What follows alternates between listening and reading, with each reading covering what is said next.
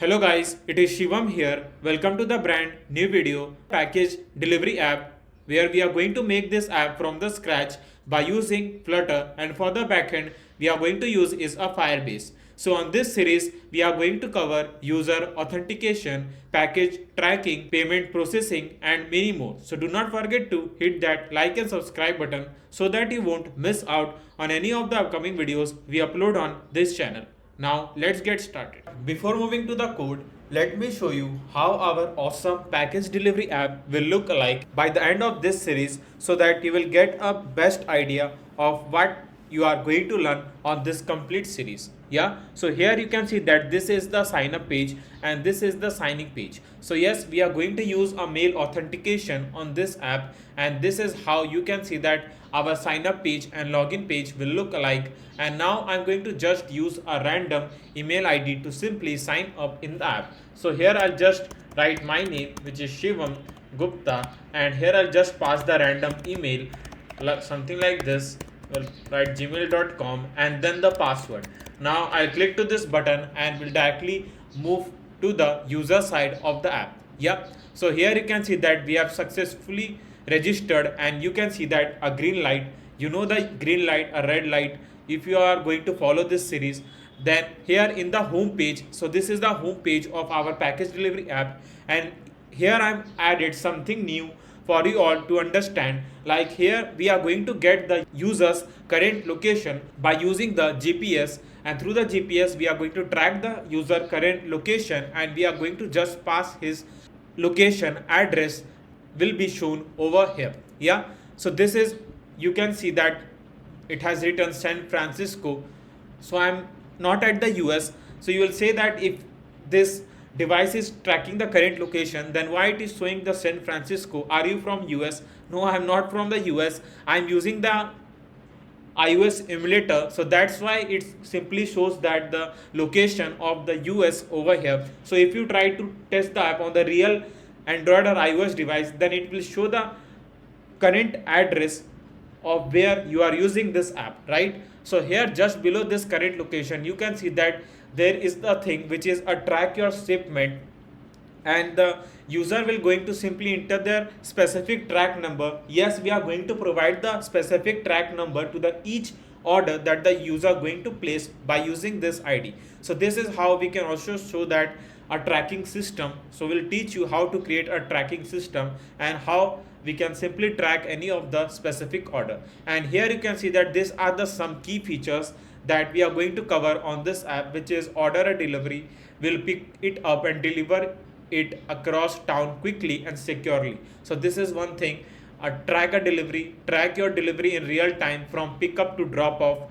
Check delivery history, check your delivery history anytime to view details and stay organized. So these are the some key features that simply make our app really engaging. Now let's move to the post page. Now this is the page where the user just need to enter their pickup details and a drop off details, and the driver will simply get all this detail and they will reach to your specific address to pick up that package, right? So here I'm going to just enter all this thing, and the charges that we are going to charge for each package will be 500 rupee. I have just passed the random amount over here. You can change it by yourself, so no worries about that. Yep. Now here I just need to enter the pickup address. So I'll just write the random address, which is near main market, and here I'll just write near main market, and in the username I'll just pass my name, Shivam Gupta, and we are also going to provide the phone number. Yeah, so the driver can simply call you if they reach to that specific address. Yeah, and then we just need to pass a drop off address. So I'll write Delhi. Yeah, I'll just write a random username. So I'll write Ayush Gupta over here, and the phone number. Yeah, so we are going to also provide the phone number as well over here. Now I'll simply click to this place order. Now here you are going to learn one of the most interesting thing, or I can say a new thing, because I haven't taught that before in any of the series, which is a Razor Pay. Now you will think that what is a Razor Pay? So Razor Pay is a payment gateway that provide many things like UPI system. It has a Google Pay, Phone Pay. You can pay through the credit card, debit cards, a lots of things. Yeah, so I'll click to this place order button, and you will see that a Razor Pay will be on action, and this is how you can simply pay through the Razor Pay. As I've told you that they have lots of features, or you can say a payment method like net banking, wallet, pay later, blah blah blah. So lots of things. Now I click to this Google Pay, and here I'll just enter the random, you can say, UPI ID, and we'll click to this continue button, and you can see that the payment will be now in the process. Yeah, so payment is confirming. So payment is successful, and it will successfully will redirect to the app, and now you will see again a green light which is order placed successfully. Now let's check what order has been placed by moving to this booking page. So here you can see that this is the destination address that I filled. So here you can see the Delhi. Now here, as I told you that we are going to show the tracking, which will be the main part of this awesome package delivery app. So here you can see that there is a 5 milestone that I have added on this app, like driver on the way to pickup point, driver has arrived to pickup point, parcel collected, driver on the way to delivery destination, parcel delivered. So these are the 5 milestones that keep on updating, and this will be updated from the admin side of the app. Yes, you heard it right. We are also going to create an admin panel on this app from where the driver can simply manage all these milestones that have been covered by them. Right now here you can see that this is the way the user can see a current order, and if they want to see the past order, they can simply switch and can see all the past orders. Yeah, so this is the order page, and last, this is the profile page where the user can simply log out and then delete the account. So you can see that how awesome this is a package delivery app, and it has a really lots of feature that I'm going to simply teach you all in this awesome package delivery app. So do not miss a chance to learn this awesome app and add one more app to your resume. Yeah, and if you want to get a source code of this complete app, I will provide you the link in the description box. You can get it from there. Like if you are facing any problem to get a source code, you can DM me on my Instagram ID. I will just help you. Yeah. Now let's move and let me show you the another side of the app, which is the admin panel, as I've told you. Yeah, you can see that this is the admin login side, and as I've told you that we are also going to make the admin panel on this app. So in this admin login side, you can see that the admin has to enter the specific username and the password that we are going to provide them, and they can also change that from the backend. It's up to their choice. Now here, as we are going to enter the unique username and the password over here, and once we fill this, now we'll click to this login button and we'll directly move to the home admin page. And in this home admin page, you can see that the driver or the admin can simply manage, like they can manage all the orders and they can manage the users. So when we click to the manage order section, you can see that this is the orders that have been placed by the different users, and this is the specific order that I have placed from the user side of the app. And here you can see that there are 5 buttons that will be simply managed by the driver if any of the milestones has been completed. Yeah, so here you can see that if the first milestone will be completed, the driver will simply click to this, like driver on the way to pickup point, and it will simply just take a few seconds to highlight that this milestone has been completed from both admin and the user side of the app. Now if this milestone has been completed, then the second milestone, same for the third, same for the fourth, and this is how the driver can simply manage all the milestones in the app. Yeah, now let's move back here in the manage user section, and in the manage user section you can see all the users that are using this app, and if the admin want to remove any of the users, they can simply click to that any of the specific remove button and can remove that specific users. Right, switch down to the user side of the app so that I can show you how the milestones that have been marked completed by the driver from the driver side of the app, how it going to look in the user side. So here you can see that, as you know that I have completed the 4 milestones from the driver side of the app, and it has been strictly shown over here as well. So this is how you can see that how the tracking will going to work, which is a package tracking, and this is one of the most interesting series that you are going to learn or develop from the scratch. So now let's get started. But before we move forward, I want to introduce you to app crafting. So this is a startup started by me. So if you are looking for the app for your business or resume, we are going to make a budget friendly app for you. You can simply fill this contact form and can send us the requirements to get an awesome app in both Play Store and App Store. You can find the link of the app crafting in the description box.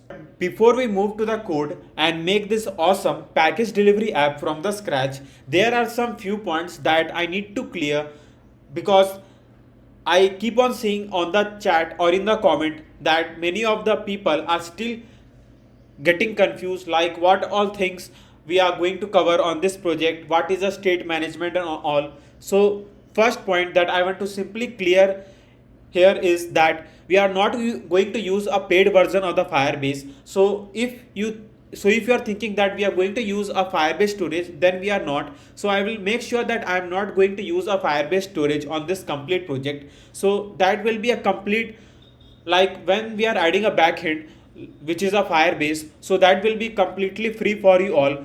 Like you don't need to upgrade to the Blaze plan. How the Firebase is for a free plan, we are going to use just a free plan of the Firebase to make this complete app from the scratch. Yeah, so this was the first point. Now the second point. Now the second point is that we are going to also think about the responsiveness. As I have told you, the responsiveness is one of the main thing while you are making the app, because when you are going to test the app on the multiple devices, the responsiveness is the main factor that simply help the app to make more user friendly, right? Now here comes a third and the most important point, I think so, which is a state management.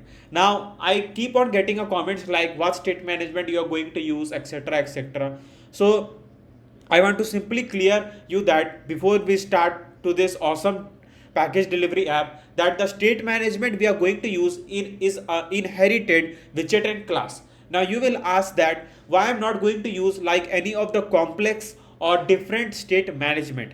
Now the reason behind not using any like provider or anything like other state management, I want to simply keep this app as simple as I can.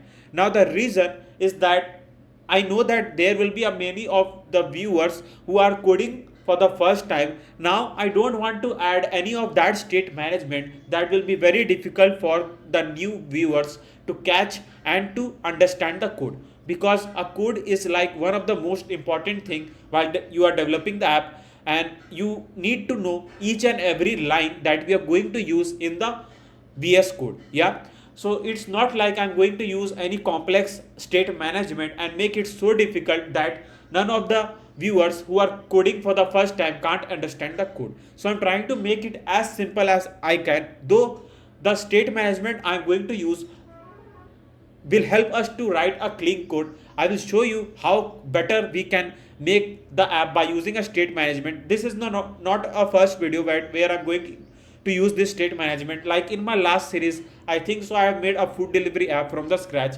I have also used a state management there itself, and you can see that how clean code we have written in the VS code. Yeah, so these were the some points that I need to simply clear you all, because if you have any questions in the mind, it will simply help you to know like what we are going to do on this app. Yeah, now before we move forward, here you can see that I have created one images folder. Now in the images folder, I have simply paste all the image that I am going to use in the app. Yeah, now you know that if you are not coding for the first time, if you are coding for the first time, then you don't know that we need to move to the pub.ml file and we need to call our images folder, so that we can call all the image that we have saved in the images folder, right? So here I'm going to just call our images folder something like this. Now once we have called the images folder, we can simply save this file.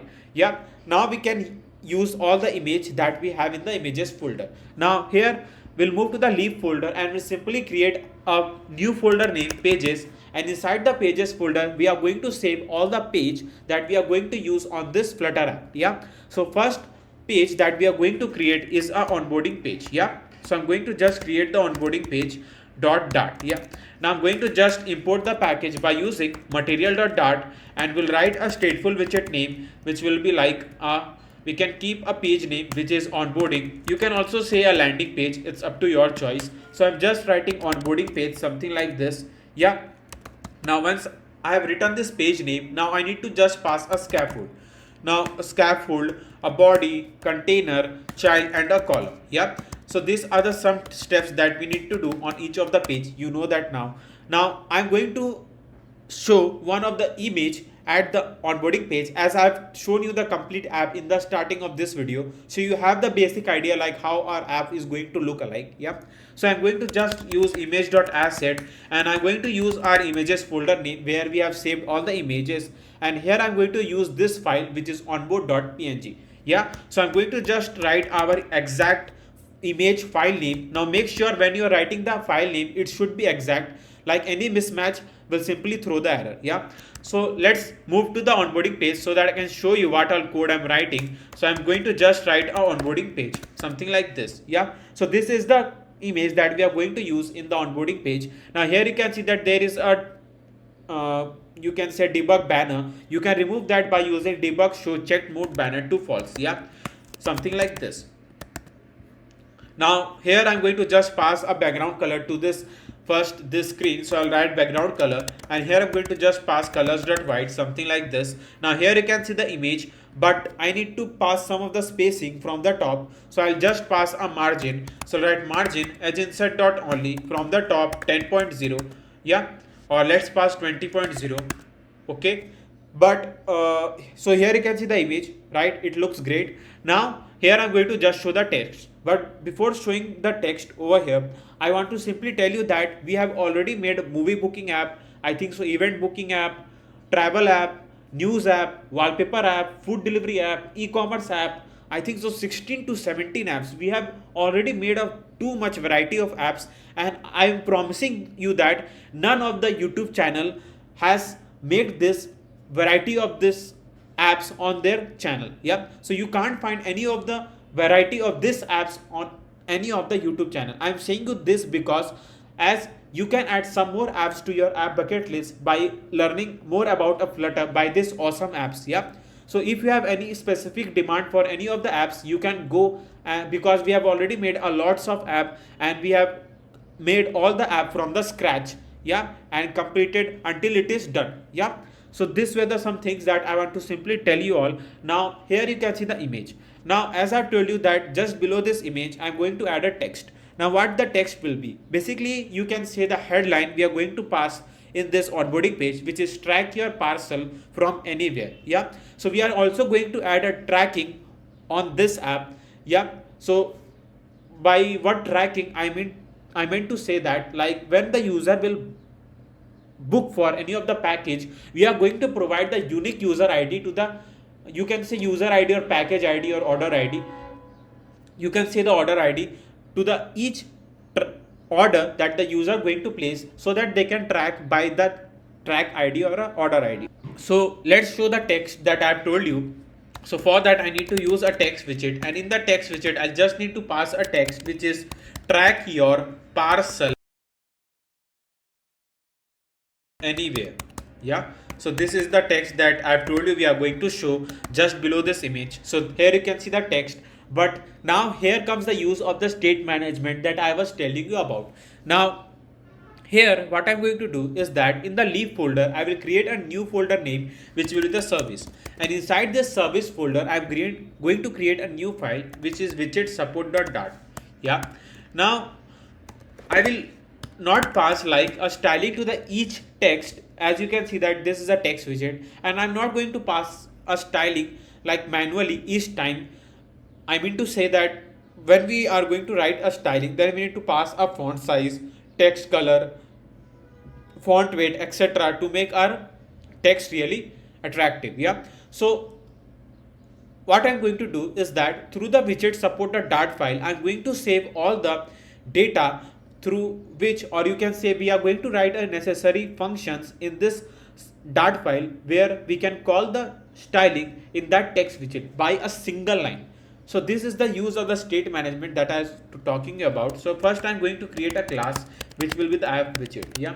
Now in this class app widget, I'm going to just create one function which is static. So I'll write a static text style, something like this, and I'm going to just pass my function name. So I'm going to just write a function name which is headline text field style. You can pass any other function name, it's up to your choice. Yeah, it just help us to keep on remind like what all things we have passed. Yeah, so I'm going to just pass like return here, and in the return I'm going to just pass a text style, and in the text style I'm going to just pass the color first that we are going to provide to the text. So I'll write colors dot black, something like this, and once colors dot black, something like this. Why it is creating some problem? Colors dot, yeah, so colors dot black. Now I'm going to just pass a font size. Let's pass font size 20.0, which will be enough, and font weight will be font weight dot bold. We can change the font size later. So let's pass this function in our styling, that we want to pass the styling to the text widget. So I'll pass a style by using style. We'll use app widget class that we have created dot, and now I'm going to pass a function name that will give the styling to this text widget, which is headline text field style.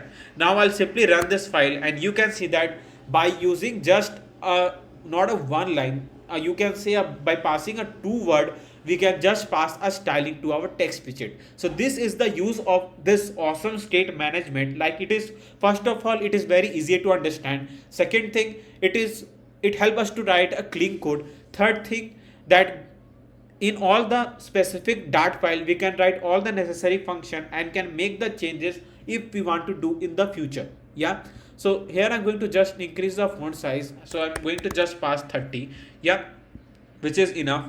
I guess we can do one thing here, like here I just need to show a track of parcel, and from anywhere I just need in the another line. Now to change the line, we need to just pass a /n over here, and it will help us to change the line. I need the text in the center, like from anywhere in the center. It just start from the left position. I don't want that. So I just need to pass one function which is text align, and I'll just pass text align dot center. Yeah, something like this. Now it look good. So I can pass the size box, and we can give the space between the image and the text. So I'll just pass the height. Let's pass the height 50.0, which will be enough, I guess. Yeah, so track your parcel from anywhere, and now just below this text I'm going to just show the simple text like check the progress of your deliveries. Okay, so now I'm going to just pass a text, and in the text I'll just pass the text which is check the progress, okay, of your deliveries, something like this, which is okay. Now we can also pass the styling to this.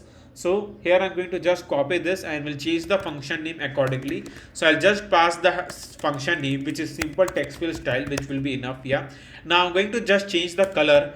Let's change the color up to 38, I guess, which will be enough, and we'll also decrease the font size up to 20, and W500 will be also okay. Yeah, so let's pass the function so that we can see the changes in this text widget. So I'll pass the styling by using app widget class dot, and here I'm going to just pass a simple text field style, something like this.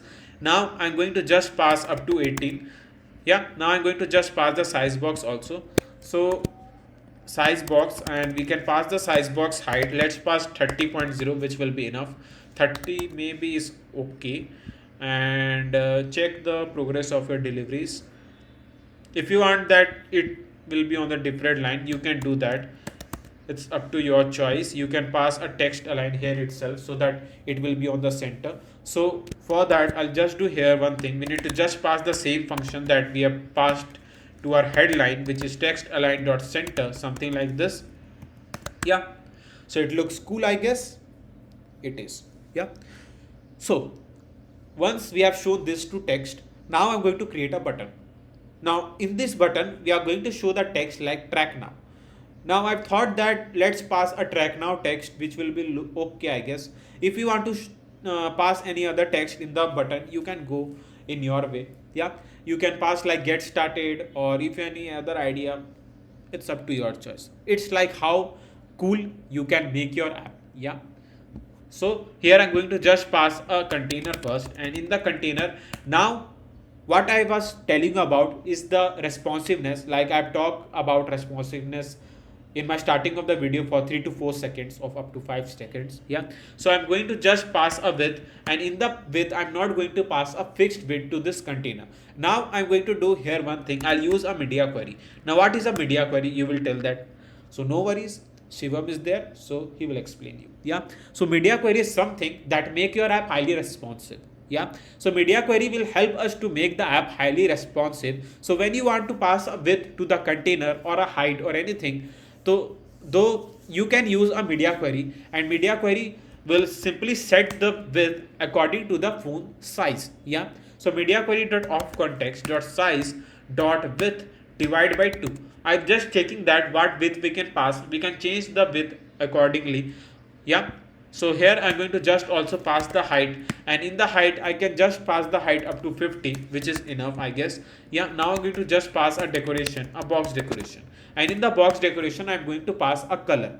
Now what color I'm going to use in this button? So there is one color that I'm going to use. I don't remind that color code. So let me check that color code, because I need to check that color code that we are going to use over here, right? So the color code that we are going to use, so for that we need to pass a color function, and here I'm going to just write a color, and we need to start with 0xff. Now you will say that why I'm writing 0xff.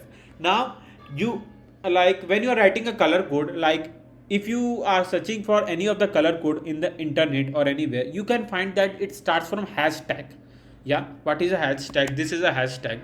So you can't pass a hashtag over here and then write a color code. So to know that which color code you have used over here, you need to just pass like 0xff first, and then you can paste that color code. Now the app will simply, or code will simply remind that color. So this is the color that I'm going to use, and you need to just start with 0xff. So these are the some hints that I'm going to tell you in my this complete series of this package delivery app, that will give you like more idea why I'm writing the code and why I'm using that. Yeah. Because I think that when we are writing the code, we need to know like each and every line. Then we are going to make, like if you want to do any changes in this app, if you don't know what code I have written, how you will do that? So that's why I'm telling each and every line while writing the code. Yeah. So this is how you can pass a customized color code. This was the thing that I want to tell you all. Now once we have done this thing, now I can pass a child, and in the child I'm going to pass a text widget, and in the text widget I'm going to just pass a text which is track now. Yeah.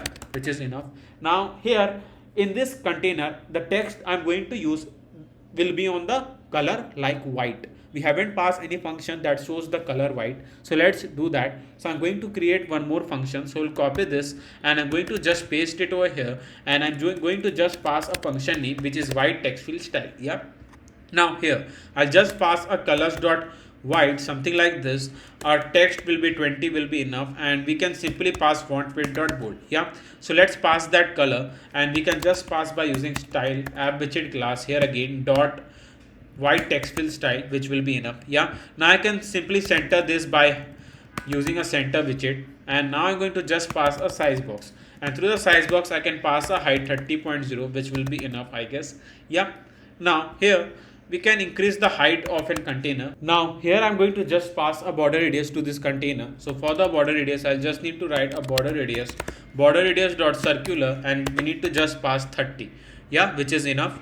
Now if you want, you can increase the size of this text. You just need to make the changes something over here, and it will simply increase the size of this text. Yeah. So let's move to the onboarding dot back here again, and if you want to increase the width of this container, you can do that by just changing this number. Like I think so you are getting this line like why I have passed. If not, let me tell you that media query dot of context dot size dot width will simply pass the complete width of the screen. The term will be on the number. Yeah. And divide by 2 will says that just make the container half according to the width of the screen. I hope it is clear. So for an example, if the width of the screen is 1000, I'm taking example 1000, and here I'm going to just pass divide by 2. So divide by 2 will change the width to 500. Yeah.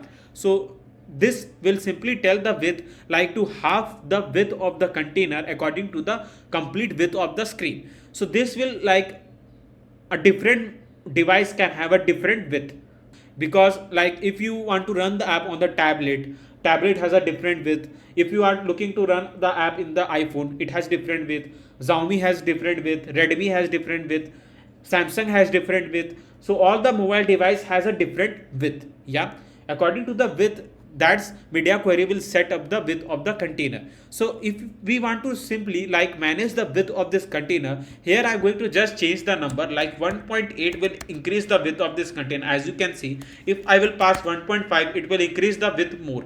Yeah, so this is how you can manage the width of this container, and you can also pass the height and make it okay. Yeah, so these were the some things that I want to simply tell you all. So now the button looks good, and if you want to provide the elevation to this button, or you can say to this container, so that it will look like a button, so here I'm going to just wrap up with a widget which will be the material widget, and in the material widget I'm going to just pass the elevation, and in the elevation I can pass a elevation up to 3.0. I'll copy this and we are going to just paste it something over here. So here you can see that how we can simply pass the elevated button, and here it look like a button. So this is the onboarding page that we have created for our which app package delivery app, and it looks really great.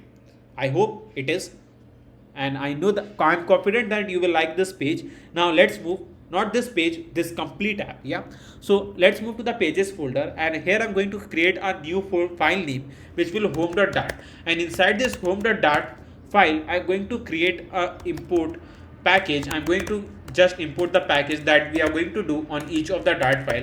So I'm going to just import the package, then I'm going to write a stateful widget, and in this stateful widget I'm going to pass our page name which will be the home. Right now I'm going to just write a scaffold, and in the scaffold I'm going to just pass a body, container, child, and a column. Yeah, now once we have done this thing, now I'm going to pass a children.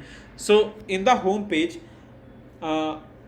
what I'm planning to do, because I'm thinking about I'm thinking about it like a design. I haven't planned anything before. We have just like saved some of the images, and I'm thinking like how we can show the things in the app, or the features in the app that will make the app really interesting. Yeah, now here on the home page, what I'm going to do is that first I'm going to like at the top going to show the current location of the user. Now you will see that how we are going to show the current location. So the current location we are going to show is by the use of an GPS. Yeah, so GPS will help us to show the current location of the user. Like the user can need to know like at which current location the app is tracking, so that we can track like from where we need to pick up the order, or you can say a package, not where we the vehicle driver need to pick up the package. Yeah, so for that I just need to do here one thing. I just need to pass a text widget. So before passing the text widget, let's write a row children. Now I'm going to just pass a text widget, and in the text widget I just need to pass the current location, something like this. And as I've told you that we are going to show the current location. Now the current location will be shown in the form of the address. Yeah, you are hearing it right. Yes, we are going to show the current location in the form of address. Now this may be the unique thing for you all, because I haven't shown anything something like this in any of my series. So I'll show you how to get a current location in the form of address, because if you have and use any type of like food delivery app like Uber Eats, Zomato, Swiggy, etc., then you know that they simply track your address and say that this is your address. Yeah, so it really how the app tracks the address where you are. Yeah, and they just give the address and show the address in the mobile device. Yeah, so this is how the tracking going to work by using the GPS. Yeah, so let's show the current location first. So I'll just write a current location text over here. Now here I'm going to just pass the styling. Now in the styling I'll use the app widget class here again, dot simple text fill style, which will be enough.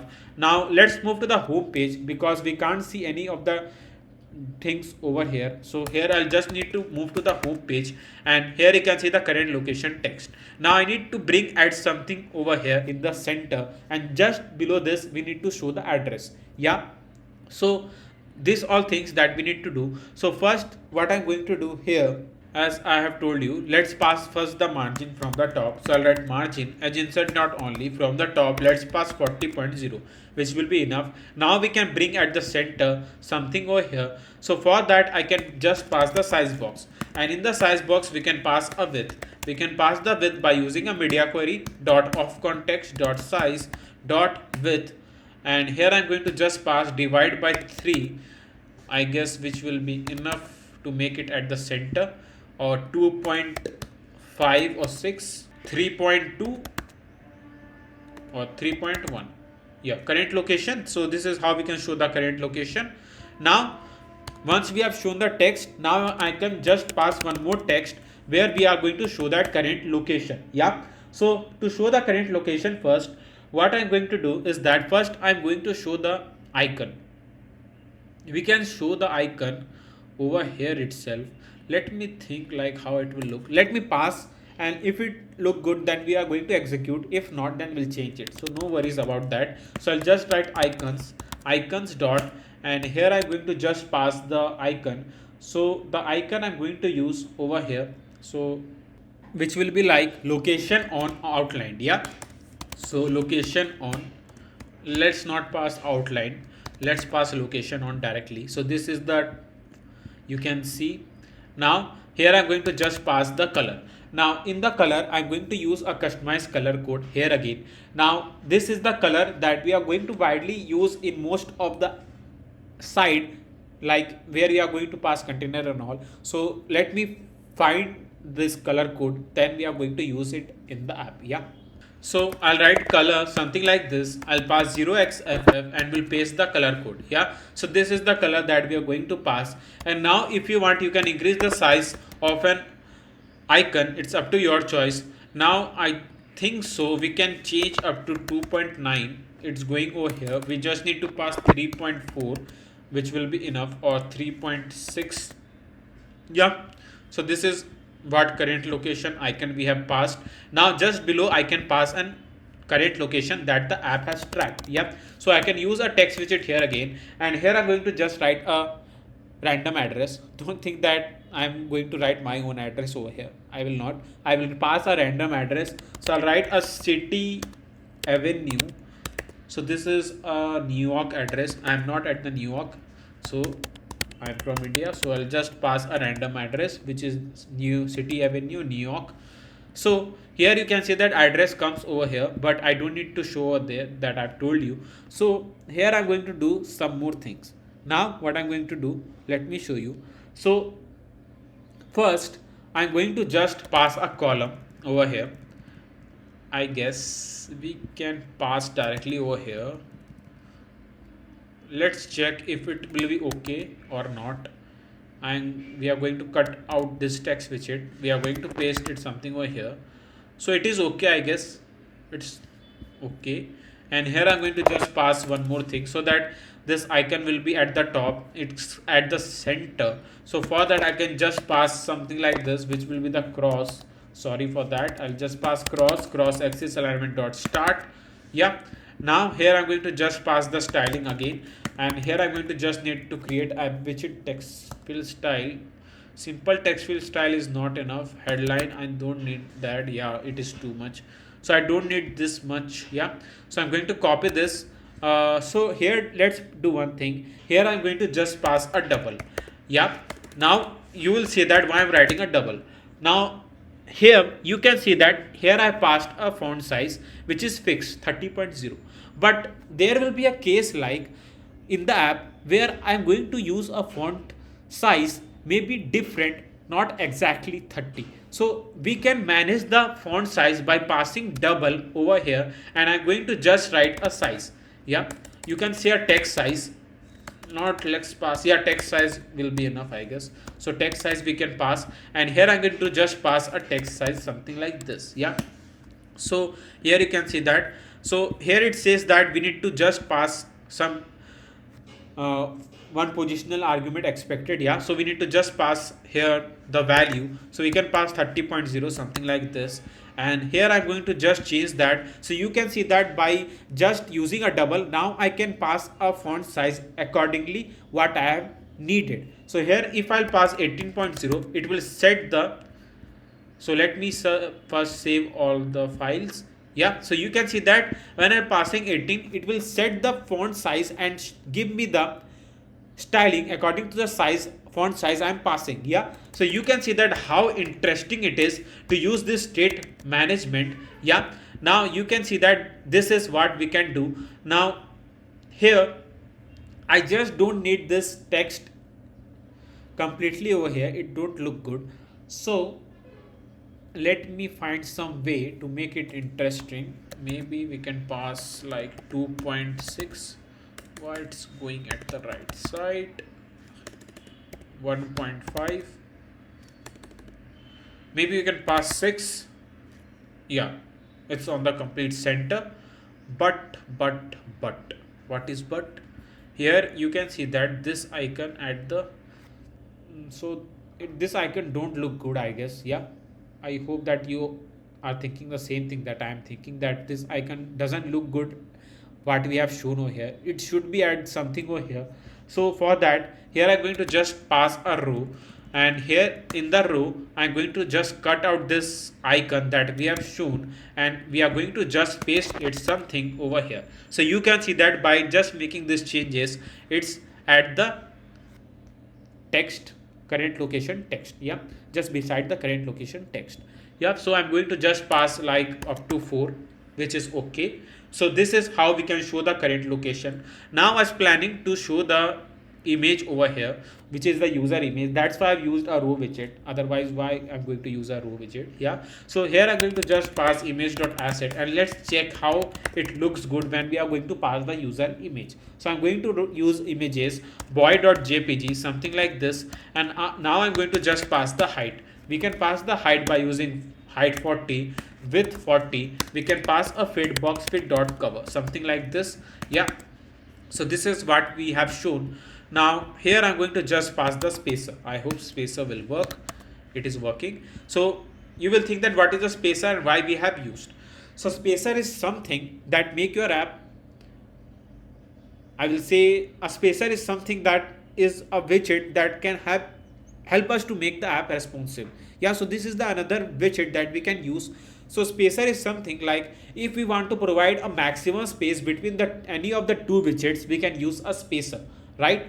So this is, so you can see that how easy it is to make the UI, like awesome UI, if you have the idea of the widgets and how to use that.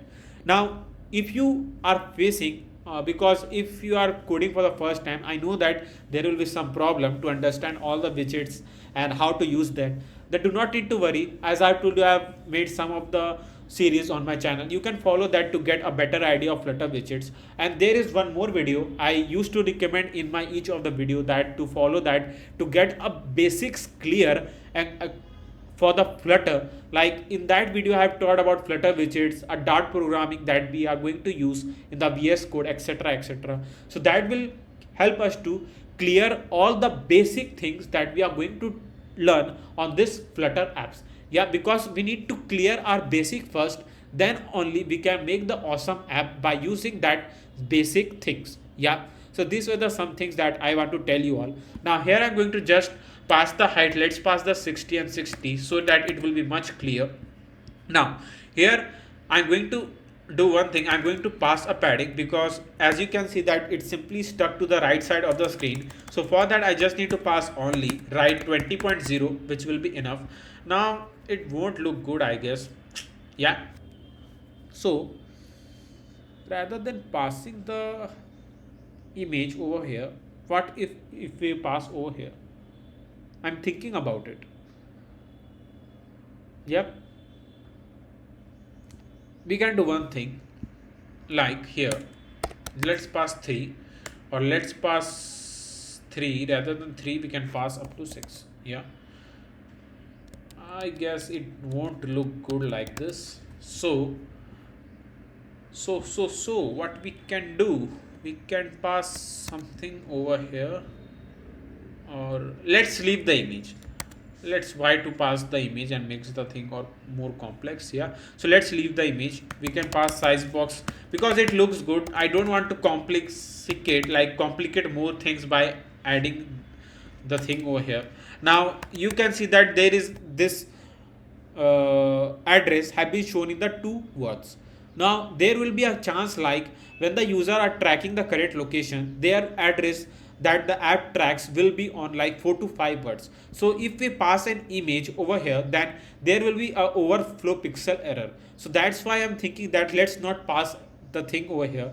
Yeah, so once we have shown the current location that have been tracked, now what I'm going to do is that I'm going to create one curved container, something like this. So for that I just need to do here one thing. So if we are not using a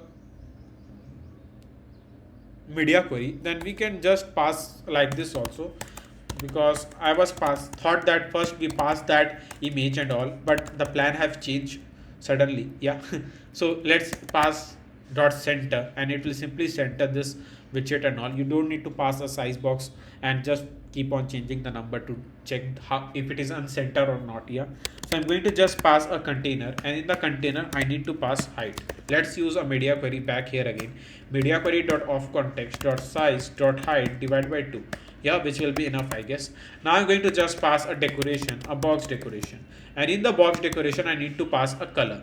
Now in the color I'm going to use a color code, which will be this color code as I've told you. So I'm going to copy this color code. We are going to just paste it something over here. So this is the color. Now here what I'm going to do is that first I'm going to pass a margin. Edge insert dot only. Let's pass 20.0 from the left. Let's pass from the right 20.0, which will be enough. Yep. So I can just pass a size box height 30.20.0, which will be enough. Yeah, and here I'm going to just pass a border radius to this container. So for the border radius I just need to use a border radius dot circular. We can pass 30, which will be enough. Yeah, so this is the color that we have passed, and now I'm going to just show one text over here, which is track your shipment. Yeah, so for that I just need to pass a child, and here I'm going to just use a column widget. And in the column widget I'll pass children, will pass a text widget as I've told you, and here I'm going to just pass a track your shipment. Yeah, track your shipment, something like this.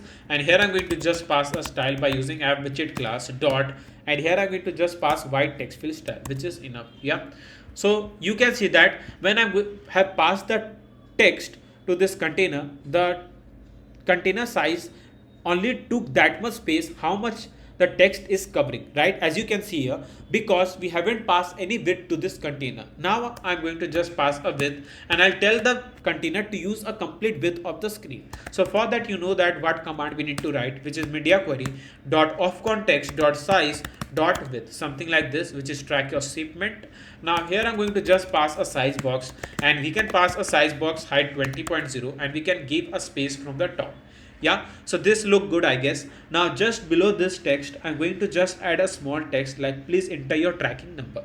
Yeah, as I've told you that we are going to provide a unique track number to the each package that going to deliver, right? So for that I'm going to just pass like a text widget, and in the text widget I'm going to use a text which will be like, as I've told you, like please enter your tracking number. And now I'm going to again pass the style by using app widget class. So app widget class here again dot, and here I'm going to just pass simple text fill style. So here you can see that this text is shown in the color, which is a color like a black. We don't need this. So what I'm going to do is like here I need to pass a color which will be in the white color, but on a different shade of a white color. I don't need an exact white color over here. So for that I'm going to create a different function. So I'll copy this and we are going to paste it over here, and I'll just write a different white text fill style. Yeah, different shade white text fill style. Yeah, so I'm just writing a function name so that I can remind like what function I have written and how I can use them in the app. So I'll just write a white, and here I'm going to just pass a white 30. Yep, and we are also going to lower down the font size, which will be 18. I guess enough. We can change it later. Let's pass this and test this. So I'll write app widget dot different shade white text fill style. So here it how it looks, but I don't need this. I just change it accordingly so that we can fix and can check it. Yep, white 54 is enough. W500 will be enough, I guess. We don't need. Yeah, so please enter your tracking number. We can pass up to 17. Yeah, so it is enough and it look good, I guess. Now I can pass the spacing by using a size box. So I'll pass the size box here again and we'll pass the size box height 5.0, which will be enough. Yeah, so track your shipment, please enter your tracking number. Now I'm going to show the text field where the user going to enter a track number. Yeah, so for the text field, what I'm going to do here, I'm going to write a container. In the container, I need to pass a child, and in the child, I'll just pass a text field. Yeah, something like this. Wait a second. Sorry, text field. Now in the text field, I just need to pass a decoration. I input decoration border input border dot none. Yeah, input border dot none. Now you will say that why passing that. So let me show you first before passing this command. Yeah, so here you can see there is a line. You can see that there is a line in the text field. Now I want to remove this line, that's why I'm passing border input border dot none, and it will simply remove this line from here. You can see that. Now here I need to pass a decoration. By decoration I mean a border radius to this text field. So I'll write a box decoration, and here I'm going to just pass the color, which will the colors dot white, which will be enough. Yeah, so we need to first pass a color which is white, which is enough. Yeah, now I'm going to just pass also a margin. So I'll write margin as insert dot only. From the left, let's pass 20.0. From the right, let's pass 20.0, which will be enough. And here I'm going to just pass a size box so that there will be some space. So I'll write a size box height 30.0, which will be enough here again. Yeah, so size box, and here now let's also do one thing. Let's increase the height of this container. So let's pass 50, or let's pass 60, which will be enough. Yeah, now I'm going to pass a border radius to this container. So for the border radius, I'll write border radius dot circular, let's pass 30, something like this. 30 it's look bad. Yeah, so 10 is okay. Let's not pass 30. Now I'm going to just pass a hint style. So in the hint style, I'll just not a hint style, first pass hint text, then hint style. So in the hint style, I'll just write enter the track number. So here the user going to enter track number. So I'll write track number, something like this. Yeah. So it is enough, I guess. But rather than passing like this, we can do one thing, like we can pass like by passing style. Sorry, not over here. I'll just pass the style. And here I'm going to just pass text style. Color will be in the colors dot black, and here I'm going to just increase the font size. Let's pass up to 20.0. Yeah, so now you can see that how this track number look alike. So now the user can enter the track number like this. So we can also pass a padding also. So like padding as insert dot symmetric. From the vertical, let's pass 5.0. Yeah, so now it look good. Now we can also pass the spacing from horizontal. It's not a spacing, a padding. So like 10.0. So now we can see the text clearly. And here I'm going to just now pass the hint. So for the hint style, use a hint style, something like this. And here I'm going to just pass a text style. We can use app widget class, and let's see if anything available that we can pass. Yeah, so it is okay. Enter track number. If not, then we can pass headline also. And we can just need to pass 18.0, enter track number. Yeah, so now what I'm going to do is that here I'm going to show one icon. Yeah, so where at the left side of this container. So for that, what I'm going to use is a prefix icon. Yeah, so for that I just need to write here prefix icon, and in the prefix icon, let me find like icons dot track. Let me check if anything. Yeah, so track changes, which is enough. Yep, so this is the icon that we can use, and the user can enter the track number. If you want, you can pass the color over here. So let's pass the colors dot red. I'm passing the red randomly, so let me check it first. Yeah, so this look good. So user can enter a track number. Now here, once we have done this thing, now here come one thing that we need to show is the image. Yeah, so for the image I'm going to just use image.asset here again, and image.asset, and here I'm going to use images folder and image file name which is home.png. Yeah, so this is the image. Now the height of the image is too much, I don't need this much, so I'll increase, not increase, I will manage the height while passing like 120. It's too less. 200 enough. And now I'll pass a spacer. Now you know the use of spacer over here. Yeah, something like this. Now I don't need this container this much, so I just decrease down by 3. 3 is too less. 2.5. 2.5 is also too less. 2.9. Okay, why I'm decreasing to 3? 3.5. Okay, 1 point. We have passed 2, right? So 2 is less, so we need to decrease down. So I'll pass 2.5 first. 2.2. 2.2 is okay, I guess.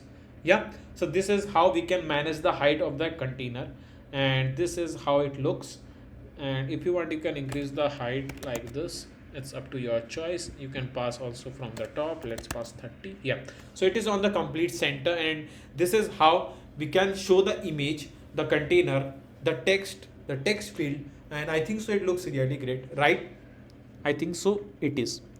So there is some change in the plan, as I was thinking that we are going to show the tracking, like what all current orders, like if there is any current orders that the user have simply ordered through the app, we are going to show just below this container. I was going to show over here, but I thought we are already going to make one page where we are going to show the current and the past orders, so that doesn't make any sense to show the same order over here in the home page. So here I'm going to do something different and unique, and you will love that, and I'm confident about that. Yep. So here I will create one container, and in the container I'll just pass a width. Now in the width I'll just write a media query. So here I'll write media query dot of context dot size dot width. Yeah. Now once we have passed the width, now I can pass a decoration. In the decoration I can pass a box decoration. I can simply pass the color, and we are going to pass the color to our container. Yeah, so this is the thing that we need to do, and here I'm going to just pass a child, row, children. Yeah, now once we have passed the row, now I'm going to pass the image. So image dot asset I'll write, and will write images, and in the images I'm going to just get the image that I want to show over here. Now you will tell that what I'm going to show. So let me explain you first. Like we are going to show some of the main key features just below this container, which will make the app more engaging and the user friendly, right? So this is the plan that I'm going to do. So let me see how it looks.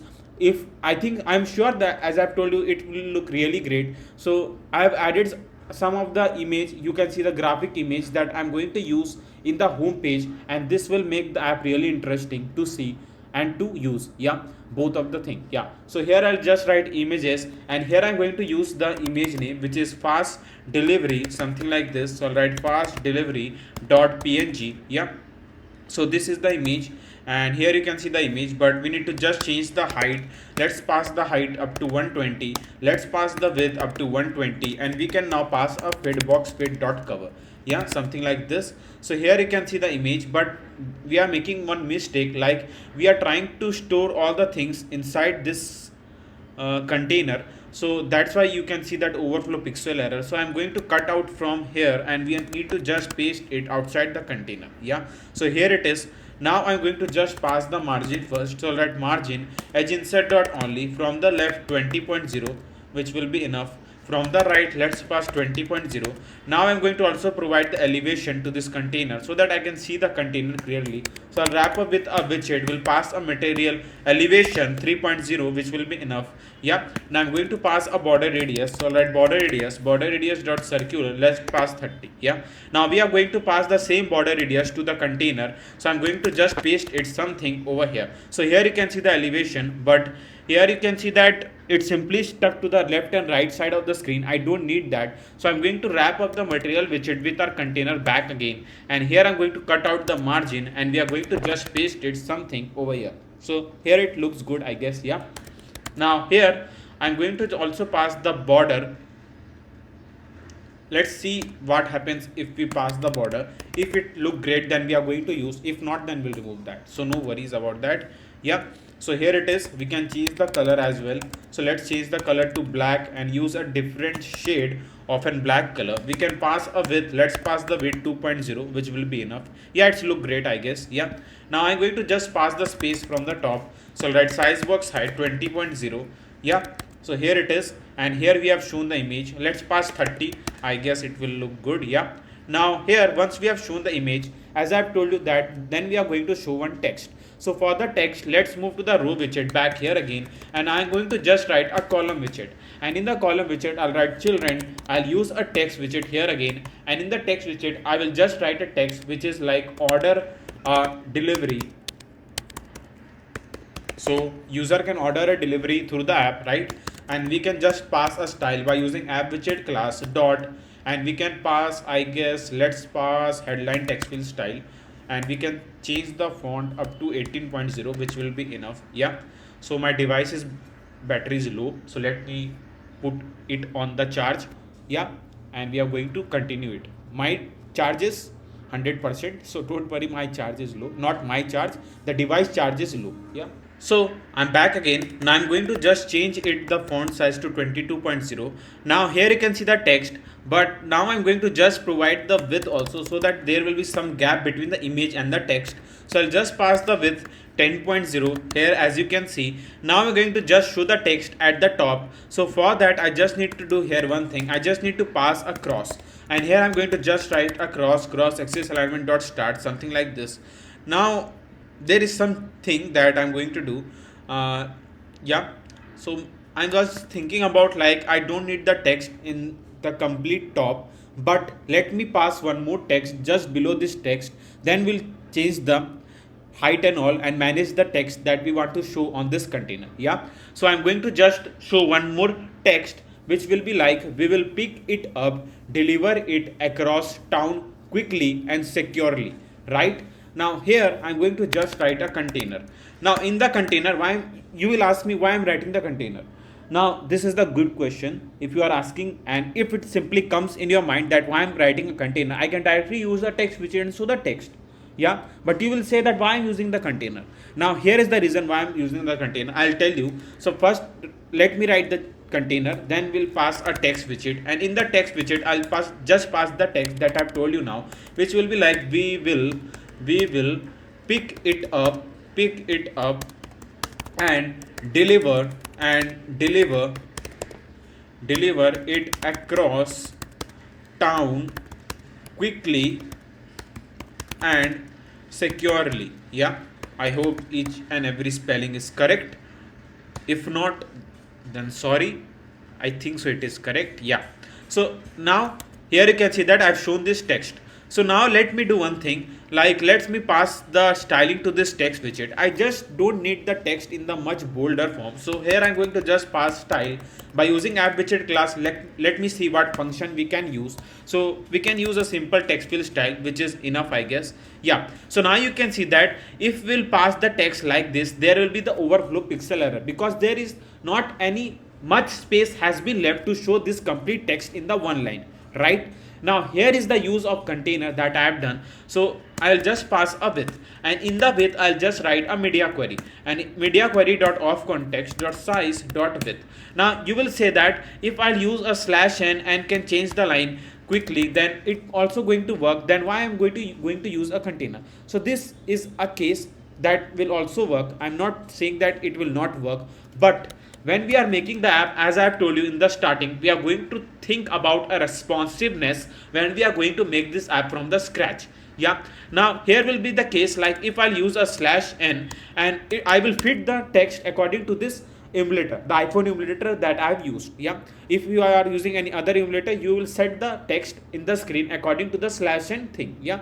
But when you will test the app on the multiple devices, you don't know that how to like how much line it will take the space and when we need to show the text in the other line. I hope that it is clear. If not, let me explain you. So like we'll pick it up and it will be shown in the one line, then you use /n and try to change the line. But I want that to make it automatic, like through the automatic I mean that, like if I'm showing the text, I just want that the text to be fit it according to the size of the container, and it changes the line automatically without we pass any specific command to change the line. I hope it is clear. Let me show you what I'm telling. Like first I pass the width, and here I'm going to just pass divide 1.9. Yeah, so I'm telling that container to use this much space, and you can see that by passing the width, the line has been changed automatically. We haven't passed any /n method to change the line. So this is the thing that I'm going to teach you. Like when you want that the line to be changed automatically, use a container, pass a width, and the line will be changed automatically in the text widget. I hope it is very clear. If not, let me know in the comment box. If there is any doubt, I will try to clear it out. No worries about that. Yeah, so here I'm going to just change the width also, so that 1.7 is okay. Yeah, so it is okay and it's look good. But why I'm saying but, because I just need to show this text in the much smaller form, because it doesn't look good if we show the text in much, the text size we need to vary. So I'll going to copy this function. You can use the same method that we have done for passing the text size for this function also. Both things going to work, but I'm going to just change it something like this, and here I'll write simple let's write slow simple text field style, and I'll just pass 50. Yeah, so here I'll move back and I'm going to just pass the function name, which is slow simple text field style, and here it is. Let me manage the size so that it will look good. Maybe we can pass up to 16, which is okay, I guess. Yeah, so here it looks good. Now I also want that this text to be on the center. So you know that what function we need to pass, because we have already passed it before, which is text align. Yeah, so for the text align we need to pass that in the text widget. Yeah, so I'm going to just pass the text align and text align dot center, something like this. Yeah, so this is the thing that we can do, and we can also pass the spacing from the top by using size box. Let's pass size box height 10.0, which will be enough, I guess. Yeah, 10.0 is too much. Let's pass 5. Yeah, it is okay.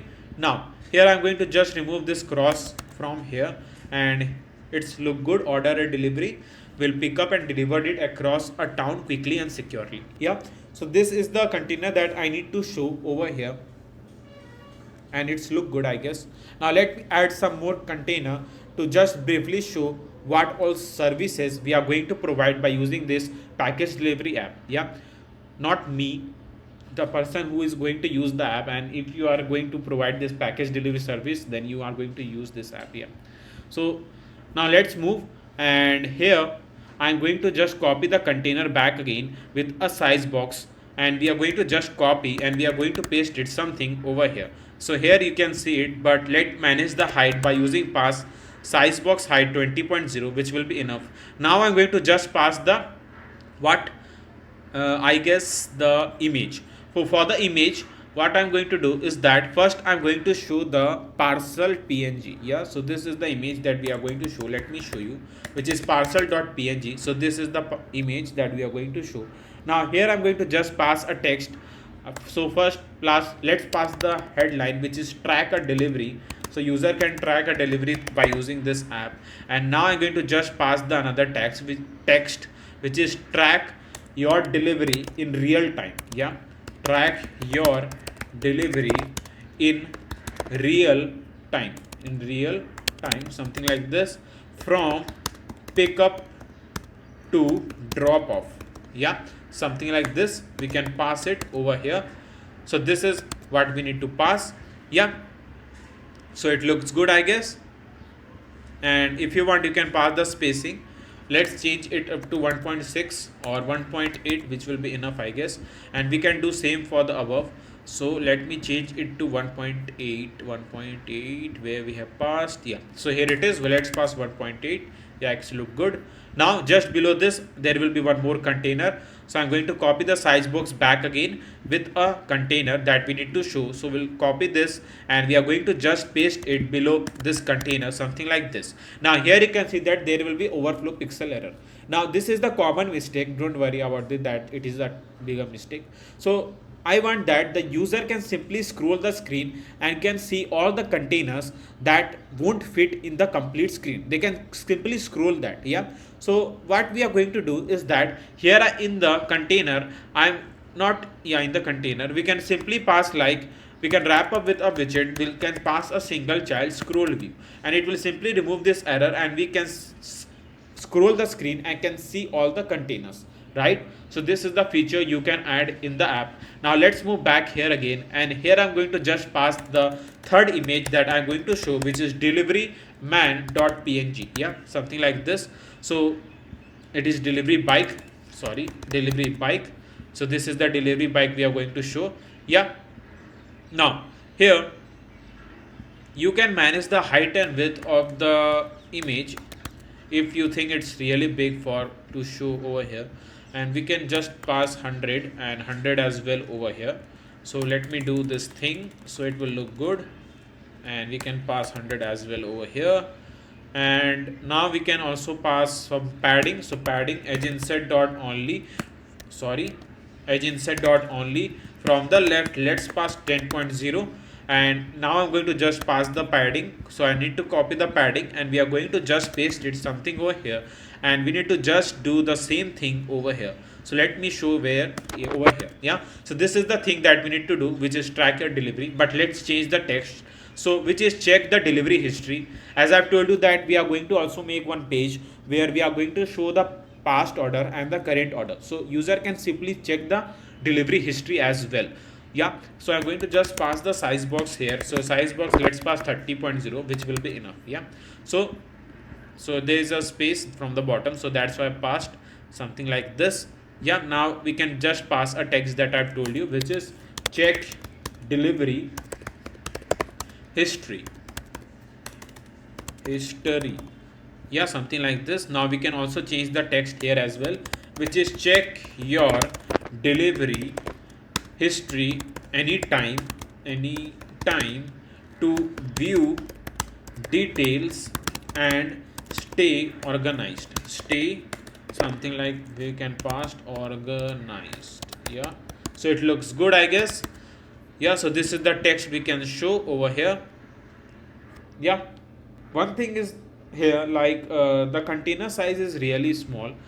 We can pass the padding from the top and bottom, because I can see that it's look like everything is stuck with each other. So we can pass the padding from bottom, and yeah, so here we can also pass the padding from the right position. Let's pass 10.0, which will be enough, I guess. Yeah, so this is it what we have passed. I can change the height to 20, and we can do the same thing in the other container. So let me copy this. We are going to just paste it something over here. Yeah, and we can change the text also. Let's pass it 20, and let's pass the padding here as well, and now we can change the text to 20. Yeah, so as I've told you that when you are making the app, make sure that you give your 100%, then the thing will come better. Yeah, so if you think that the space won't look good, then change it and make your app as attractive as I can. Yeah, so this is the thing that we have shown in our home page, which is like order a delivery, will pick up and deliver across the town, track a delivery, check a delivery history. So these are the some things that we need to show in the home page. So our home page is done, but before we move forward, I want to introduce you to app crafting. So this is a startup started by me. So if you are looking for the app for your business or resume, we are going to make a budget friendly app for you. You can simply fill this contact form and can send us the requirements to get an awesome app in both Play Store and App Store. You can find the link of the app crafting in the description box. let's move, and here I'm going to create the awesome page of this app, which is a post page. Now you will say that what is a post page, and in the post page we are going to just allow the user to enter the pickup and drop off address, and the app will calculate the distance by just entering the address. So you will think that it is a brilliant idea. Yeah, it is a brilliant idea, and it is a unique idea. And it is not, I will say it is easy, but not very easy to understand the code. Like how we are going to track, like, because here we are going to use a Google map, not Google map. So here I'm going to use a Google map, and in the Google map, not a Google map, the API key that we are usually get from the Google map, and through that API key we are going to just calculate the drop off, pick up and drop off address, and through the API key we are going to simply get the pickup and drop off distance. How much distance is there? Like if we are going to charge like for 1 kilometer we are going to charge like $5. Yeah. So once we get a distance, like how much distance, like if there is 30 kilometers between a pickup and drop off location, then we are going to just multiply 30 into 15, which is 150, and we are going to just charge the user 150. Yeah. So this is how the package delivery we're going to execute, and we are going to just calculate the pickup and drop off distance, and we are going to show that amount accordingly, right? So this is the thing that we need to do in this awesome app. Yeah, so let's move to the pages folder, and we'll simply create a new file name which will be the post.dart, and inside this post.dart file I'm going to first import the package by using material.dart, and we'll write a stateful widget name which will be like a post. Yeah, so we can just pass a post page, which is our page name. Now I'm going to just write a scaffold, something like this. So I'll write a scaffold. So scaffold, yeah, scaffold, body, container, child, column. So these are the things that we usually pass. So I'll write child, column, and a children. Yeah. Now I'm going to just pass the background color to this page. So if you are thinking that we are going to use this color, you are right. Then let's move back to the home.dart page, and in this home.dart page I'm going to just copy this color, and we are going to just paste it something over where, so over here. Here I'll just write a background color. We are going to just paste it something like this. Yeah. So let me move to the post page so that I can show you what all code I'm writing. So let's move to the post page back here again, and here you can see that this is the color. Now the use of this color is that now I'm going to just show the text above over here. So you will think that what is a text? The text is add package. We can show the text by using a text widget, and here I'm going to just pass the text which is add package, something like this. Now I'm going to just pass the style by using app widget class dot, and we can pass a white text fill style. So here you can see this is the thing that we need to pass, and here I'm going to just center it with a center widget. So I'll wrap up with a center widget. Now I'm going to just pass the margin edge insert dot only from the top, which will be 40.0. I think so it will be enough. Now once we have shown the page name, now we can show the same structure that we have done. So we are going to just show the container, and in the container you're going to just pass with media query dot of context dot size dot width. Now I don't think so there is any confusion of how to use a media query in the width and in the height of the container, so that we can make the container highly responsive. I hope it is not. If it is, then you can write your doubt in the comment box, though I've tried my best to explain you. Yeah. So I'll write decoration, a box decoration, and I'm going to just pass the color, which will be colors.white, and here I'm going to just pass a border radius dot only. From the top left I'll just pass radius dot circular, something like this, and here I'm going to just pass 30, and from the top right we can just pass radius dot circular. Let's pass 30. Yeah. So now you can see the container, because we haven't passed anything in our container. So for that you just need to write child, column, and a children. Yeah. So once we have wrote this thing, now I'm going to just pass the image. So I'm going to just show one image over here. So I'll write images, and here I'm going to just show one image which is like, I guess, no, yeah, delivery truck.png. So this is the image that we are going to show in our post page. So I'll just write our image file name, which is delivery truck.png, something like this. Now I'm going to just pass the height. Now height will be 150, width will be 150, and now I can just pass a fit box fit.cover. Yeah, something like this. So here you can see the image. Now we can just pass the spacing from the top. So I'll write size box height 20.0, something like this. And now I'm going to just wrap up the container with a expanded widget. Yeah, so this is the image as you can see here. Now if you want, you can increase the height and width of the image accordingly, and it will fix the height and width. Yeah, so once we have done this thing, now what I'm going to do, as I've told you that we are going to track like a pickup and drop off address or location, you can say that, and we are going to calculate the distance and show the money. So first we are going to allow the user to enter the pickup location, drop off location, then we are going to calculate that location in kilometers. I mean the distance between two locations in kilometers. Yeah, so for that, here I'm going to just create one text widget, and in the text widget I'll just pass like add location, something like this. Now once we have shown this text, now I'm going to just pass the styling by using app widget class, and here I'm going to use app widget dot. Let's pass like headline text field style, and we can just pass the text like this. We can increase up to 22, I guess. And now I'm going to bring to the left side. You know that how to do that. We need to just pass a cross access element dot start, and we'll successfully do that change. Yeah, something like this. We can center this image, so we need to wrap up with a center widget. Yeah, something like this. Now it's stuck to the left side of the screen, so I don't need like this. So I'm going to just pass padding edge inside dot only from the left 10.0, which will be enough, I guess. Yeah, let's pass 20. 20 is also okay, I guess. Now I'm going to just pass the size box so that there will be a space between the image and the text.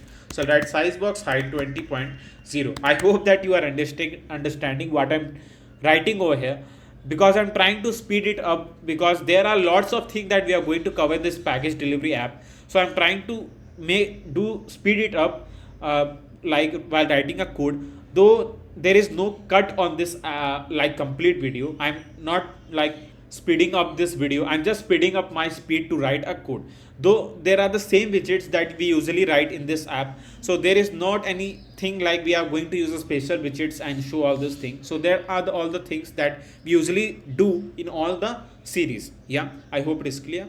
So now here I'm going to just pass a text widget here again.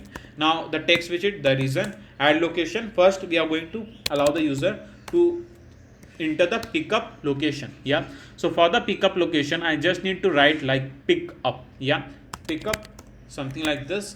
And now I'm going to just pass the styling by app widget class, and here I'm going to just pass app widget dot. We can pass simple text field style. Let's see how it looks. I guess it will look good. It is okay or not? You want to change it, you can do that, no worries about that. So if you want, you can copy this text or function, and we are going to just paste, and here I'm going to just write normal text field style, and here the color, let's pass black. Font size we can manage accordingly, so I'll just pass font 500 W500. And now I'm going to just pass the function that we have written. So let's move to the post page, and in the post page I just need to write app widget class dot, and here I'm going to just pass a normal text field style, something like this. Now here I'm going to just pass the text, not a text, a font size. Let's pass the font size 18.0 here as well. Now I'm going to just pass the size box. So size box, let's pass height 10.0, which will be enough. Yeah, so this is the pickup location that the user going to enter, then we are going to track that. Yeah, so for that we need to add a text field. So for the text field I just need to write a container child, and we'll use a text field, something like this. Text field, wait a second, text field. Yeah, sorry, text field. Yeah, here it is. So here you can see the text field, but you need to remove this line, so I need to pass decoration, input decoration border, input border dot none, and it will simply remove this line from here, as you can see. Yeah, now here once we have passed the text field, now I can pass a decoration, and in the box decoration I just need to pass the color, and in the color I'm going to use a customized color code. So let me see that color that we are going to use over here. Yeah, So this is the color code that we are going to use in the text field, and now we can see our text field clearly. Now here we are going to do some more things. First, let's pass the margin edge insert dot only from the right 10.0, which will be enough, or let's pass 20, which will also be enough. Now here I'm going to just pass the size box. Let's pass the size box height 5.0, something like this. Yeah. Now here once we have shown this thing, now I'm going to just pass a border radius. For the border radius I write circular 10, something like this. Now here I'll just pass the hint. If you want you can pass. I think so passing the hint will look good, so I'll pass the hint text, and here I'll just write enter pickup location, enter pickup location. I hope that it is not a big sentence.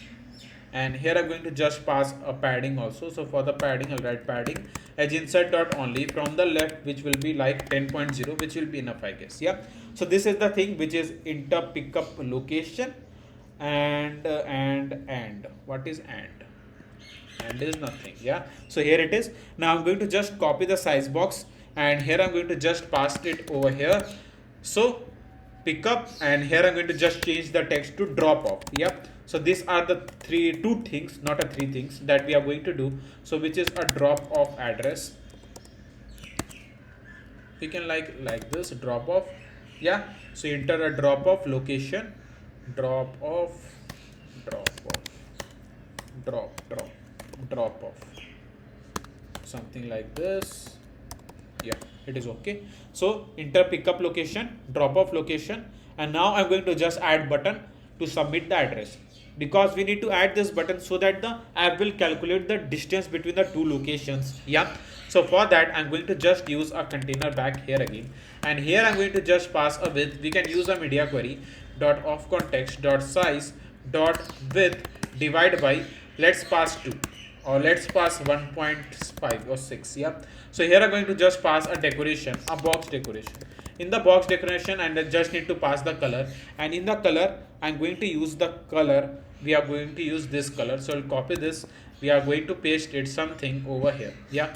So here I'm going to just pass a child in the container. So write child text widget here again, and here I'm going to just write submit address, or let's pass submit location, because it is not a complete address. The address we are going to allow the user after this step. So once the user submit the location, so for that I need to pass style app widget class dot white text field style, which is enough.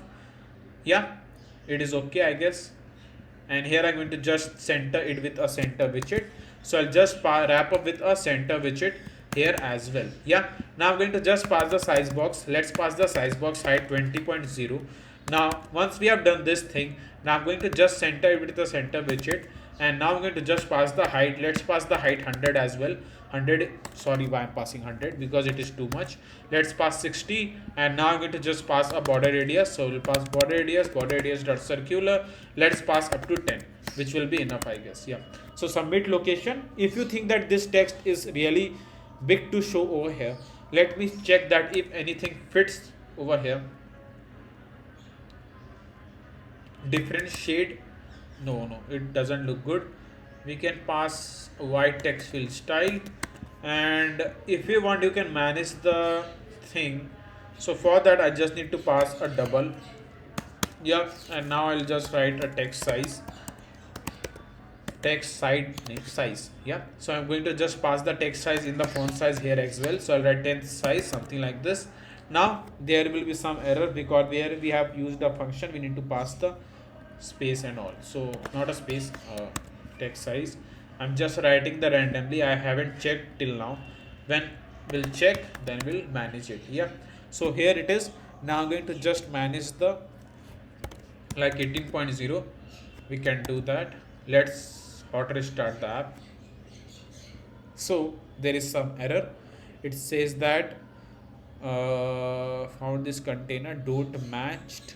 Okay. So here we need to also pass. So that's the thing that it is telling. Yeah. So now we can change that accordingly. So 22.0, 24.0, and now the submit location text is also okay. If you want, you can increase to up to 19. Yeah. So submit location button has been done. I guess it is okay. Yeah, it is okay. So submit location button is done. Now once we have done this thing, now once we get a distance, now we'll tell the user to enter the some more details like a pickup address, like they need to enter a complete pickup address so that the driver or someone can know that from where they need to pick up that package, right? So for that I'm going to just create one container. Now in the container I'll just pass a child and a column and a children, something like this. Now here I'm going to use a text widget, and in the text widget I'll just write something like this, which is a pickup. Yep. So I'll just write pickup like this. So let me show you. Yeah, like this. We can use a style. I have widget class dot. Let's pass like a normal text field style. We can manage the font size. Let's pass 18.0. So this is the thing. Let's do up to 24, I guess. Yeah. Now I'm going to just pass the size box. Let's pass the size box height 20.0, which will be enough, I guess.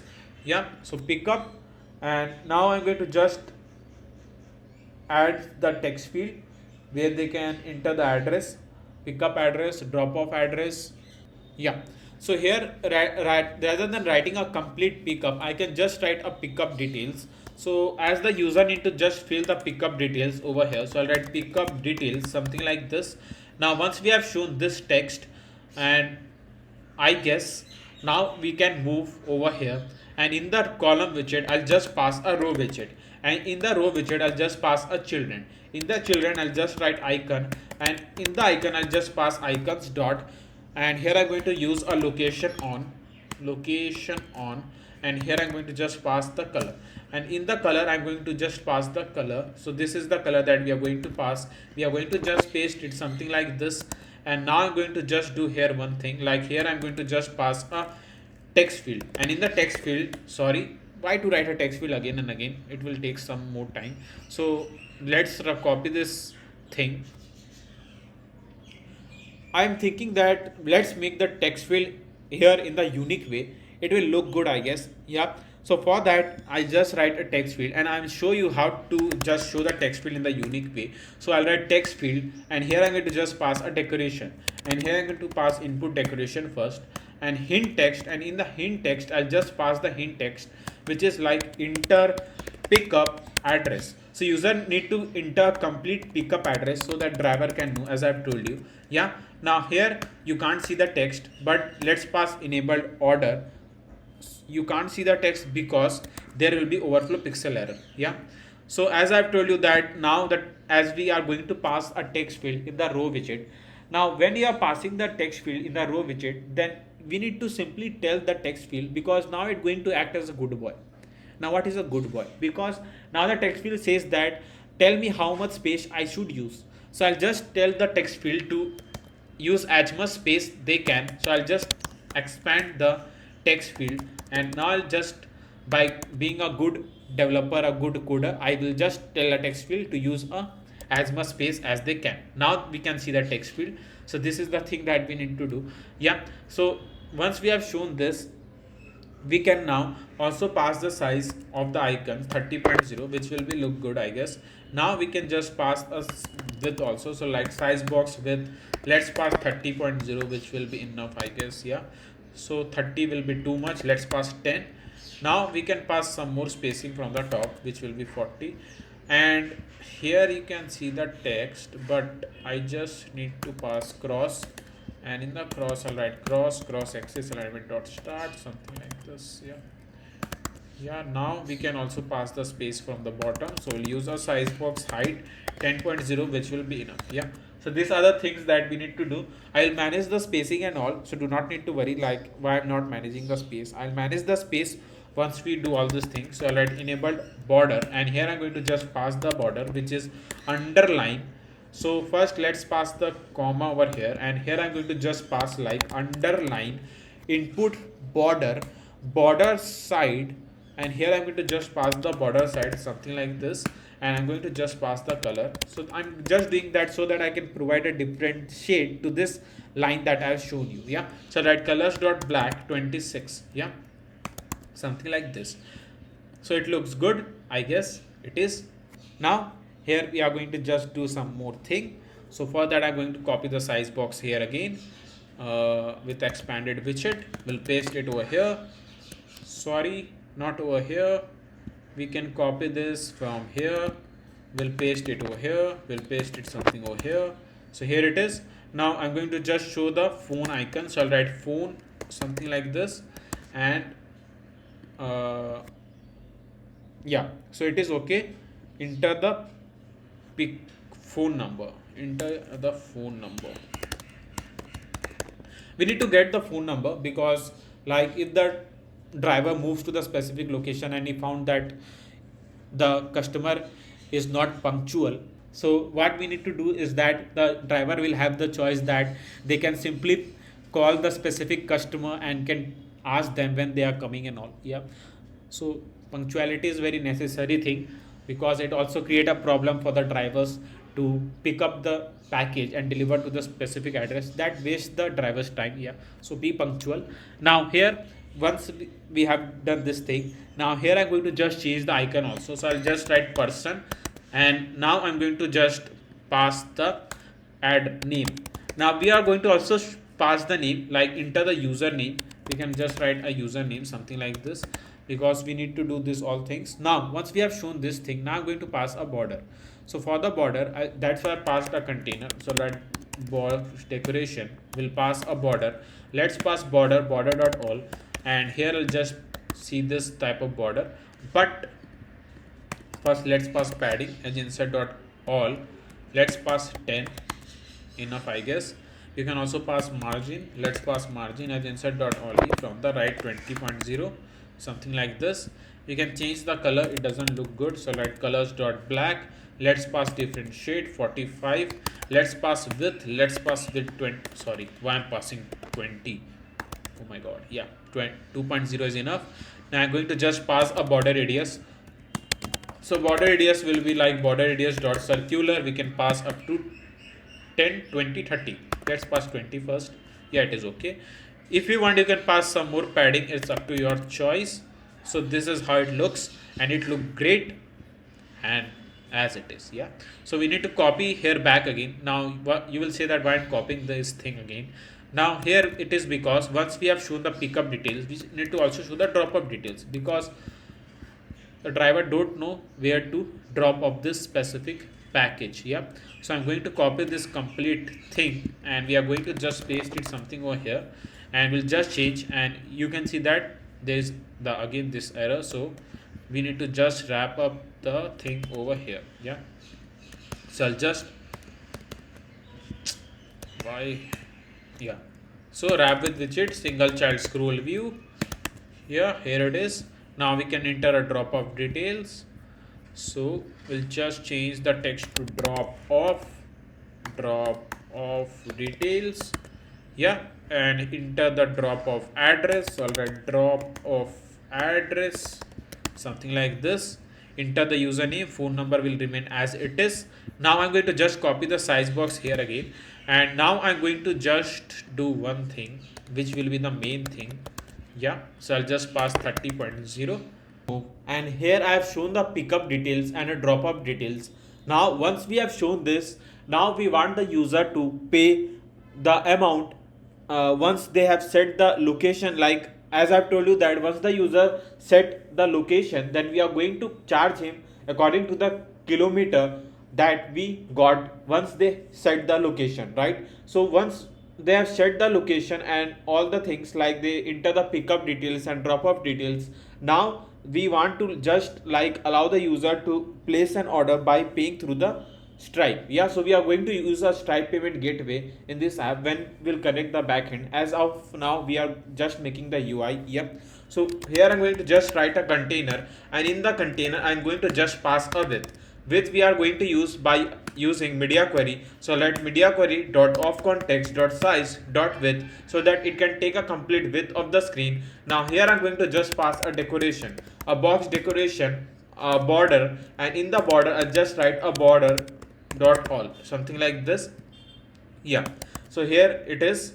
Yeah, so here you can see the container, but it just look like this. But here I'm going to just pass a child row children, and now I'm going to just pass like you can say a column widget, and in the column widget I'm going to just pass a children text widget here again, and in the text widget I'm going to just pass a text which will be the total price. Yeah, so we are going to just show the total price, and just below that the total price will be shown. Yeah, so I'm going to just pass by using style app widget class dot simple text field style. I think so it will be enough. Yeah, so this is the total price text you can see, but we can also pass the spacing from the bottom so that I can see that container clearly. So I'll pass the spacing something like this. Yeah, so this is the container you can see now. If not, let's pass some more thing. Let's pass up to 80. So it's increasing the height as we have provided inside the size box. So we need to just paste it outside this. Now I'm going to just pass a margin as well. So I'll write margin edge inside dot only. From the right, let's pass 20.0, which will be enough. Now here I'm going to just do one thing, like we have passed this function, but let me see if we have anything other. Yeah, so let's pass 18.0. So this is okay, I guess. Yeah, so now I'm going to also pass a padding. So for the padding, I'll just write padding in the container edge insert dot only. From the left 10.0, which will be enough. From the top 10.0, which will be enough. Yeah, now here I'm going to also change the color of our container. So let's pass the color. I guess this color is okay. So I'm going to copy this color. So let me see what color I have passed. So it is black 45. Yeah, so we can simply pass the color, and we can just write colors dot black 45. Yeah, something like this. So here it is, and we can also pass a width as well. So let's pass the width 2.0, which will be enough.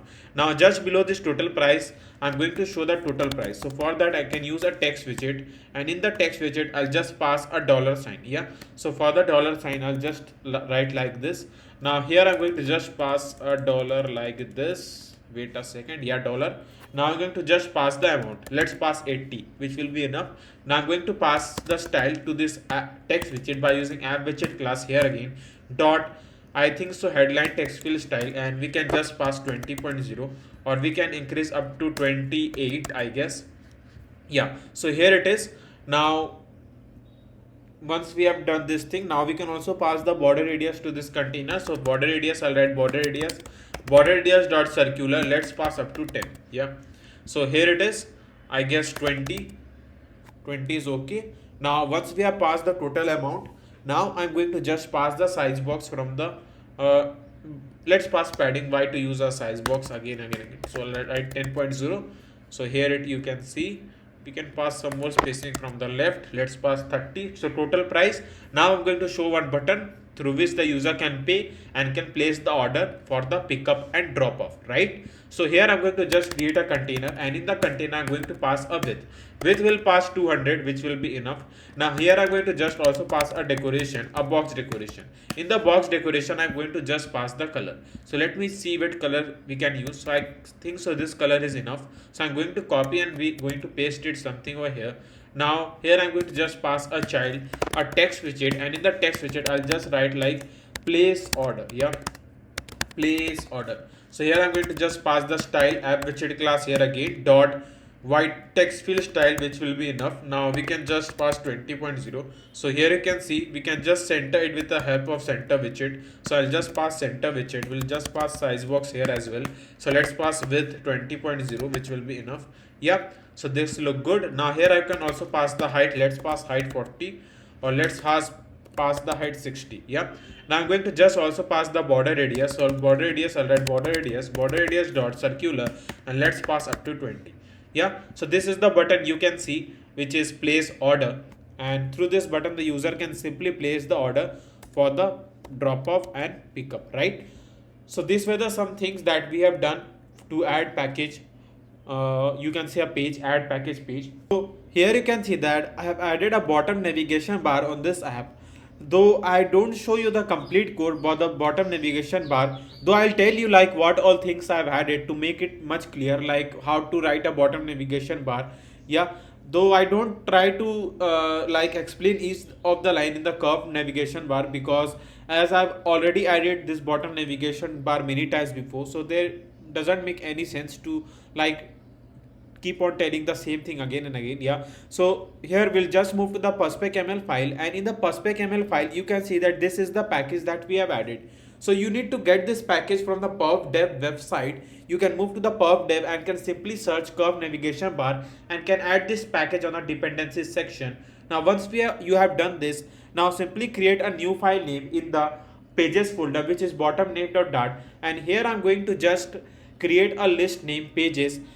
In the list pages we are going to store all the page that we are going to show in the bottom navigation bar. As you can see in the bottom navigation bar, I have shown like first there will be the home page, second there will be the post page, third the order, and the fourth will be profile, right? So I have created this four, you can say, for widgets for the four page that we need to just handle in the curve navigation bar. And in the current tab index, what is current tab index, if you are thinking that? So current tab index is one of the most important thing. Like if the user tab to this post page and we need to just move the user to the if the user tap to this post icon, then we need to move the user to the post page, right? So to track like which icon the user have pressed, and we need to move the user to that specific page, that complete thing handled by the current tab index. So current tab index will keep a count like which icon that the user have pressed, and we need to move to the which specific page in the curve navigation bar. I hope it is very clear. Now in the pages list, as I've told you, we are going to store all the page that we are going to show in the curve navigation bar. Yeah, so this is the curve navigation bar simple code I have written. So it is very easy to understand if you are coding for the first time. Like if you are creating the app in my channel for the first time, if it is second or third time, I think so it is very clear like why I have wrote this code and all. Yeah, so now let's move, and here we need to just add the backend in our Flutter app. Yeah, so as you know that we are going to use a Firebase, so let's move to the Firebase website, and here we need to just enter a project name. So I can just keep my project name, which is package delivery app. You can keep any other name, it's up to your choice. Yeah, now click on continue button, click on continue again, click on continue again, select default account for Firebase, click on create project. So as you can see that Firebase is preparing a project, so wait for a few seconds until it is done, right? So here it is done. Click on continue and we directly move to the Firebase. And once we move to the Firebase, you can see that we can connect the Apple, Android and web app with the Firebase. Yeah, so let's connect the Apple, then we are going to connect for the Android. So we need an Apple bundle ID, so you know that from where you need to get this. So we need to just move to the Xcode, and we need to move to the signing in capabilities and copy the bundle identifier from there. Yeah, so Xcode is taking some time to launch, so just wait. So it is loading. Yeah, so move to the runner, and here we need to just move to the signing capabilities, and as I've told you, we need to copy the bundle identifier from here and we need to just paste it in the Firebase, right? So we need to just copy this bundle identifier from here. We are going to just paste it something over here. Click on register app. Now we need to just download this Google service-info.plist file. So download it, and if you have any other file with a same name, just remove that and just rename the file. So we just need to rename the file as it is what it has been shown in the Firebase. Now we need to just paste it below the info. Click on finish, click on next, continue to the console. Yeah, so as you can see that it just take like 3 to 5 seconds to connect the iOS. Now let's move with our Android, and in the Android we need an Android package name. So for the Android package name, let's close this Xcode first from here. Yeah, let's close this as well, and here we just need to move to the Android app src main, why I'm going this, Android app, and we need to just move to the build.gradle. So okay, I have just noticed that according to the latest version of Flutter, though every month or every week a new version of Flutter usually come in the market, so I have simply updated my VS Code. So I just noted that they have simply changed this file color and logo. As you can see here, you can see the logo like build.gradle.kts. So it was just before, like it was build.gradle. If you have followed my old Flutter videos, then you know that. But they have just changed the file name So that's why I got confused like where it was. Yeah, so we need to just move to the Android app, and we need to just move to the build.gradle.kts, and once we are here, then we need to just move to the application id, and we need to copy this application id, and we need to just paste it something over here. Now click on register app. Now download this google-services.json file from here. Again, if you have any same file with a same name, then you can remove that and just rename this. Yeah, so we have this one, so I'll remove this from here, and now I can just rename this. So I'll just rename this as well. So I'll rename this like this. Yeah, so I'll just need to paste it in Android app folder. Yeah, something like this. Now once you have pasted this, now let's move here, and here we need to copy some of the plugins. So I need to just copy this plugin from here. We need to just move to the Android app, and here we need to just move to the setting gradle.kts, and we need to just paste it in the plugin section. Yep, now just move over here. Let's move over here. We need to just paste it below this. We have wrote a command, and this two dependencies now we don't need to add. So click on next, continue to the console. Yeah, so here you can see that we can successfully connect the Android and iOS app. It just take a few seconds again and again. Yeah, we'll move to the authentication section, and in the authentication section we'll click to the get started button, and once we click to this get started button, it is loading. So we'll move to the email and password, click on enable button, click on save. So here our email and password has been enabled. We are going to use a login and sign up page on this app, right? So the login and sign up page we are going to use. And one more thing I want to tell you that we need a mail authentication as well. If you are adding a login and sign in, then it's common sense that you are going to use a mail authentication. So in the mail authentication, we just need to add some of the details, that we need to just get some of the details from the user to track them, like which order they have booked and how we need to show them in the app, right? So let's move, and here we need to move to the Firestore database, and in the Firestore database we just need to enable this. Yeah, so don't need to worry. As I've told in the starting of this video, I'm not going to use a Firebase storage, so don't need to upgrade the plan of the Firebase, as the latest Firebase version says that if you want to use a Firebase storage, just upgrade it to the Blaze plan. But we are not going to use. We'll create the complete app from the scratch without upgrading the Firebase. Yeah, so this is our, you can say, a small mission or a challenge, but I've already done this in the food delivery app. You can check that. I've just made one food delivery app where I haven't used a Firebase storage at all, and we have just made a complete app from the scratch. So that's a big challenge that we have already done. Yeah, so let's move to the rules section, and in the rules section we just need to change the rules from false to true. Yeah, so we need to just change it something like this, false to true. Now click on publish button, and here it is done.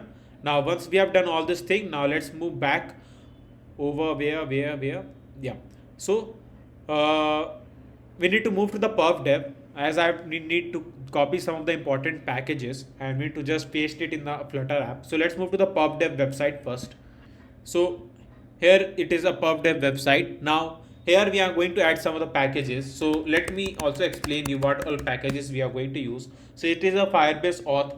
A Firebase auth package, as you know, that it is help us to authenticate in the app by using this package. So let's move to the perspec.ml file, and we are going to just paste it something like this. Yeah, now once we have done this, now second package is Cloud Firestore.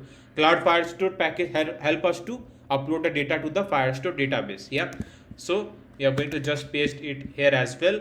And now the Firebase auth we have done. Firebase core is one of the important package to connect a Firebase with our Flutter app. Yeah, so I'm going to copy this. We just need to paste it over here as well. Now these three are done. Random string is also needed. I'll show you where we are going to use a random string. So move to the installing, copy this package, just paste it here as well. Now we can run this package by Command S if you are using a Mac, and I'm not sure about Control S if there is Windows. You can see that. Yep. Now once you run a Command S, And if you want to save all the file, you can just save all the file from here.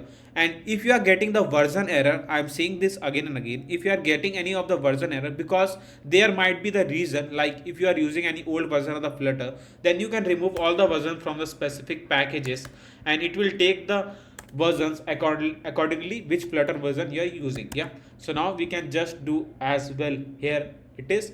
So I used to get some of the DM on my Instagram ID that when I'm trying to run a package in my PubSpec file, I'm facing the error. So I told them to remove the version and then run that packages. So it run beautifully and successfully. So these are the small things that I used to tell in my videos. Yeah.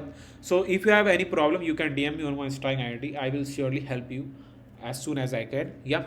So now let's move, and here we'll move to the main.dart file, and we need to just add two main lines to execute a complete thing. So I'll write regarding a connection with the Firebase. Yeah, so I'll write widgets flutter binding dot ensure initialized, and here I'm going to just write await Firebase. So I'll write Firebase dot initialize app, something like this. Now once we have written these two commands, now our complete connection with a Firebase is done. Now here let's first create a login and sign up page. We haven't created a login and sign up page till now, so I will create a login and sign up page. Then we are going to do one thing. What?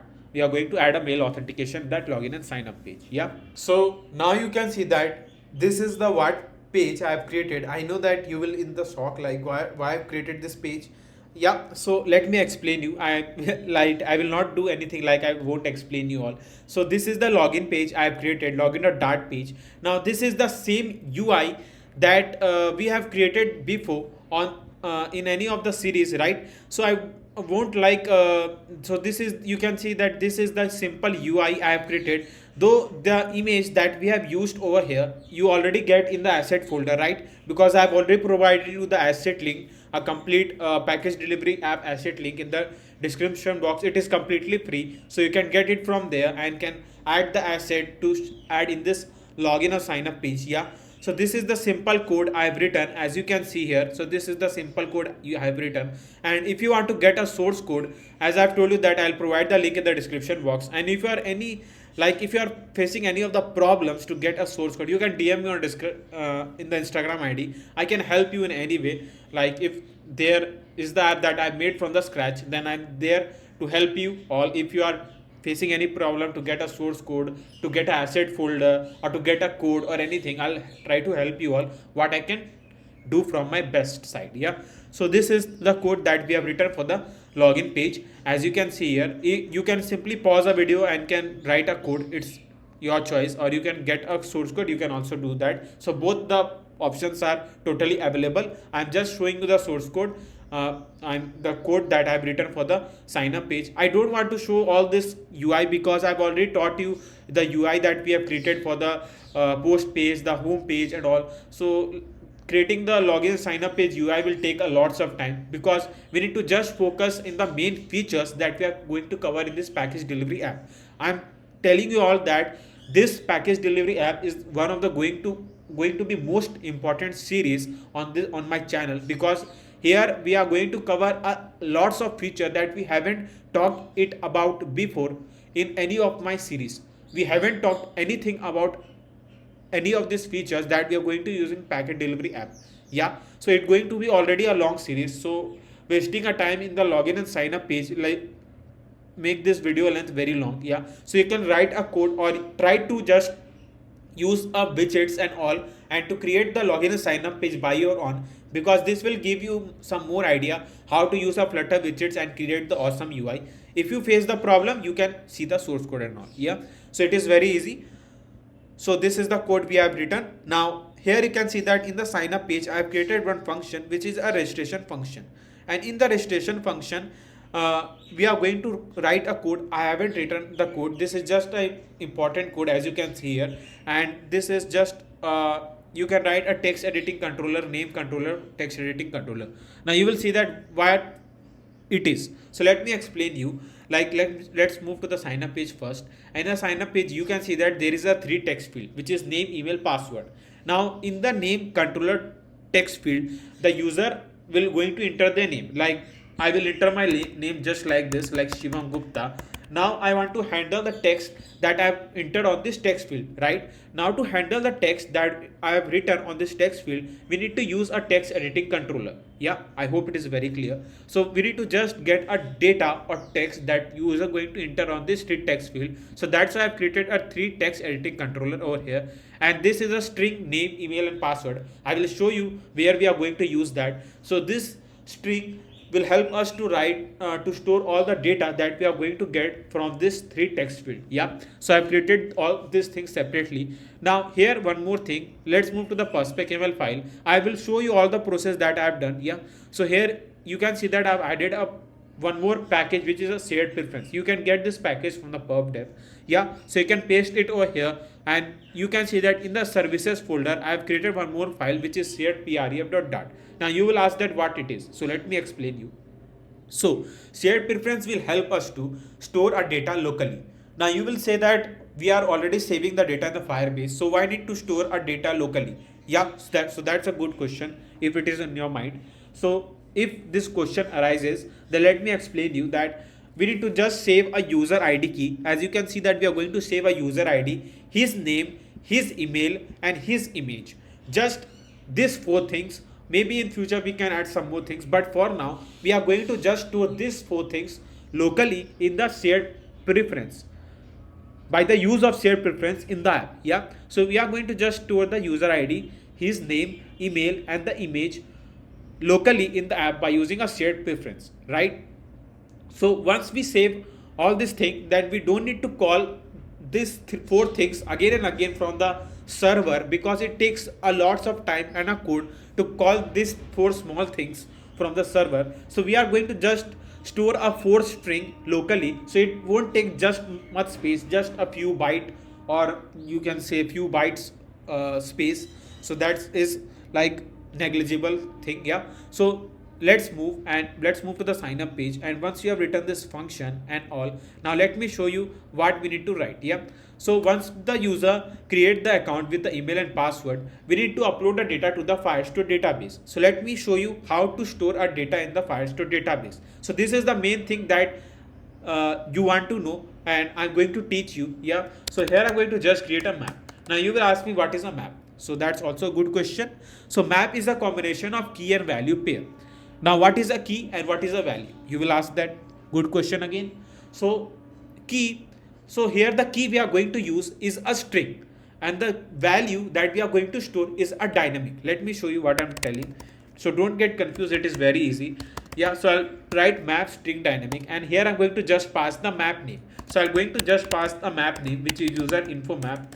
Now I want to tell you one more thing, that I get a DM on my Instagram ID that the source code that I have added, there is no option to pay through the UPI and can get the code, because I have done that, because you will tell that why I haven't provided the source code in free, but I also need some support to keep going on this channel. Yeah, so that's a small amount I've added the source code. You can simply get the source code. If you want to pay through the UPI, you can just DM me on my Instagram ID. I will allow you to pay through the UPI, and I will provide the source code manually by me. Yeah, in your email ID. So you can also pay through the UPI if you are do have a problem to get the code from the code and like card and all, because it just accept a Visa and MasterCard. Yeah, so this was a small thing that I want to tell you from my side. Yeah, now here I have created a map, and here I have just created a map name which is user info map.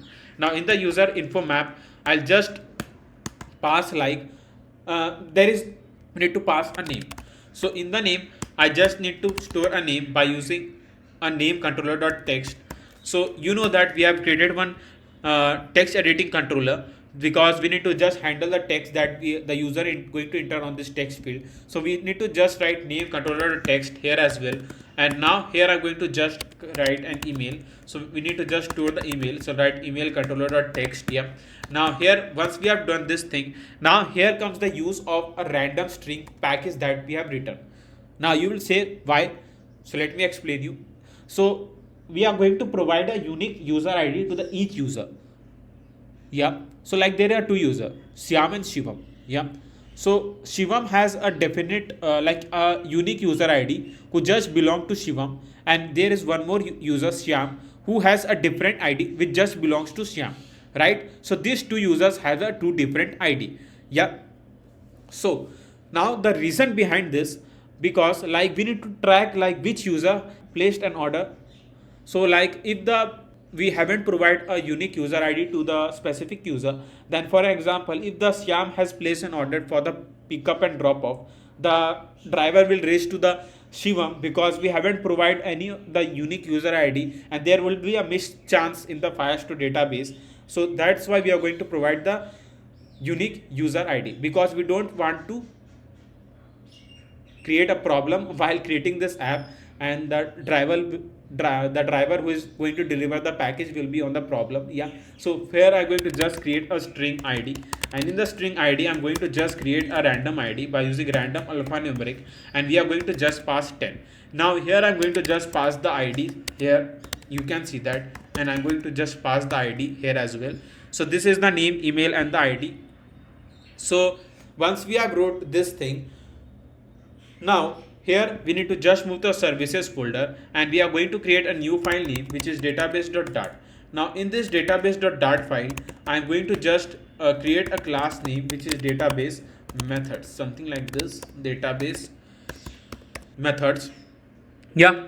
So in this class database methods, I'm going to create a function to like store a data in the Firestore database. Yeah. So I'm going to just write our function name, which is like future. So I'll write future, something like this. And here I'm going to just write a future, add user detail. Yeah. So I'm going to just write a function name which is add user detail. And here I'm going to just create a map. A map is a string and dynamic, so I can write a string and dynamic, and here I'm going to just write a map name which is user info map. So here you can see that. So this is the map we had passed, and we have created a map. Now once we have wrote this thing, now I'm going to just pass a string ID. Yeah. So this is the thing. Now I'm going to just pass a async, and we need to just return, sorry, yep, here you can see we just need to return, and here I'm going to just pass await, and here I'm going to just pass Firebase Firestore dot instance dot collection, and here I'm going to just pass the collection name which will be the users collection. Yeah, in the users collection I can pass a doc ID, and here I'm going to just use a set method to set up the map. Yeah, so which will be the user info map, not over here, over here. Yeah, so I'll write user info map, something like this. Now you will say that what this function does. Yeah, so let me explain you. So here you can see that it create a collection users. So here in the Firestore database you can see that this is a position, or you can space where the all the collection will be shown. So here the users collection will be shown with a specific doc ID that we have provided, and the data will be uploaded over here. So let me show you how we are going to handle this case. So this is the thing. Now we need to just write await, and we need to just pass a database method. So I'll write database methods dot add user detail. So here we have passed a map dot then. Now once the let's not write dot then over here. So let's now do one thing. Now in my language I used to say that once the data is uploaded to the Firestore database and the user have successfully signed up in the app, we can show the green light to the user. You know that green light, a red light, if you followed my old series. If not, then we need to just show the green light that the user have registered successfully. So for the green light, we just need to write a scaffold messenger dot of context dots, and here I'm going to just show the snack bar, and in the snack bar I'll just write a snack bar here as well. Now once we have written the snack bar, now here I'm going to just pass a content, and in the content we just need to show the text that we need to show in the snack bar, which is, as I told you, registered successfully. So let registered successfully, something like this. We can use like this. Yeah, so I'm going to also pass a style by using app widget class. We can use dot white text fill style. Let's do 20.0. Now here in the snack bar, as I've told you, we need to just show the green light. So for the green light we just need to add a background color, and color will be just like colors dot green, something like this. Yeah, so it is easy peasy lemon squeezy. Yeah, so these are the things that we need to do. Yeah. Now here comes one more thing, which is saving the data. As I've told you that we need to also save the data locally. So for that, I just need to write await shared preference helper, and here I'm going to show how we can save the data locally. So here we need to just write a function name, which is shared preference helper dot save user ID. So in the ID, we just need to save the user ID first. So I'll store the user ID like this, await shared preference again. So I'll write shared preference helper dot save, and we just need to save the username. So name will return name controller dot text. Now await again, and we just need to write shared preference helper dot save user email. So these are the small things that we have written, something like this. Yeah, so we have written a complete function. Now let's move over here in the code, and where you have written a controller, make sure you pass all the controller to that respective text field so that we can handle the text. And this is what we need to write a function to call the function. Yeah, so if this detail are all filled, then we are going to just show the registration function. If any of the text field remains, then we just need to show the red light. So through the red light, I just mean that the user need to fill a complete detail. Yeah, so these are the things that we have done. Now here you can see that I've written email text dot trim. Now you will say that why I've written a trim. So let me explain you. So here I have written my name. Yeah. Now for an example, so let me write some random email, and for an example, I have just write @gmail.com. I have written the email ID, and for example, I have just by mistake I have given some space. Now the app will calculate the space as well as in the string. So once the user sign up in the app with this space, and they're trying to log in, and they just write in the login page this email ID, and they forgot to give a space because they don't know that they have mistakenly given a space, and they try to log in the app, then the app will simply throw the error that the email ID won't match. Then the user will scratch his mind and says that this app is totally rubbish. I have entered the correct email ID to sign up in the app. Why it is not recognizing my login ID that I have entered? Yeah, so this is the use of the dot trim function. You can see that dot trim function can simply make the app user friendly, help this case to handle. Yeah, so these are the some important things you keep on mind, yeah, while writing the code and all. Yeah, so this is the thing that we have written for the sign up page. Now once we have done all this thing, now if you haven't rerun the complete app again, like if you are till now you are doing hot reload and hot restart, and if you try to sign up in the app, then it won't going to work. I will tell you that we have added some of the packages, and we have just added a Firebase now. So don't add all these things.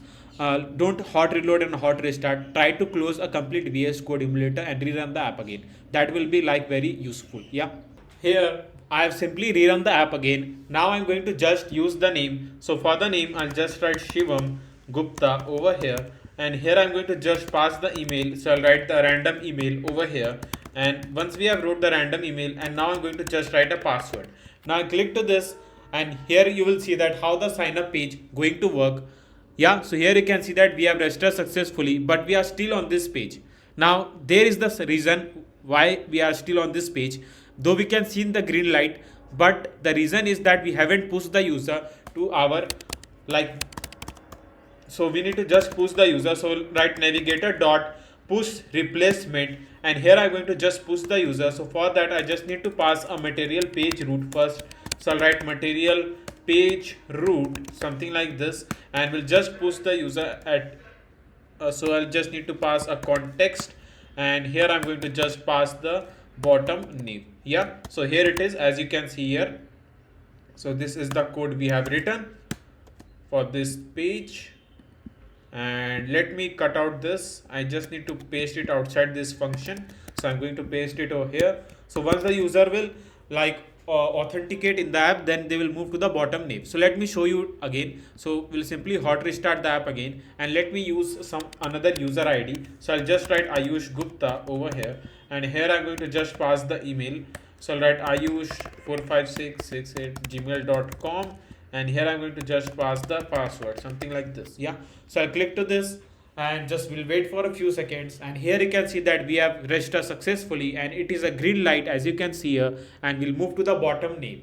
Yeah, so let's move to the Firebase because we need to also check the Firebase as we are uploading the data to the Firestore database. So we'll move to the Firebase and we'll simply refresh this page. Now you will see that all the collection that I was talking you about. Yeah, so here you are going to see the, let me show you. Yeah, so here now you are going to see the users collection with a doc id. So as you know that we have tried to authenticate two times. Yeah, so this is the first id that I've tried to authenticate and this is my second id. So this is how we can simply authenticate in the app by using a mail authentication, and here you can see that how the data is uploading to the Firestore database. So our sign up page is working brilliantly. Now let's move to the login page. Yeah, so in our login or dart page, this is the function that you can say we have just made some minor changes on the function. Like here we have just passed the function name which is sign in with email and the password, rather than in the sign up page we just used to pass create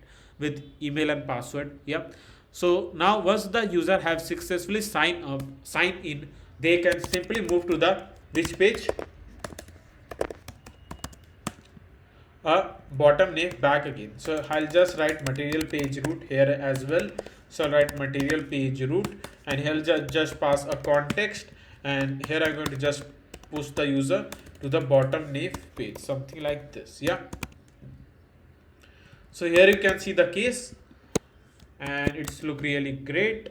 So this is the user login function, and this is the page we have shown, and we haven't yeah, we have also passed the controllers, which is email controller, password controller, and then we have wrote this function to successfully log in the app. So let's test how our login function is working. Yeah, I will show you how our login page is going to work. So in the create account page, first I'm going to create the account, then I will use that same account to log in the app. Yeah, so first I'm going to write a name, so I'll write the name Shivam, and here I'm going to just write Gupta, and here I'll just use our email id, and I'll use the same email id to log in the app. Yeah, so first I'm going to sign up, something like this. We'll click to this, and yeah, register successfully. So now we'll hot restart the app again so that we can test the login side. So I'll use the same id to log in the app. So I'll write shivam123@gmail.com and the same password, and we click to this, and let's wait. Yeah, so our login page is also working brilliantly. As you can see, we have successfully logged in the app, and our mail authentication part is done, and sign up and login page is also done. Yeah, but before we move forward, I want to introduce you to app crafting. So this is a startup started by me. So if you are looking for the app for your business or resume, we are going to make a budget friendly app for you. You can simply fill this contact form and can send us the requirements to get a awesome app in both Play Store and App Store. You can find the link of the app crafting in the description box. So now let's move to the app, and here we are going to now create or not create, we are going to add a backend for the add package page from where the user can simply place the order, right? So in the post page, what I'm going to do is that here you can see that there is a thing which is add location, as I've told you in the starting of the video, where we have made this page also. Like there the user will simply enter the pickup location, a drop off location, and the app will calculate the distance in kilometer, like pick up and drop off, and then it will show us the amount that we need to pay. Yeah, so these are the things that I've told you that we are going to add in the add package page. Yeah, but there is one problem. Now what the problem is, let me explain you. So the pickup and drop off location will be filled by the user. Now in the backend we need to use a Google Map API key, and the Google Map will simply tell us the distance between these two locations and will give us the details or distance in the form of kilometer, right? So this was the plan that I've thought before making this add package page, but now as I've told you, like we are going to make this app for completely free. Like you don't need to pay for the backend and all. So that's why I haven't used a Firebase storage till now. But when you need to use a Google Map API key, the Google Map API key is not free.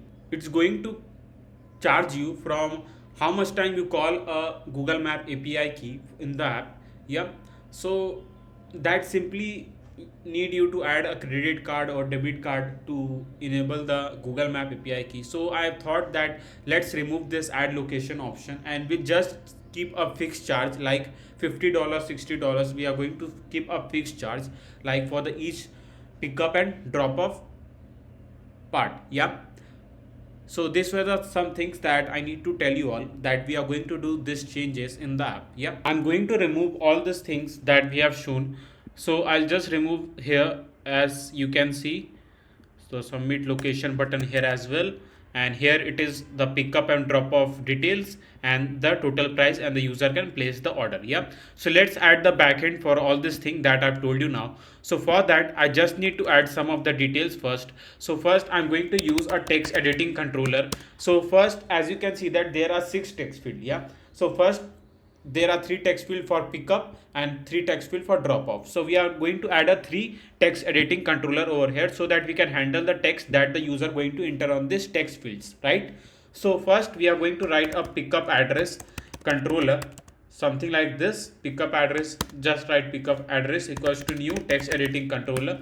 We'll do same for the other things.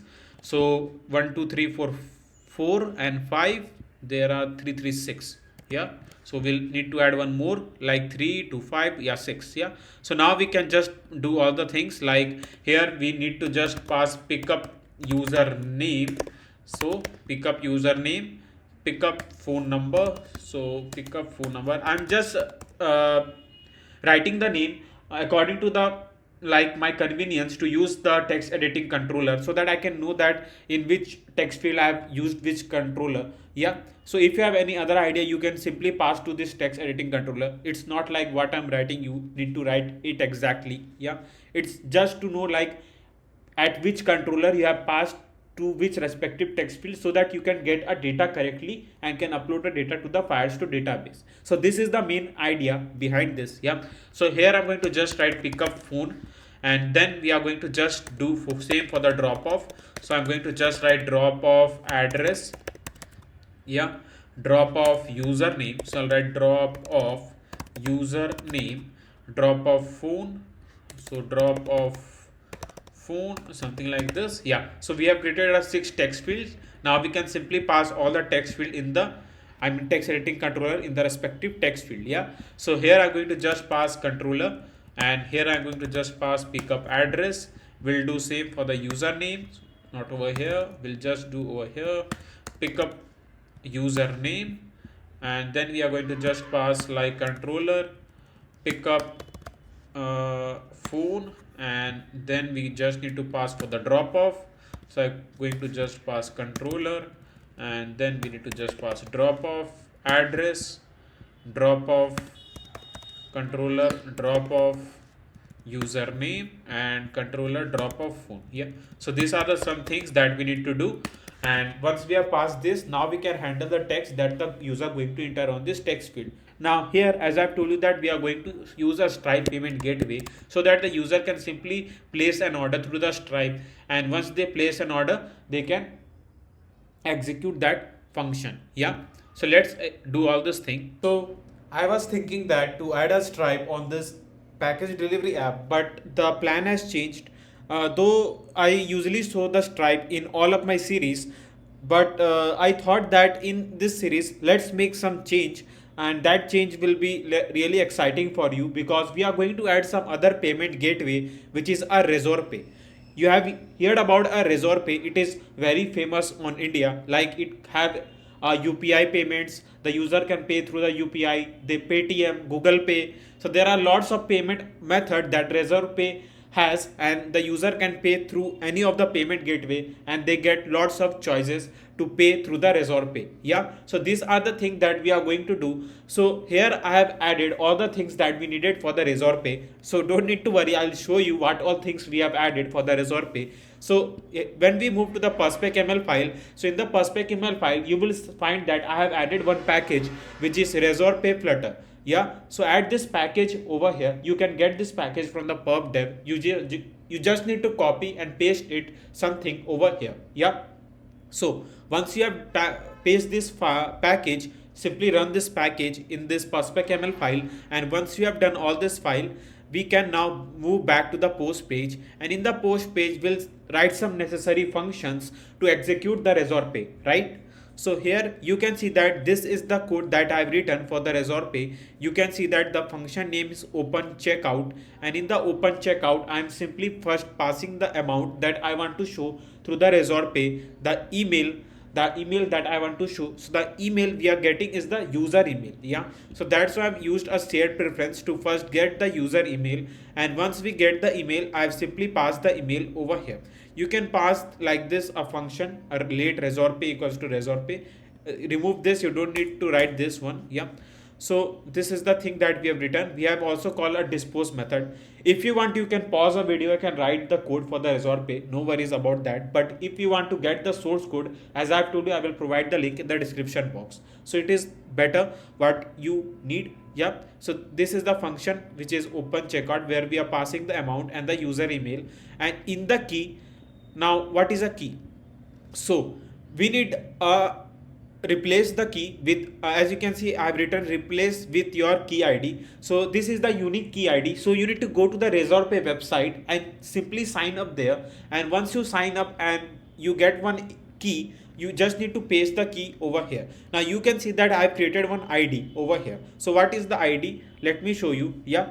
So here you can see that in the services folder, I've created one file name which is constrained dot. Now you will think that what is this file all about? So here you can see that here I have created one string resorpay key, and here you just need to paste your key. I'm not going to show you what key I've used because there will be some security issues. So you just need to paste the key over here, and once you paste the key, you can call that simply over here. Yeah. Then we need to just pass the amount. We can pass the amount directly. Now here the amount will be in the form of paise. I know that if you are from India, then you know the paise and rupee conversion. But if you are not from India, then you can simply check it on the website. I don't think so resorpay is like valid outside India. It is just for the citizen of India. Yeah. So if you are from India, then you can use a resorpay. But if you are from outside India, then I'll refer you to use a Stripe. Now you will say that I haven't shown you the Stripe, but I've like used a Stripe many times before in my series. So I've tried to do these changes on this package delivery app. So if you are watching this video outside India and you want to add some of the payment gateway, I will refer you to please follow my series. I have also shown how to add a Stripe. You can watch in any of the series. I'll recommend you can see food delivery app series. There you can see I have wrote a complete code for the Stripe. You can write the code here as well in the package delivery app to execute the payment gateway, right? So these were some things that I've told you. So the thing I was telling you that you just need to show the amount in the form of paise rather than in rupee. Like if you want to show a 500 rupees, you just need to write 5 and 4 zeros, because this will be the conversion of paise, because it simply shows the amount. Like you need to pass the amount in the form of paise over here, then the resorpay will just convert the amount to the rupee. I hope it is clear. I will show you what I have passed over here. Now here you can see that the name, and in the name you can pass your app name, the description, like I passed description payment for your order. In pre-fill you can pass the user email, and the external wallet I have added Paytm. If you want to add anything more, you can add that. Yeah. So these are the some necessary things that we have passed in our open checkout function, and you can see that it is very easy. Like Stripe has many more things to be add on. Like we need to do some changes in the Android manifest XML file. If you have followed my old series, like you have seen that when we are adding a Stripe, we are doing a lots of changes in the code. But in the resorpay, we don't need to do anything too much, because they have tried to keep all the things simple. So that's a plus point of using a resorpay. Yeah. Now here you can see that there is a function named handle payment success. So this function will, as the function says, handle payment success. So like if the payment is successful, then what we are going to execute. Yeah. So all the things will be written on this function, and if there is error, then how we to show the error, you can do like this. And if you want to use an external wallet, you can do like this. Yeah. So these are some things that we need to do, and in the init state we have just passed all the function. So as soon as the app launches, or you can say a page launches, like if I'm moving to the post page, then the init state is the first function that usually call. I hope it is clear, like a difference between init state and set state. I hope it is clear. Like init state is a first function when the page call, and set state is used when we need to just refresh the page. Yeah, so this is the difference between init state and set state. Yeah, so this is the thing that we have written in the init state, and here you can see that this is the function for the resort pay. I hope that I have cleared you each and every point that we have added the resort pay. Yeah, now here let's move over here, and here you can see that I have just passed, like in the place order button, I have wrapped up with a gesture detector, and I've wrote a function name open checkout. Now you can see that I want to show the amount 1000. So I've just passed like 1 2 3 4 5. Yeah, it's a 1 lakh. So 1 lakh passe have passed over here to show the amount in 1000. It simply convert the money in rupee while using a resort pay. So keep on mind, like if you are passing 1000 like this, then it will show the amount in passe. Yeah, it's going to convert the passe to rupee. I hope it is clear. I'm not making you confused. Yeah, so let me show you like how this function going to work, so that will give you more better idea. So I'll click to this place order button for now, and yeah, so here you can see that resort pay is an action, and you can see that the app name simply shows over his package delivery app. The total amount is now shown 1000. As I have told you that you need to pass the amount in the passe, and the app or resort pay will simply convert that money to the rupee. Yeah, here you can see that. But if you will just pass 1000 over here, so let me show you what it will going to happen. Yeah, so let's refresh this page. We'll hot restart the app. So let's close this first. Yes, exit, and here we come back again, and we'll click to this place order. So now you will see that, yeah, so here you can see that once you pass a 1000, then the amount will be converted into the rupee. So it going to act as an passe when you are passing the amount, and it will convert the money to the rupee. So make sure that how much amount you want to show in the app, you need to just convert that amount in a passe and just need to pass it over here. I hope it is very clear now. Yeah, so this was the thing that I want to tell you all. Yeah, so now I think so we can pass like 500 rupees over here. Now you will say that if we are going to show the 500 amount over here, then why we are showing the $80? Yeah, if you have question on this mind, then you are right. But here you till now didn't know that how to show the rupee sign over here, because we keep on showing the dollars in each and every app, but till now you haven't know that how to show the rupee sign over here. So let me show you what we need to add. We just need to pass this command over here, like you can pass slash, it's a slash u20b9, and it is just a code to show the rupee sign, and here I'll just pass a 500, something like this. Now you can see that it simply show the rupee sign over here with an amount which is a 500 rupee, the amount in the form of rupee in the app. Yeah, so this was the new thing I have taught you. So hit that like button till now if you haven't. Yeah, so once we have done this thing, now let's add some of the execution for this. Like once the payment and all is done, then what we are going to upload in the files to database. Yeah, so we are going to do one thing, like here we'll move to the Firebase, and here you can see that we are going to just show the order. Like once the user place an order, we are going to show the order over here, and we are also going to show the order to the admin panel. Yes, you heard it right. We are going to add an admin panel because we need to like update, like if the user is tracking the package, like once it is delivered or not, or it is has been picked up or not. Yeah, so all these things, and it is on the way or etc. So that tracking will be handled from the admin side, right? That I've told you before. Yeah, so we are going to just add an admin panel on this app, and we are going to show that order in the admin side of the app. So these are the some things that we need to do. Yeah, so let's create some functions. So we'll move to the database.dart file, and here I'm going to just create one more function which is add user order. Yeah, so we are going to show this order to the user side of the app. So I'll write order and orders here like this. we can just pass order, and here I'm going to just also pass a string and the order ID. So we are going to provide the unique order ID to the each order, right? So these are the some things that we need to do. So here I'm going to just pass a doc ID. Here I can pass order ID dot set user info map, something like this. Now once we have wrote this function, now here what I'm going to do is that we need to just copy this function here back again. Wait a second, control save. Yeah, okay, I need to copy this function, we need to paste it over here, and here I'm going to just pass a function name which is add admin order. So here I'm going to just pass the collection name which is order, and in the order we are going to just set up the order that the for the admin. Yeah, so these are the two things that we need to simply pass once the payment is successful. Yeah, so before that we need to create a function. So let's move to the post page, and here I'm going to just create a map, and in the map I just need to pass a string, a dynamic, something like this.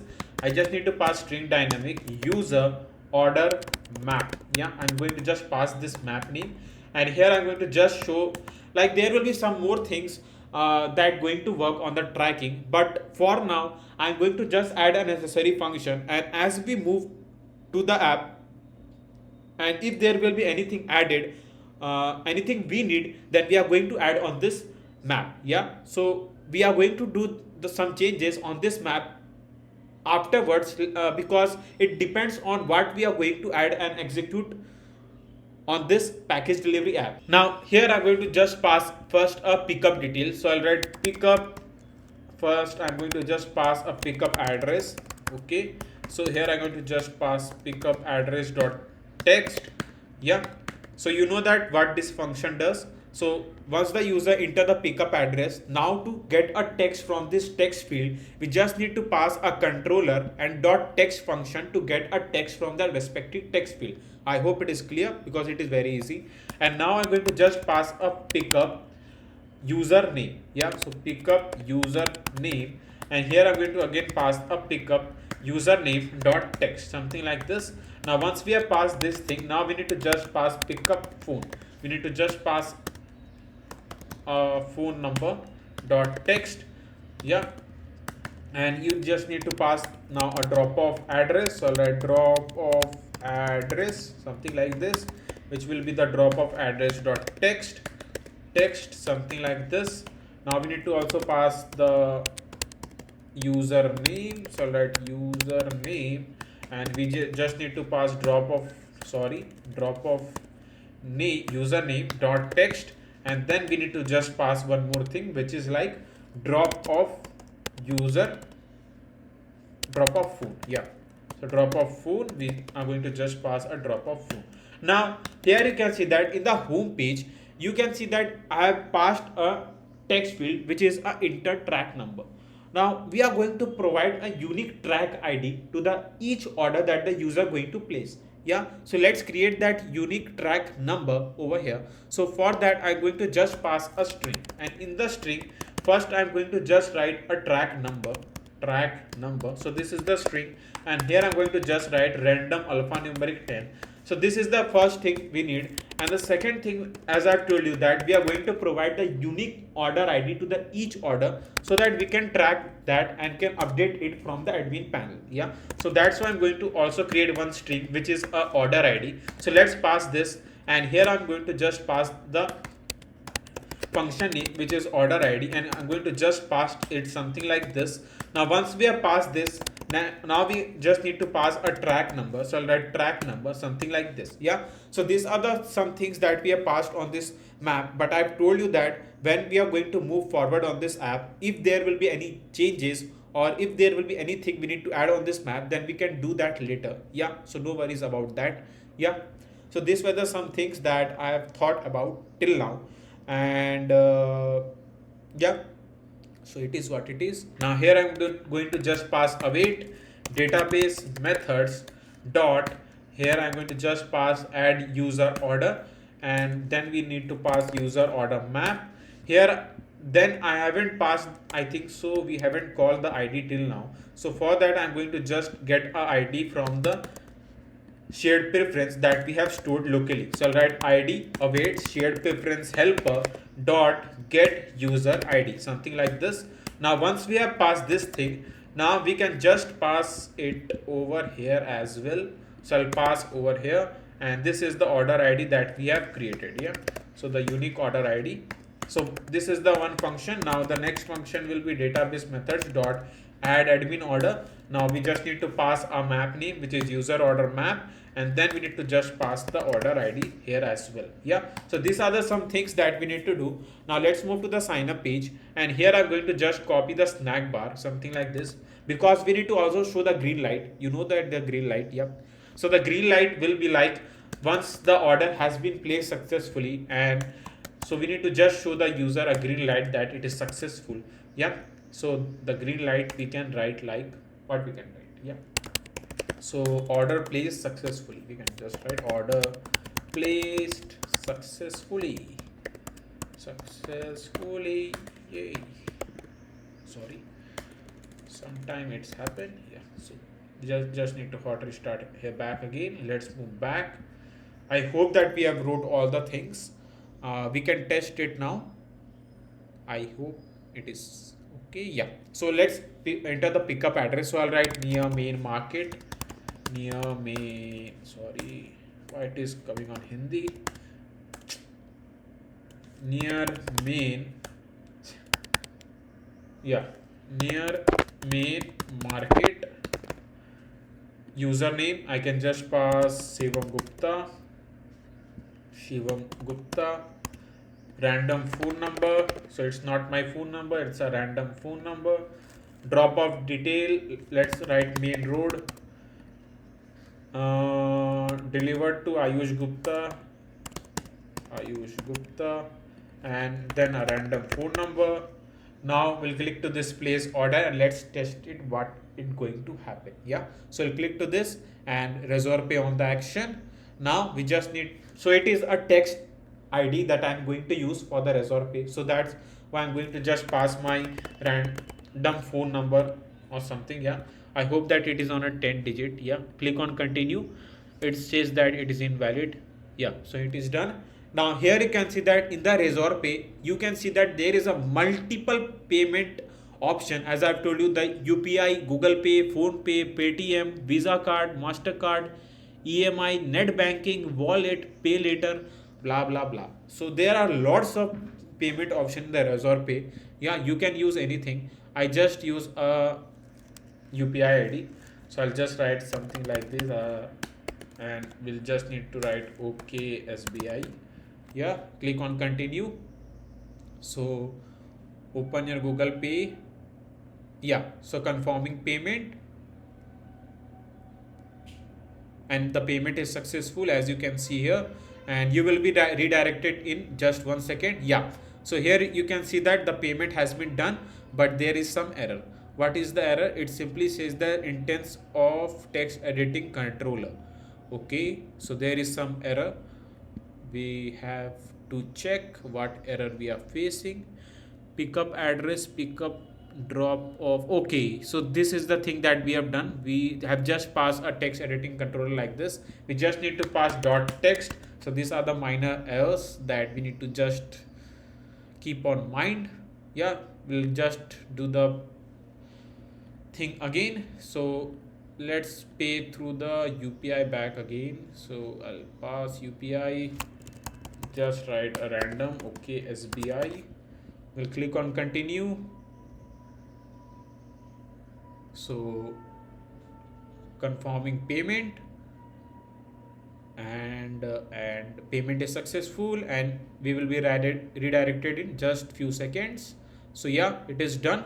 Yeah, so here we can see the green light, which is order placed successfully. Now let's move to the Firebase, and we need to just check like what all data has been shown over there. Yeah, so here I'm going to just refresh this page, and we'll wait for a few seconds,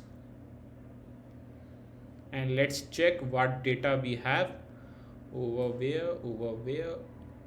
So which ID I've used? Yeah, so this is the ID I've used, and here you can see that the order collection, this is the unique order ID, and this or data I've just filled now, you know that. Yeah, and here you can see that it's also create the order over here, and this order, as I've told you, that it's going to show in the user side, not user, sorry, the admin side of the app. Yeah, so these are some things that we have done.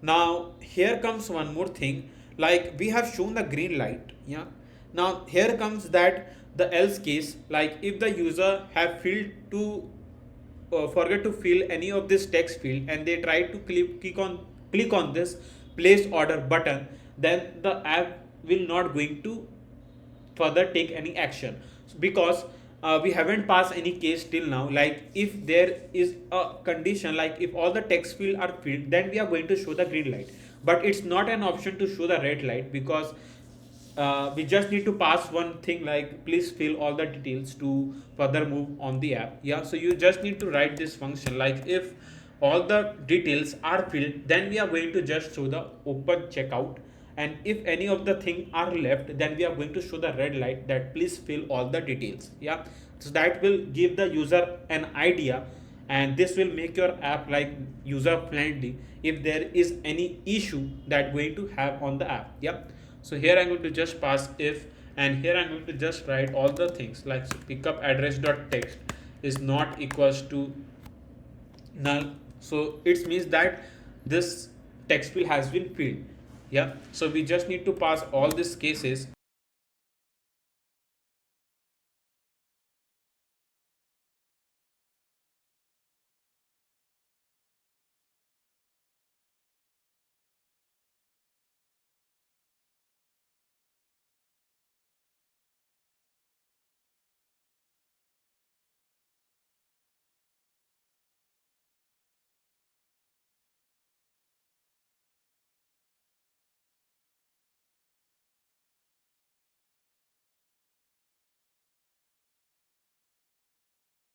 So this is what I have written. If I forgot any of this text field to be called, you can write that, no worries about that. It is just that I try to give you an idea like how we can show all this thing. So once all the text field has been filled, then we just need to call the open checkout function, and if anything is left, then we are going to just show the red light. So for that I'm going to copy this one, and here I'm going to just show that text.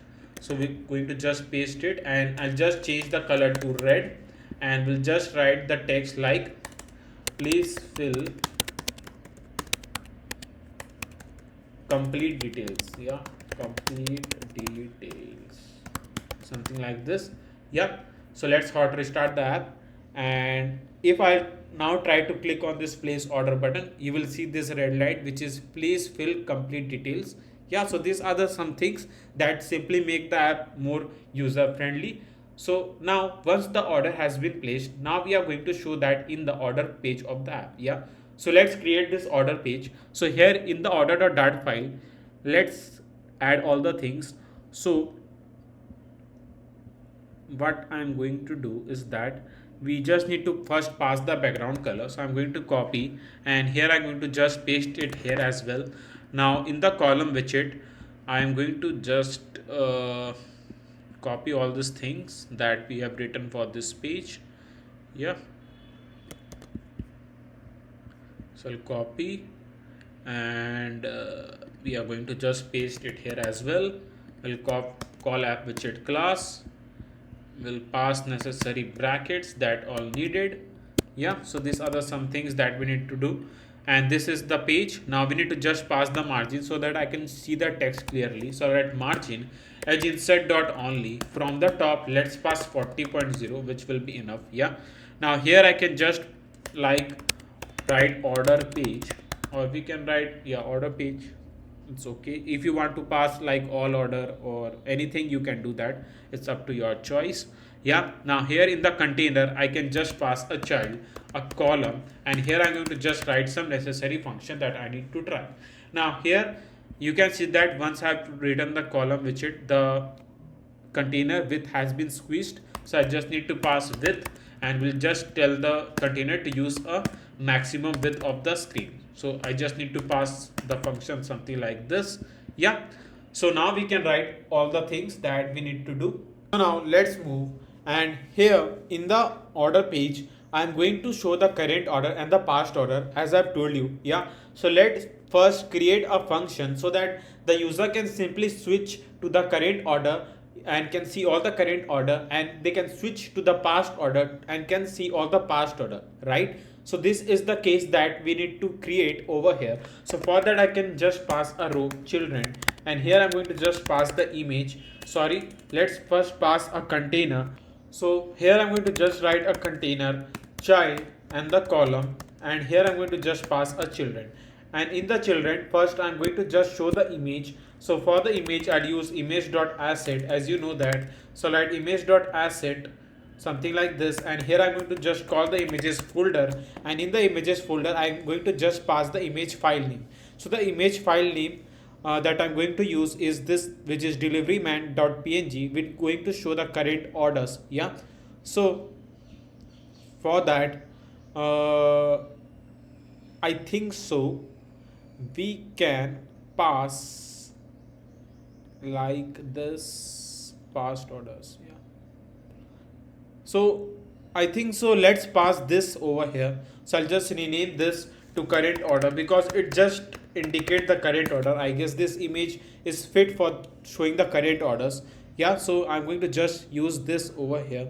So here I'm going to just pass the images, and here I'm going to just pass our image file name, which is current dot, sorry dot, why I'm saying dot, current orders. So yeah, current order dot png, something like this. And here I'm going to just pass the height. Let's pass the height 100 with 100 and a fit box fit dot cover. I hope it is okay.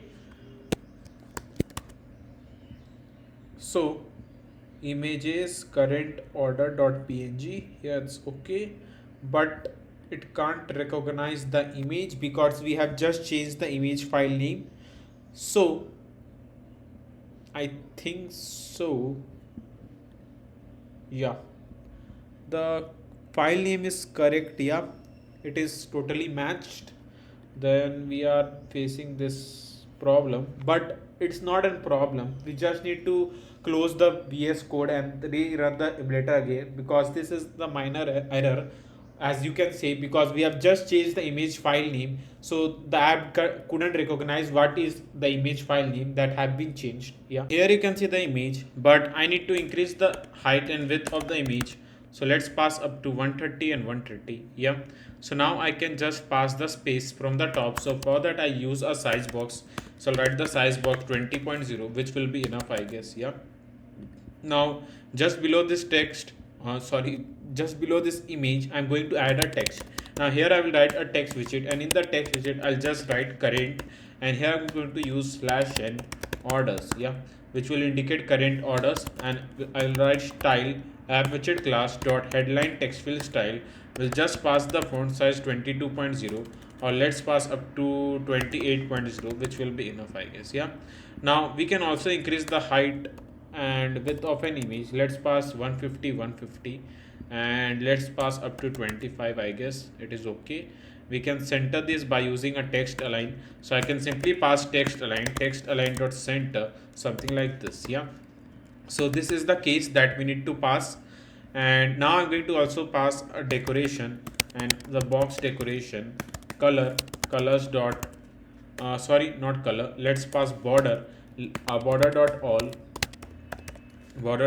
color. We can just pass colors dot black, and we can pass up to 45, and let's pass the width 2.0.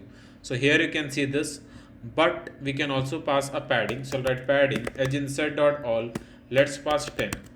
Yeah, so this is what we have passed. And now we can also pass a border radius. So for that I'll write border radius dot circular, let's pass 20. Yeah, so this is the thing that we have passed. And we can also pass the spacing from the top by using 40. Yeah, so this is how we can show the current orders. But once the thing has been selected, I want to show that selected in the elevated form. So write material widget will also pass the elevation. Let's pass the elevation 3.0. Yeah, now I can pass the border radius here as well, so that it will be like, if I have selected the current orders, then I can know that what thing I have selected. So this elevation will make that thing clear.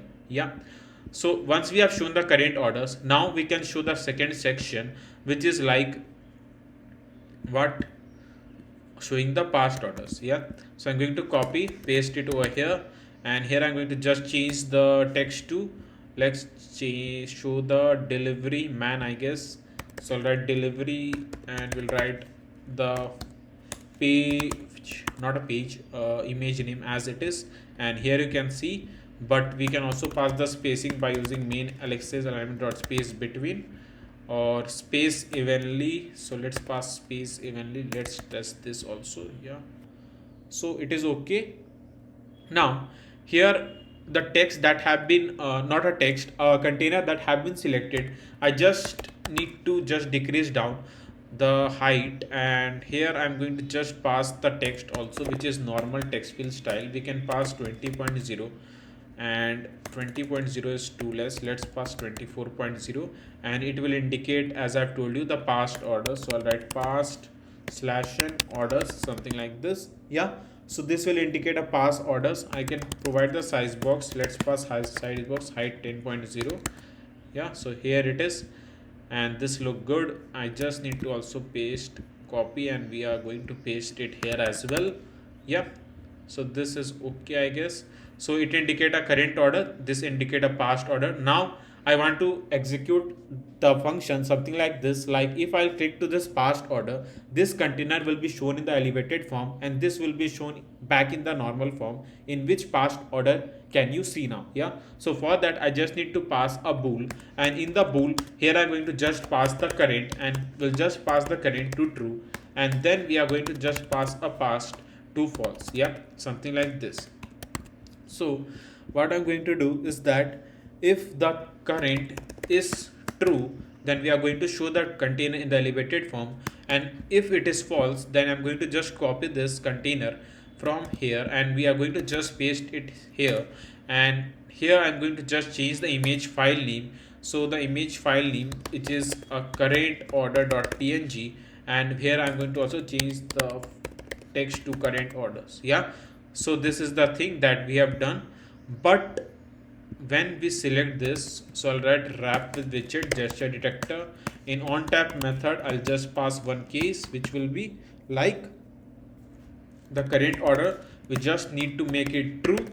Past, we need to make it false, something like this. And a set state, as you know that use of a set state, like it will simply refresh the screen if we'll tap to the any of that container. Yeah, so this is the thing that we have passed. Now we'll do same for the past order section. So I'm going to just copy this, and we are going to just paste it here as well. Yeah, and we just need to paste it, and here I'm going to just pass the image.asset, the images file name, which is like delivery man.png. Yeah, so this is it, and here I'm going to just pass past orders, and here I'm going to just wrap up with a gesture detector. In onTap method, I'll just pass this case. What it will be like, I'll just need the current to make it false, past will be true, and then we'll use a set state, something like this. Yeah, so let's refresh this page, or how to restart this app. We'll move over here, we'll click to the past order, and you can see that it shows in the elevated form that I was telling you about, so that the user can know like which section that they have selected. And once they will see that this is the past order which is on the elevated form, they can know that they have selected the past order, and they can switch to the current order.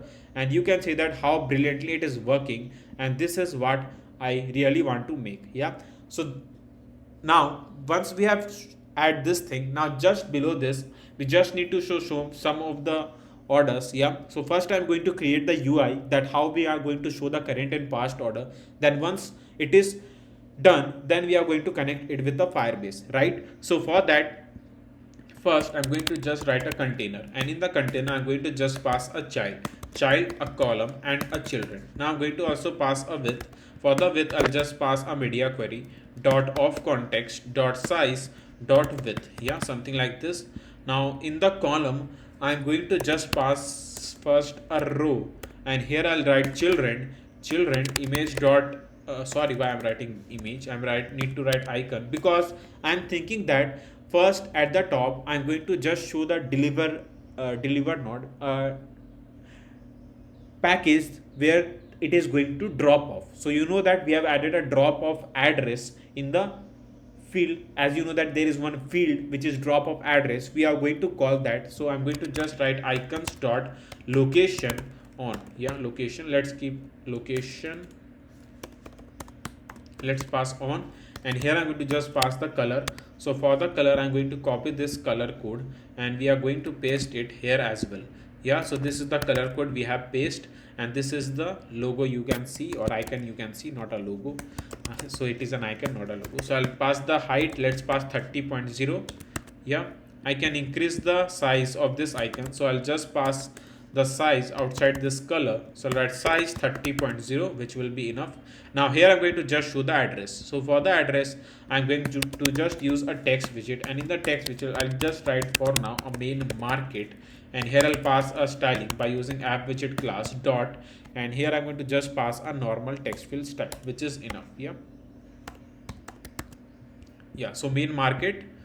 If you want, you can increase the size of an text, it's up to your choice. So I'll write size box with, let's pass 10.0, and I'm going to just center it with the help of center widget. So I'll write main axis alignment dot center, something like this. Yeah, so this it what you can see. Now here in the container I just need to pass a decoration. So wait a second, let's pass a decoration, not right now, I'll show you when we are going to pass. So we have written a column widget, we'll need to write a row widget here as well. I'll write image dot asset images folder name, and image that we are going to get is a parcel dot png.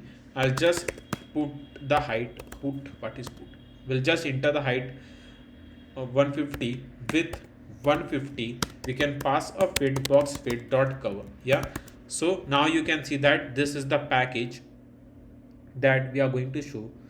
Yeah, let's pass 120 and 120. Yeah, so this is the package, and once we have shown this package, now what we are going to do is that we are going to show the tracking. Yeah, because we need to show the tracking, so that's a main thing that we need to do. So here what I'm going to do is that now I'm going to just create one function which is get status text. Now what is this function? This function will like help us to handle the case, like as I've told you that the tracking will be managed from the admin side of the app. Yeah, so for that I just need to create a string, and here I'm going to just pass a function name which is get status text. Yeah, so get status text, this is the function, and here I'm going to just pass a int index. Now the int index, here I'm going to use a switch case. Now you will think that what is a switch case? So let me explain you. Switch is something like here the index we have passed is that, like switch is something like if we need to switch to the so for example, if the index value is 1, then the switch will move to the case 1 and it will just show that this thing that they need to return. Yeah, so switch is going to work according to the index that we are going to set. Yeah, so we are going to pass a multiple cases in the switch, and through the index we can show that case in the app. I hope it is clear. So I'm going to just pass a switch. If not, then I'll show you what I'm telling about. Yeah, so I'll pass a switch index, and here I'm going to just pass a case. So this is the first case I'm going to show. So I'll write 0 something here, and I'm going to just return, and in the return I'll just pass like this, which is driver on the way to pick up point. Yeah, so this is the first case that we are going to show, like driver is on the way to pick up point. You know that pickup address, so we just need to pass driver on the way to pick up point. Yeah, so this is the first case. Now the next case we are going to show is that what it will be. I'll just write return case here as well, and the second thing I'm going to just write, which is like driver has arrived to pick up point. Yeah, so I have just written this some of the cases because as the user need to know like if the driver has reached to that pickup point or not. So they can simply call to that specific driver and can know the status like where he is. If he is searching for the specific location, like if you have written your address and driver can't find like where the exact address is, so that's why we have provided the phone number. Yeah, so here I'm going to just pass a case 2, and in the case 2 I'm going to just return, and in the return I'll just pass one case which is parcel collected. So if the driver have collected the parcel, then we'll just pass parcel collected, and the case 3 will be like we'll just return. So once the parcel has been collected, the driver will update like driver on the way, on the way to delivery destination. Yeah, so delivery destination as you can see. So this is the thing, and here comes case 4, and in the case 4, once the driver has reached to the delivery destination, he will just update like that parcel has been delivered. Yeah, so these are the some cases that we usually pass. Yeah, I hope it is very clear. Now I'll just pass a default, and in the default, as if there is some error, then sorry, not over here. Yeah, you need to just write over here default case, and in the default case I'll just return space. Yeah, so this is the thing that we have written. So through the switch case, now you can know that if the switch index value is 1, then we are going to show this thing. So the return function, or you can say switch, will return this text, and if the index is 3, then the switch will return this text. So all the things going to handle by a switch case, right? Oh, I hope now switch case is much clear. Now we just need to show all this thing. So for that I'm going to create something unique that will really exciting for you all to see. Yeah, so let me create one thing. So just beside this image I'm going to show that. So where we have written, yeah, here we have written. So here I'm going to just create one container, and in the container I'll just pass the height. Let's pass the height 80. Okay, now here I'm going to just pass a child, 80 first, then we need to pass the child in the container, and here I'm going to just pass fixed timeline. I think so we haven't added that package that we need to add in the perspec.ml file to handle this case.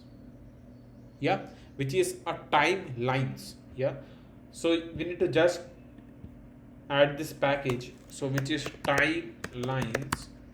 Yeah, so this is the package. You can run the package. So I've directly written the package name. You can search on Pub.dev also, you can see that package there itself. Yeah, so I'll just write fixed timeline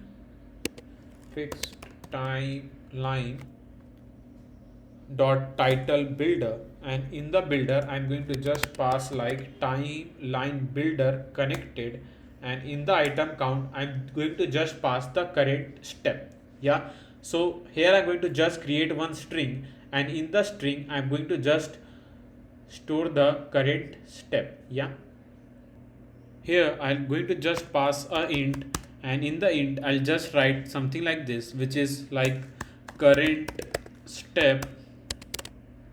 So I'll write current step. So what I have written over here, where so where I have written, yeah, so current step, and here I'll just pass up to 1. Yeah, so I can just pass the current step here as well, something like this. Now once we have passed this thing, now there are some more thing we need to pass. So what all thing it is, first we need to pass a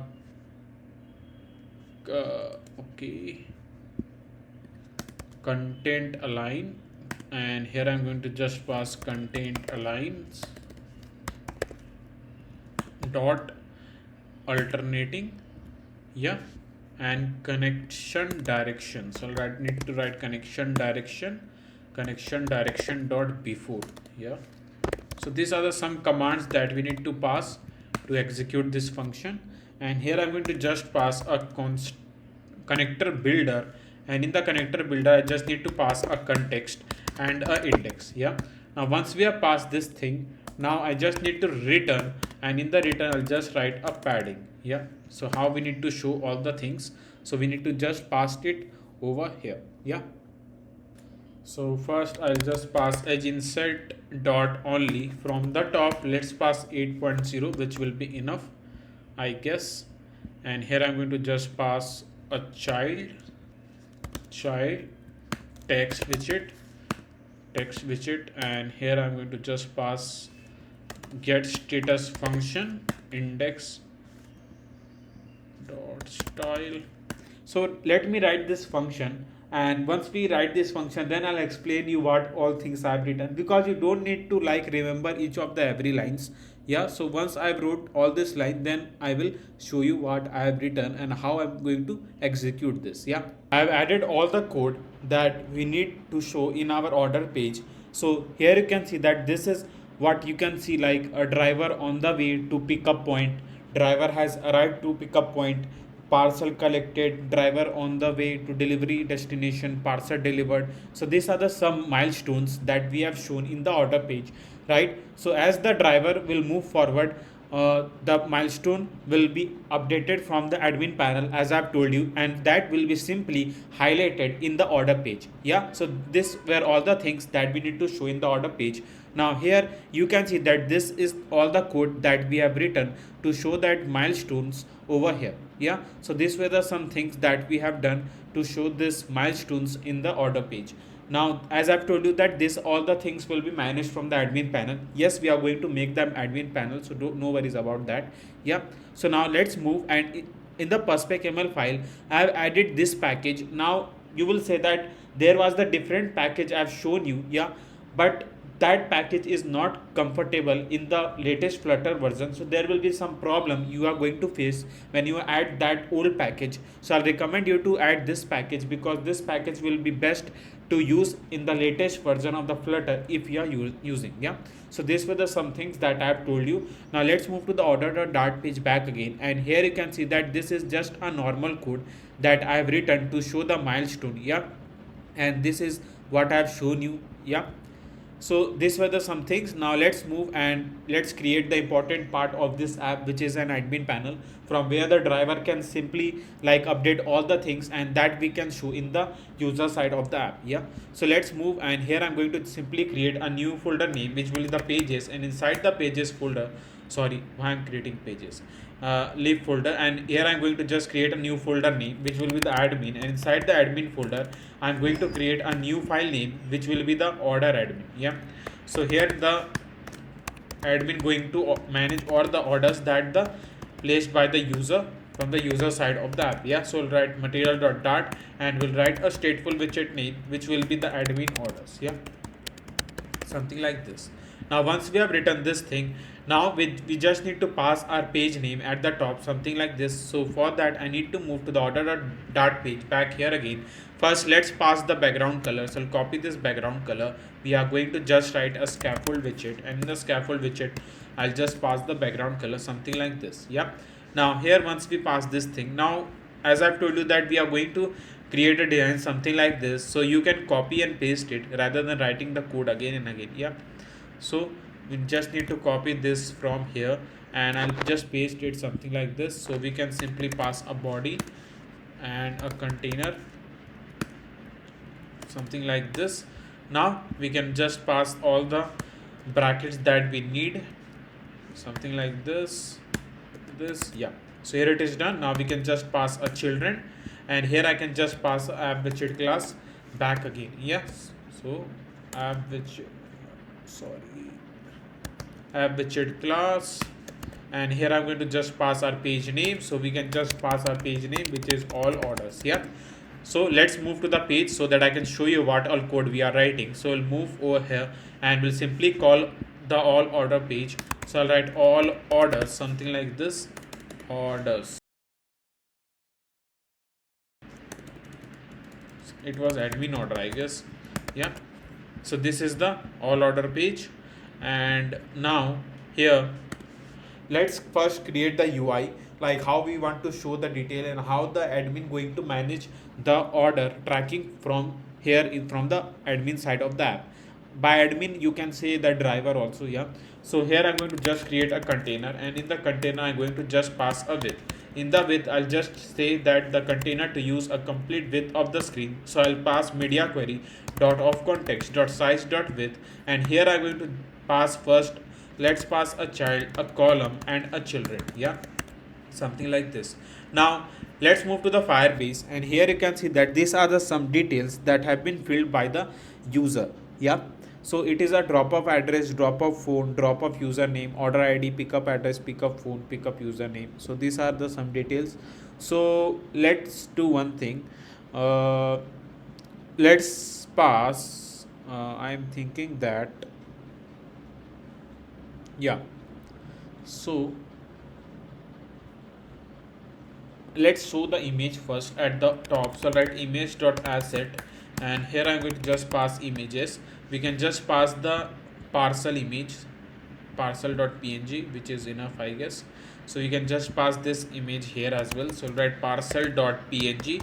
We can pass the height and width. Let's pass the height 200, width 200, and a fit box fit dot cover. I guess it will be enough. Yeah, so these are some things, and here you can see this. I think so the image size is really big, we don't need this much, so we'll change to 150, which will be enough, I guess. Yeah, so once we have done all this thing, now we can just pass a size box. Let's pass the size box 20.0. Yeah, so there will be some space. Now we can show all the details over here. So for that I just need to create, like, first what we can do is that we can just pass a text widget, and in the text widget I can just fill all the details one by one. We can do like this also, like drop off address. Yeah, so drop off address, and here I'm going to just pass this.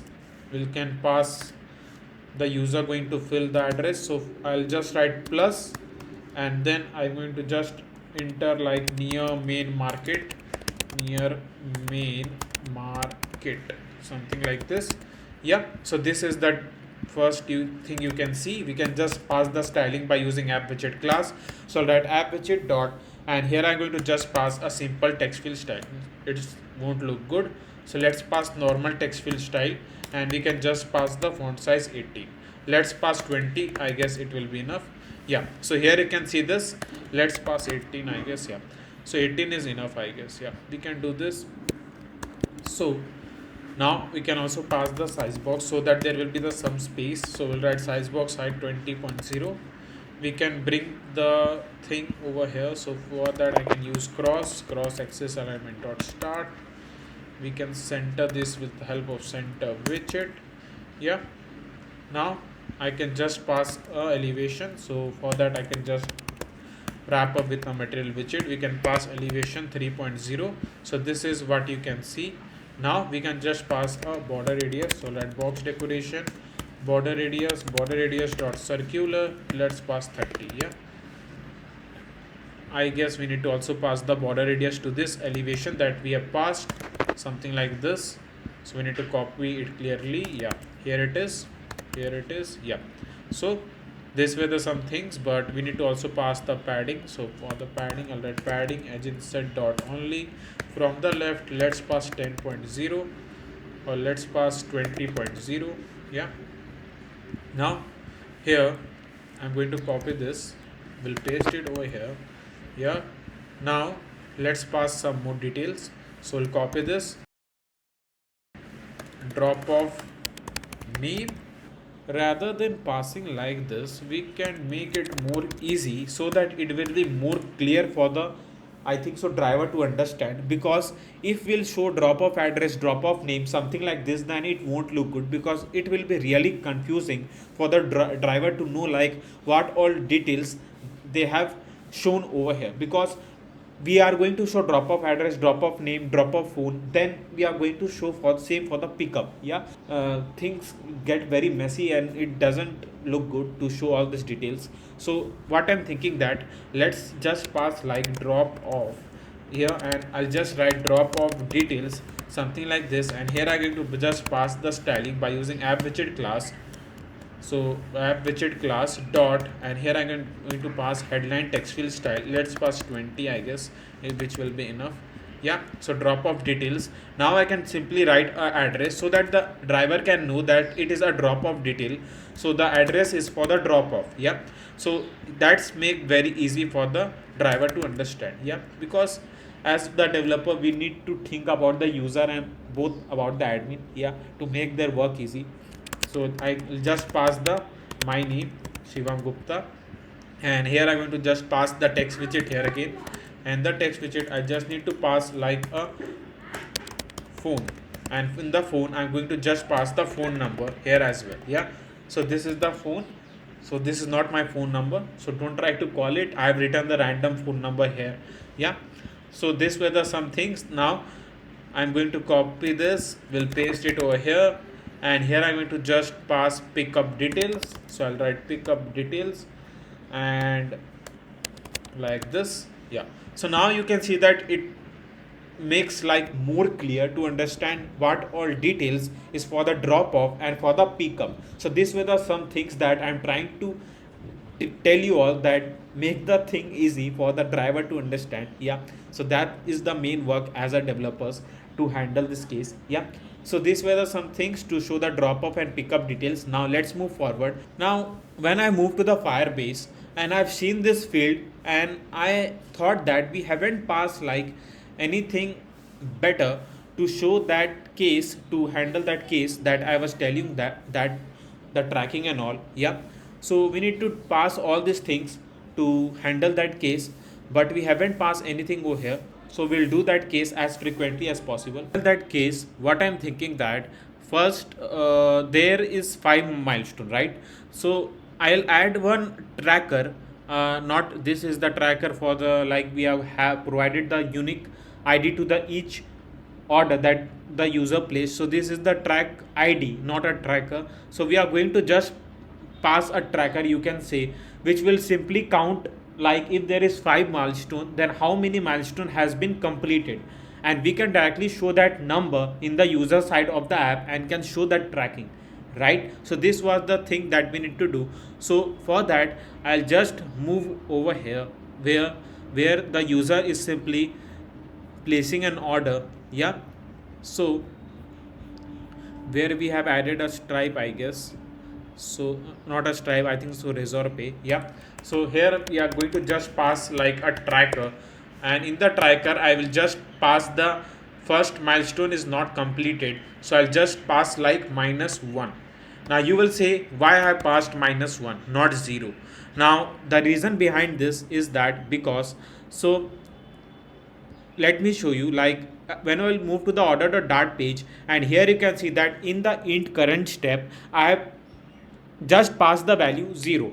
Now in the just passing the value 0, it simply take a case 0 and just return this case. Yeah, so we need to just pass a -1 if any of that milestone is not completed. I hope it is clear, because if we'll pass 0 over here, then it will simply show this milestone has been completed, but this milestone is not completed till now, so we can't show that in the user side of the app. So I'm just keeping the track to -1, so we'll keep on increasing up to 4 when the user will simply tap to any of the buttons. Now if you're noticing that I'm saying a button, so yes, we are going to create some of the buttons over here to keep on updating all these things. So let me show you how we're going to create this button. So first I'm going to just create a container, and in the container first I'm going to just pass a decoration. In the decoration I'll pass a box decoration color, and let's pass colors dot black over here. Yeah, so here we'll just pass black. We can change the color later, so I've just passed the color randomly. Yeah, so here I'm going to just pass the child first, and in the text widget I just need to pass a text widget first. In the text widget I'll just write the text which will be like the first milestone. So let me see the text. Yeah, so we'll copy this text and we are going to just paste it over here, and here I'm going to just pass the styling by using app widget class, and here I'm going to just pass the text color in the white color. So I just need to pass the font size, or you can say the text size, and this is the button that have been created. Now here I'm going to just also pass the size box. So let's pass the size box height 20.0. Yeah, so this is the thing that we have passed. We can copy this here as well. We can just paste it so that there will be much space. Now if you want, you can increase the font size up to 20, and now if you want, you can also pass the height. Let's pass 40. Yeah, so let's pass 60. I guess 60 is enough. 60 will be too much. Let's pass 50, and we can center this with the help of center widget directly. Yeah, so these are the some things that we need to do. And we can also fix the width. So we can just pass a width by using media query. So I'll write media query dot of context dot size dot width divide by 2. Yeah, so this is the thing that we have passed. We can just remove this, and we can just pass padding edge insert dot all 10. Yeah, so driver on the way to pickup point. Yeah, 1.5 will be enough, I guess. Yeah, or 1.2. Let's keep 1.5. Yeah, it's okay, I guess. Yeah, now we can just center this with the help of center widget. Yeah, so this is the thing that we have passed. Now here what we can do, we can pass a text align so that it will look good, I guess. Text align dot center, something like this. Yep. Now we can just pass a border radius. So for the border radius, I'll need to just pass a border radius dot circular. Let's pass 20. Yeah, so this is the first button that we have created, where the driver on the way to pickup point. Yeah, so when the driver will start moving from the pickup point, and they just need to update this case, they will tap to this button. Yeah, and this button will simply update the tracker in the Firestore database -1 to 0 to know that the first milestone has been completed. I hope it is very clear now that what we are going to do. Yeah, and we'll just change the color of this button also, because if the driver has clicked to this and they don't know whether the further function has been executed or not, like they need to know like which all milestone has been completed. Now if we'll show all the buttons in the same color and the completed button also in the same color, then doesn't make any sense. I hope it is clear that what I'm trying to explain. It is. Yeah, now let's move, and as I've told you that we are going to just add one field over here, which will be the tracker, and here I'm going to just pass -1, something like this. Spelling is wrong, sorry for that. So I'll just write tracker -1. Yeah, we can just keep it string, I guess, or a number. Let's pass the number, I guess, -1, something like this. Yeah, tracker -1. I hope it is clear. I am also checking that if we have passed a number or in the form string. Yeah, it is in the form of number, so it will going to work. Yeah, now let's add all the other buttons that we needed to track. So I'll copy this, we'll paste it over here. We'll just pass the size box. Let's pass size box 20.0, which will be enough, I guess. Yeah, now here we are going to just pass the second case. So for the second case, let me copy that case. So it is this one. Driver has arrived to pickup point. So this we can pass directly over here, something like this. We just need to copy this here as well, just paste it over here. The third case, so what was the third case? Parcel collected. So we are going to copy again, paste it over here. Need to copy back again, paste it over here. Order page, driver on the way to the delivery destination. So we'll copy this, we'll just paste here as well. Need to copy, need to paste. And what was the last thing? Parcel delivered. Yeah, so this were the, I guess, 5 milestone that we are going to show it over here. Yeah, so the parcel collected, parcel delivered. Yeah, so there is overflow pixel error. You know that how to solve this. You can just pass the case like this. You can just pass like this. just need to wrap up the column widget with a single child scroll view, and it will, sorry, why the error is still there. Okay, we don't need to pass it over here. I just make a mistake. We are passing in the wrong column widget. We just need to pass it over here. So I'll just pass it over here. Yeah. So now it's going to work, and the user can simply scroll and can see. Not a user, or you can say a driver, can simply scroll and can see, yeah, all these details. Now here you can see that there is some thing that we can pass, which is a margin. So for the margin, what I'm going to do is that we also going to pass the margin from the right. Let's pass not over here, otherwise there will be some problem. We'll just pass from the right 20.0. yeah, so it is okay. Now let's update all this thing when the user, not a user, a driver will tap to this any of this buttons. Yeah, so let's create this case. So for that, let me do one thing.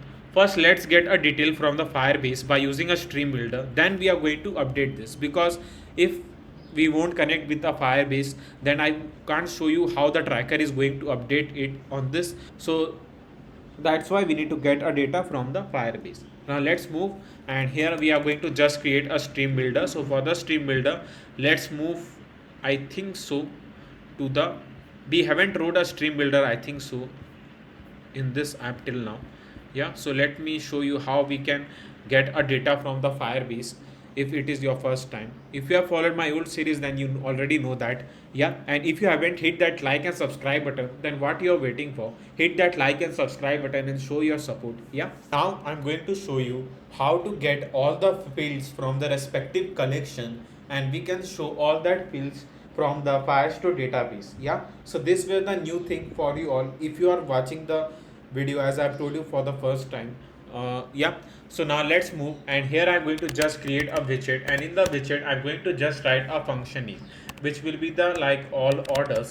So this is the function name that we have created, and here I'm going to just pass like first a return, and in the return I'm going to just pass a stream builder. Now you will ask, what is a stream builder? So let me explain you what is a stream builder.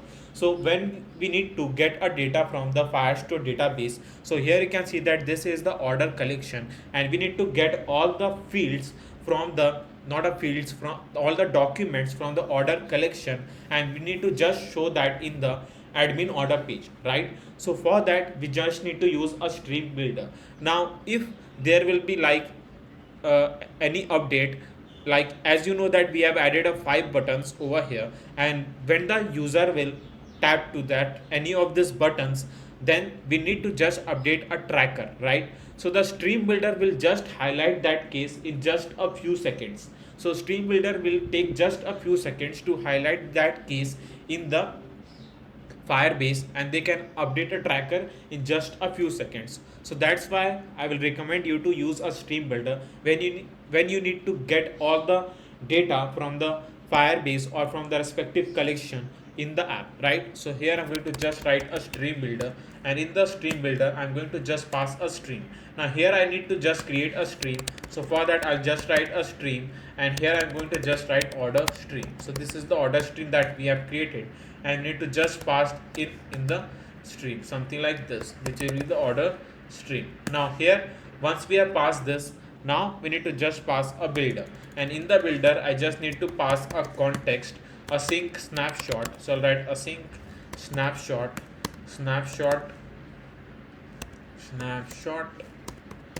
something like this. Now here I'm going to just pass the return, and in the return I'll just pass snapshot.hasData. Now what is a snapshot.hasData? So snapshot.hasData will check that if the respective collection, so when we are getting the data from the order collection, then the snapshot will check that if the order collection have the field, if the order collection has the respective documents or not. So if there will be the documents, then the snapshot will going to show all the documents in the admin order side. Yeah, so that's why first they are going to check that if there is data available to that respective collection or not. So if the data is available, then we are going to just show the data by using listview.builder, and in the item builder I just need to pass a context, and in the context I just need to pass an index here as well. And here now I'm going to just pass like, if the data is available, then we need to just show the data through the list view, and the user can simply scroll and can see all the orders that they have got. Now if there will be no data available, then we can just show the container, and if you want to add something extra, you can just add it over here. Like if there is no order available, then you can show some graphic image and all, and make this app more user friendly. It's up to your choice, like how creative you can. Yeah, so now let's move. And here in the item builder, first we need to just pass the item count. Now in the item count, we need to just pass like the count of all the documents that the respective collection has. Yeah, so we need to just pass like this, which will be the snapshot dot data dot docs dot length, and we'll just pass the length of all the document. I hope it is very clear. It is very easy to understand. It is not very complex. Yeah, so now I will also pass one more thing, padding as insert dot 0. I'm passing this because if there will be the some padding, you can say there is a padding that already given by the list view. Now to remove that spacing, or you can say padding, we can just pass padding as insert dot 0, because we don't need a padding at all from the list view dot builder side. Yeah, so once we have passed this thing, now here we need to just pass a document snapshot. So that document snapshot ds is equals to snapshot dot data dot docs, and here I'm going to just pass docs, and here I'm going to just pass index here as well. Yeah, so once we have passed this thing, now what I'm going to do is that first I will just pass one case, not a case, I'll just pass a return, and in the return we are going to just pass this complete container that we have just made for the UI. Yeah, so I need to copy all the code that we have written. So this is the complete code, I guess. So I'll copy this complete code, we'll cut out from here, we'll just paste it here, and this is the thing that we need to do. Yeah, so now we can just paste all the details, so the image will be remain as it is. Now here I just need to pass a ds address. So for the address I'll write ds, and this is the address that we need to copy. We just need to paste it over here. Then the name, so for the name I'll just need to remove this text, and then we need to copy this user name, and we need to paste it over here. Then we need to just paste the phone number, so we need to just copy this again, paste this as well. Then we need to just pass the address, so write ds, we need to pass address, so I'll write pickup address, paste it over here. Then the name, so the name. Now when you are pasting the field name, now make sure that it should be exact. So that's why I'm trying to copy and paste it, because if there will be any single mismatch when you are writing the field name, so this are the field name. If you are getting confused that what is a field name, so these are the field name, like drop off address, drop off phone, so these are the field name. Now if you are writing the field name, make sure that if the D is capital, then the D should also be capital when you are pasting it over here. Just don't pass the D in the small letter, otherwise that will simply throw the error. It should be exact what you have written over here. Yeah, so that's why I'm trying to copy and paste it, so that it will be like more relevant for you to understand. Yeah, so it is not, it is a name, so we need to just copy this name and we need to just paste it over here, and then we need to just pass a phone. So I'll write ds, and here I'm going to just pass the phone, something like this. Yeah, so these were the some things that we need to do, and now we can just write the necessary function so that we can call the collection, right? So let's move to the database.dart file. Yeah, so for the we need to just create some function. So for that I just need to write a future, and here I'm going to just write a stream, because we have used a stream. A query snapshot. Now you will say, what is a query snapshot?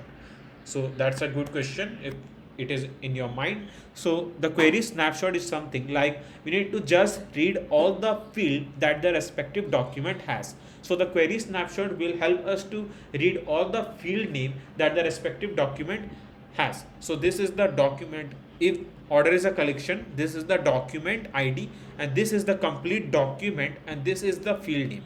I hope it is very clear. Like I'm trying my best to explain you as easy or as best as I can. Yep. So now we need to just pass our function name, which is get admin orders. Yep.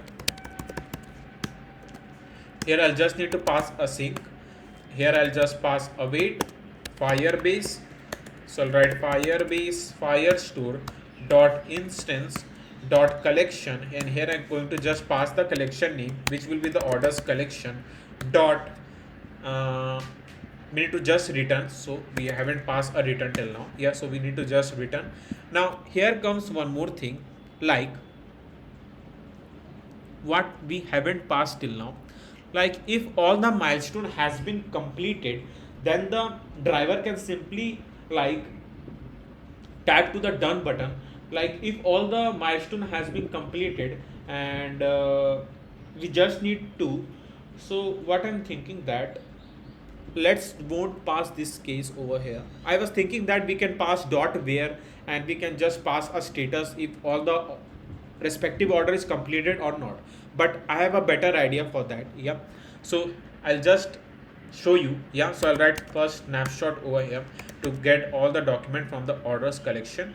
Now let's move back to the order admin page, and here we are going to just write that function. So for that, what I'm going to do first, I'm going to write a function name which is get on the load. Yeah, so here I have wrote one function, and here I'm going to just write the function that we have written in database methods class. So I'll write await database methods dot get admin orders, will pass set state, and we need to just pass in the init state. I hope that there is no confusion between init state and the set state, because I've tried to explain you many times here. So I'll write our function name which is get on the load. Now this is the case that we have passed. Now let's call the all order function over here so that I can show you what data will get from the Firebase. So simply hot restart the page, and here we face some error which is like a render box error, I guess. Yeah, a different things, and I'm thinking that why I'm not getting a data and all. So the mistake that I've done, I was just explaining you now that please write all the field names and the thing exactly that you have written in the Firebase, otherwise you will waste some time. So I have just wasted my 10 time just because of an S. Yes, a single letter S, because here you can see that this is the collection that we have written, which is order, and here I have written orders. Now if I'll just remove the S, then the app will going to work. So here you can see that by just letter S, it can just waste your lots of time, energy, and your mood. Yeah, so just think like if you are writing a field name and the collection name, it should be exact. Yeah, now let's hot restart the app and let's see what data we get over here. So this is the thing that we have get from the Firebase, as you can see over here. So this is the details that we have successfully get over here, and now we are going to just update the tracker. So for that, if the user or the driver tap to that first button, then we need to just update the tracker. So for that, I just need to wrap up with a gesture detector, and in the gesture detector I just need to pass an on tap, and in the on tap I just need to pass a int. First I'll write int is equals to, and here I'll just write updated tracker. As you know that we just need to update the value once the user will tap to the any of this milestone. Yeah, so now we'll just pass the tracker value. Not we won't pass any tracker value, we just need to pass like updated tracker should be equals to. So here I'm going to just pass like, first let's get a data. So I'll first store the data which is tracker, and need to just copy this, we'll just paste it over here, and we just need to pass updated tracker plus 1. Yeah, so this is the thing that we need to pass. Like if any of the milestone is done, like if this first milestone is done, the tracker value will be increased by 1, which will be 0. Yeah, the second milestone done, then the tracker value will be 1. So this were the thing that I need to keep on updating if the driver will tap to this any of the buttons. Yeah, so for the updating this tracker field, we need to just add some necessary function. So here let's move, and we need to just copy this, and we are going to just paste it here, and I'll just write the function name, which is update admin tracker. Yeah, tracker. Now here we'll remove the map. We don't need a map. We just need to move to the order collection, the specific doc ID, and just update this tracker. Yeah, so we need to just get a ID, and here rather than set method, we need to pass an update method, and in the update method we need to just pass a field name. So let me check it again, otherwise there will be again some problem. So here there will be one more string, and here let's pass integer because it is in the form of integer. So I'll write tracker, updated tracker. Let's pass updated tracker. Yeah, and we need to just pass the field name, which is an updated tracker. Updated tracker, something like this. Now let's call this once we tap to this buttons. So we'll move over here. We'll just write async await database methods dot update admin tracker. We need to just pass ds.id. The updated tracker is already passed. Yeah, so these are the some things that we need to do. So let's hot restart this case, and let me show you how it's going to work. So I'll tap to this, and let's see to the Firebase like how our tracker ID has been updated. So here you can see that the tracker value has been changed from -1 to 0. So it is working brilliantly, and we can just update the field name. Now you can see that once we tap to this button, the drivers still don't know that whether they have executed or tap to this button or not. Like if they will tap to this button again, the tracker value will be changed to 1.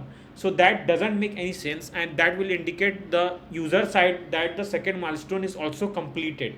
So this is like very dangerous. Yeah, so we need to just handle this case clearly. So for that, what I'm going to do first, if the tracker value, if the tracker we can say, yeah, ds tracker value is equals to, again I have passed the wrong spelling, sorry for that, ds tracker ds tracker is equals to -1.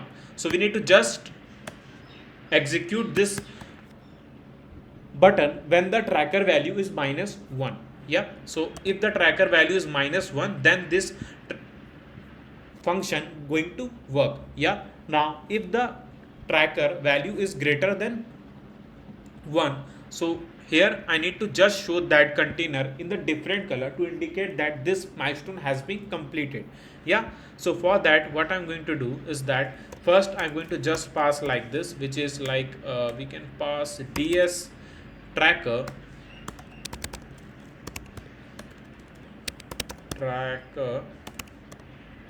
value is greater than I think so, greater than or equals to 0. If the tracker value is greater than or equals to 0, we just need to show that this container on the green color with a tick sign to indicate that this milestone has been completed, right? So for that, what I'm going to do, I just need to write a container, and in the container I just need to pass the decoration, box decoration, color, and I'm going to just pass the colors, which will be colors.green. Yeah, now I'm going to just pass the child, and in the child I can pass a row children. First I need to just show the icon, which will be icons dot done. Yeah, let's pass the color in colors dot white. Then we need to just show the text. Yeah, so for the text, I'll just copy the text widget from here. We'll just paste it here as well.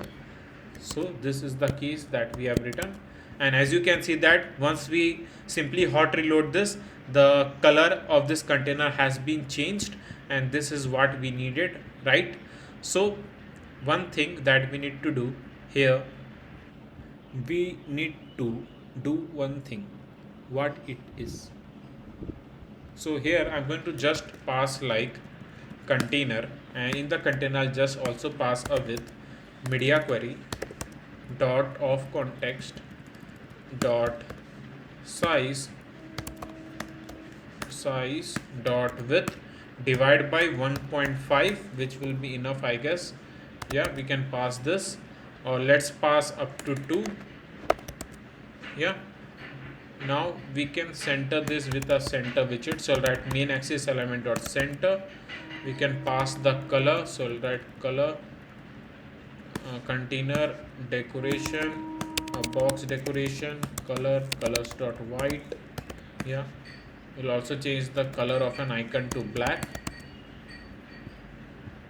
and here I'm going to just pass padding edge insert dot all. Let's pass 10. So I'm just making it like more engaging so that it will look good. Yeah, so I'll write size box width, let's pass 10.0, and we can also pass like 5 is okay. Border radius dot circular, let's pass 30. So this is the thing that we have passed. Now for the padding, I'll just write padding edge insert dot only. From the top, let's pass 10.0. From the bottom, 10.0, which will be enough. Yeah, so this is what we can indicate that this milestone has been completed. And if you want, you can show this in the elevated form as well. So write material widget elevation, we can pass 3.0. Border radius, so border radius, we'll paste it over here, and I think so let's pass 10. Copy this, paste it over here. Yeah, it's look good, and this is what we can do to update this milestone once the driver tap to this, and they can know that this milestone has been completed. Yes, so now let's add this execution to all the other buttons that we have created. Yeah, added all the necessary code for execute this all the buttons that I have shown you. So these are the just a simple code that I have written. Yeah, so here you can see that this is all the code that I've written. Now when as you can see, so let's move to the Firebase first. Now as you can see that the tracker value is 1 because the 2 milestone has been completed. So as I told you that the tracker starts from 0 1, so 0 1, so 2 milestone has been completed. Now I'll tap to the parser collected, and here you can see that it takes just a few seconds to update that this milestone has been completed and it is on the green light. Yeah, so it simply shows that yes, this milestone has been completed, and the driver can simply tap to this button and can mark the order, sorry, not an order, a milestone completed. Yeah, so here let's move to the tracker value, and you can see that it changed to 2. Yeah, so let's move to 3, so it will move to 3. Now last milestone, which will be 4, so here you will see the tracker value update to 4. So this is what we have added so that the driver can simply update all these things once the order has been delivered. Now once the parcel has been delivered and the tracker value is 4, I want this order to be removed from here because this order has been delivered and this order has been completed. So that doesn't make any sense to show this order in all order page. I hope that it makes sense. Yeah, now once we move here, where let me show you. So here once we move and where we have shown this container, now I'm going to just pass like if, and in the if case, like here, not if, sorry, I am writing if, I'll write ds, and here I'm going to just write a tracker. Now if the tracker value is 4, then the tracker is saying that the parcel has been delivered, right? Because the tracker value will be 4 when the last milestone has been completed. Now if the last milestone has been completed, then we are going to show the container. Yeah, just a container. And if the tracker value is like not up to 4, then we are going to show the order. Yeah, so let me reload this, and as you can see that I've simply reload this page, and that container or order has been removed from here. It is not removed, but we have just passed this case and we are getting all the data from the order collection where the tracker value is not equals to 4. Yeah, so if it is 4, then we won't going to show that container over here because the order has been completed. Yeah, so this was I was talking about. Like, I thought before that let's add a status, but I simply thought about it like, can we track a tracker value and can simply show and handle this case. So this is how we can handle this case. Yeah, so this were the some small things. You can simply think about it if you have any confusion regarding it. Yeah, so this were all the things that we have written for all order page. Now let's move to the order.dart page where we have shown all the orders regarding the user side. Yeah, so here we are going to also update if the admin is going to update the order from the admin panel, then we need to just highlight that order in the user side of the app, right? So let's handle this case. So let's move to the bottom nave first. And once we move to the bottom nave, we'll move to the order section, and again we need to use a stream builder to show all this orders over here. Yeah, so let me do one thing. Like here, what I'm going to do is that first, order admin, so we need a stream builder, right? So I'm going to copy this code. Why to write this code again and again? Yeah, so I'll copy this code. I'll change the code that we have written just for the UI. Yeah, so I'll copy this code and we are going to just paste it in the order.dart page, something over here. Yeah, now I'm going to just copy all the code that we have written for the UI, which is, I guess, which code it is. I guess, yeah. So this is the code that we have written for just for the UI. So I'll copy this complete container from here, and now, what we are going to do, we are going to just paste it here as well in the return. Yeah. So it's easy, I guess. Just you need to paste the code. Why to write a code again and again for a stream builder? It just save your time, so I'm doing that. Yeah, so I'll just pass this and we'll call the all the necessary packages that we needed. Yeah, so this is the code that we have written for the all order page, I mean the order page for the user side of the app. Now here, let me do one thing. Like here you will see that we need to move to the users collection, then we need to get the user specific ID. So this is the specific user ID. Then we need to move to the order collection and we need to show all the active and the past order, because we are showing a current and the past orders over here. So we need to just manage the case by showing the tracker. Yeah, I hope that you are getting what I'm trying to explain. So for that, I'll just add one field which will be the tracker, and we'll keep the tracker value to 4. Now here comes one more thing. Like if we are updating the data from the admin order side, like we are updating a tracker value just to the orders that the admin going to handle, but we need to also show that update in the user side of the app, but we are not updating the tracker in the user side of the app. I hope you are getting what I'm trying to explain. Like we are not updating the tracker field in the user side of the app, we are just updating in the order collection. We need to also update the tracking in the user side of the app so that the user can know like how the package is going to deliver and where what on milestone is left and completed. Yeah, so for that, let's move to the order admin.dart page and we need to also update that respective field. So what I'm going to do is that, let me show you what we are going to do. Here we are going to just create one more function so that we can also update the tracker for the user side also. Yeah, so I'll copy this, we'll paste it over here and we'll just write update user tracker. So this is the function name that I'm going to pass. We need to just get the user ID, so we need to move to the users collection, then the user ID, order collection, then we need to also move to the specific order ID. So there are some things, so we need to just also get a string, the order ID. Yeah, so I just need to pass the users collection. So let me see what collection. Yeah, users collection dot doc dot collection. Then we need to move to the one more collection, which will be the, what it will be, orders. Yeah, so I'll write orders collection.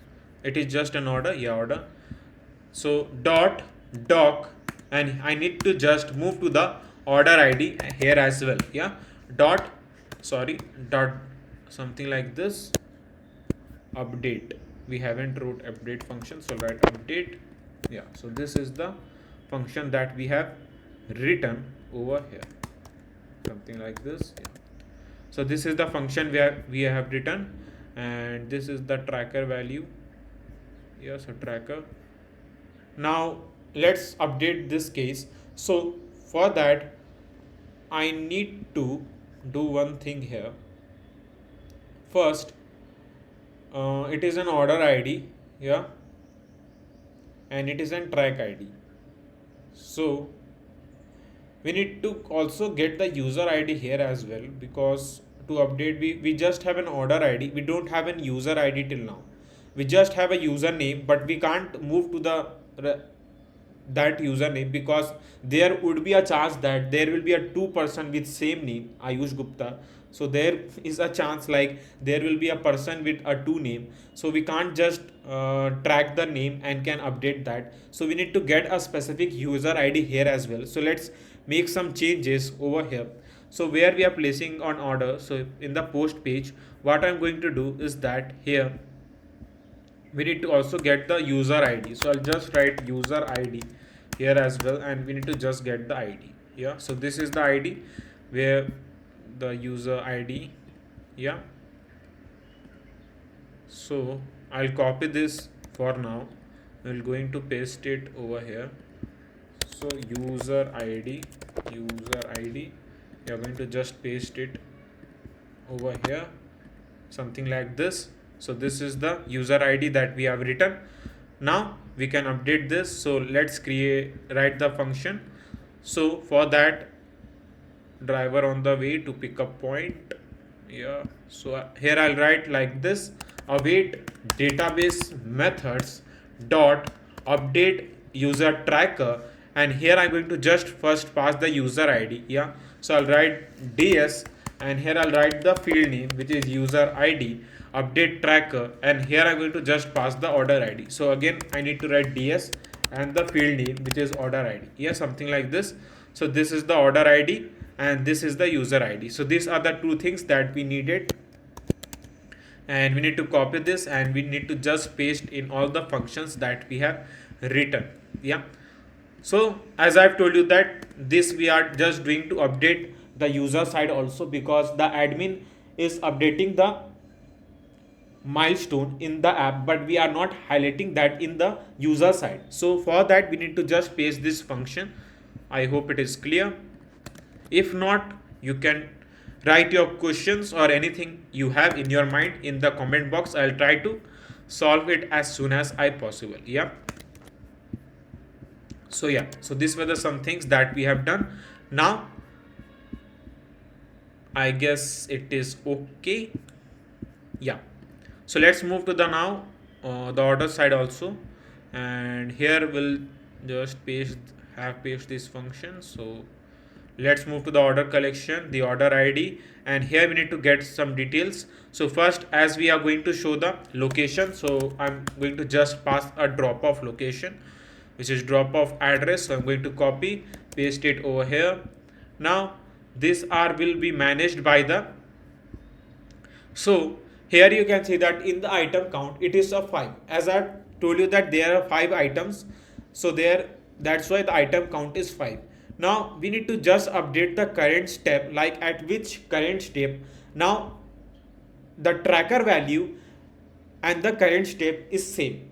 Yeah, so I have wrote current step, but think that it is just a tracker value. So we are going to just store a tracker value in the current step to know that like which all milestone has been completed, right? So for that, here I'm going to just pass one thing, which will be like current step is equals to ds tracker, and here I'm going to just pass the tracker value, something like this. Yeah, so now let's check the case like how it is going to work.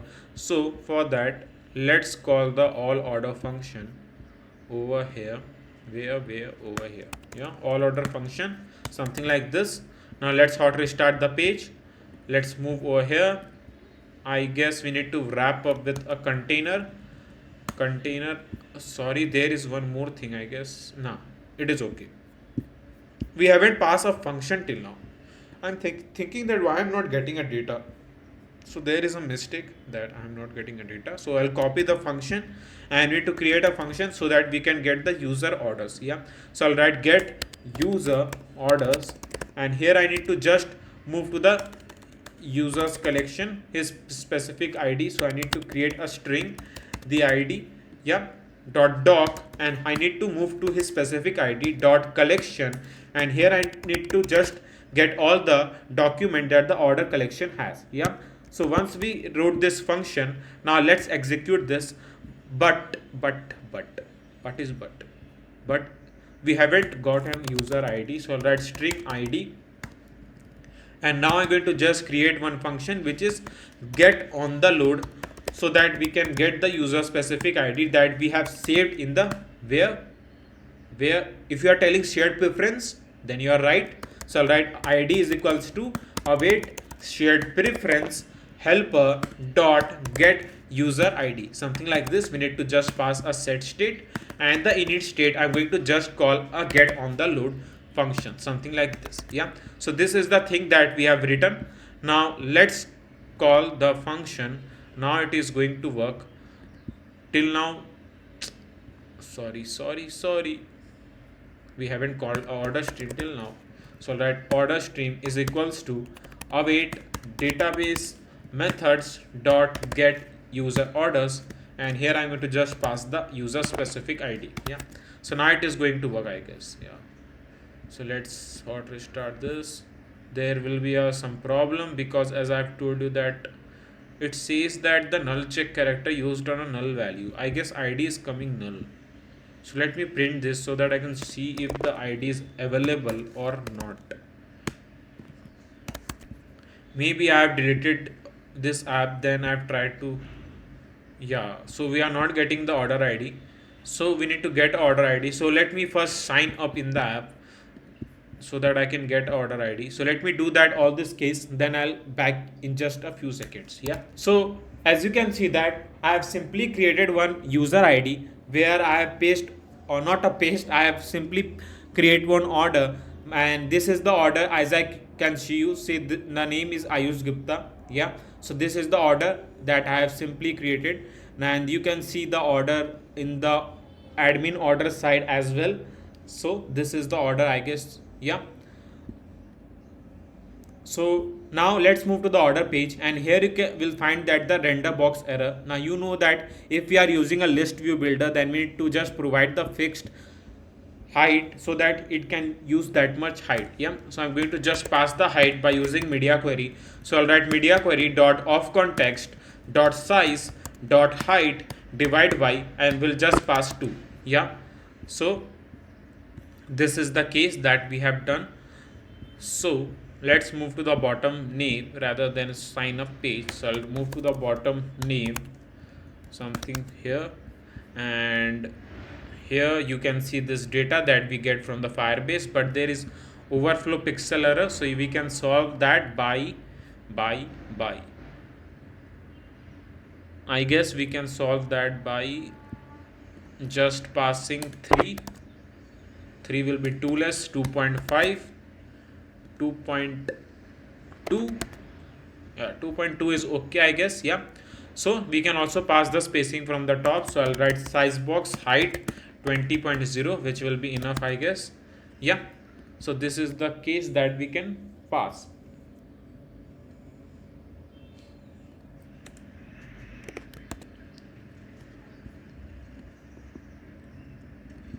Yeah, so there is some space given from the bottom. I don't need that. Yeah, it is okay. Yeah. So now we can simply scroll and can see all the current orders, right? Now this is the current order. You can see that I've simply placed by using the post page, right? So now let's move to the order that I've created. So I guess this was the order. Yeah, this is my ID that I've created, and this is the order. Now let's update the order from the admin side, and let me show you how it will be highlighted in the user side of the app. Yeah. So let's move to the order admin page. So admin order page, I guess admin order page, and in the admin order page, let's complete 1 2 3 milestone. Yeah. I think so tracker value has been changed to 2.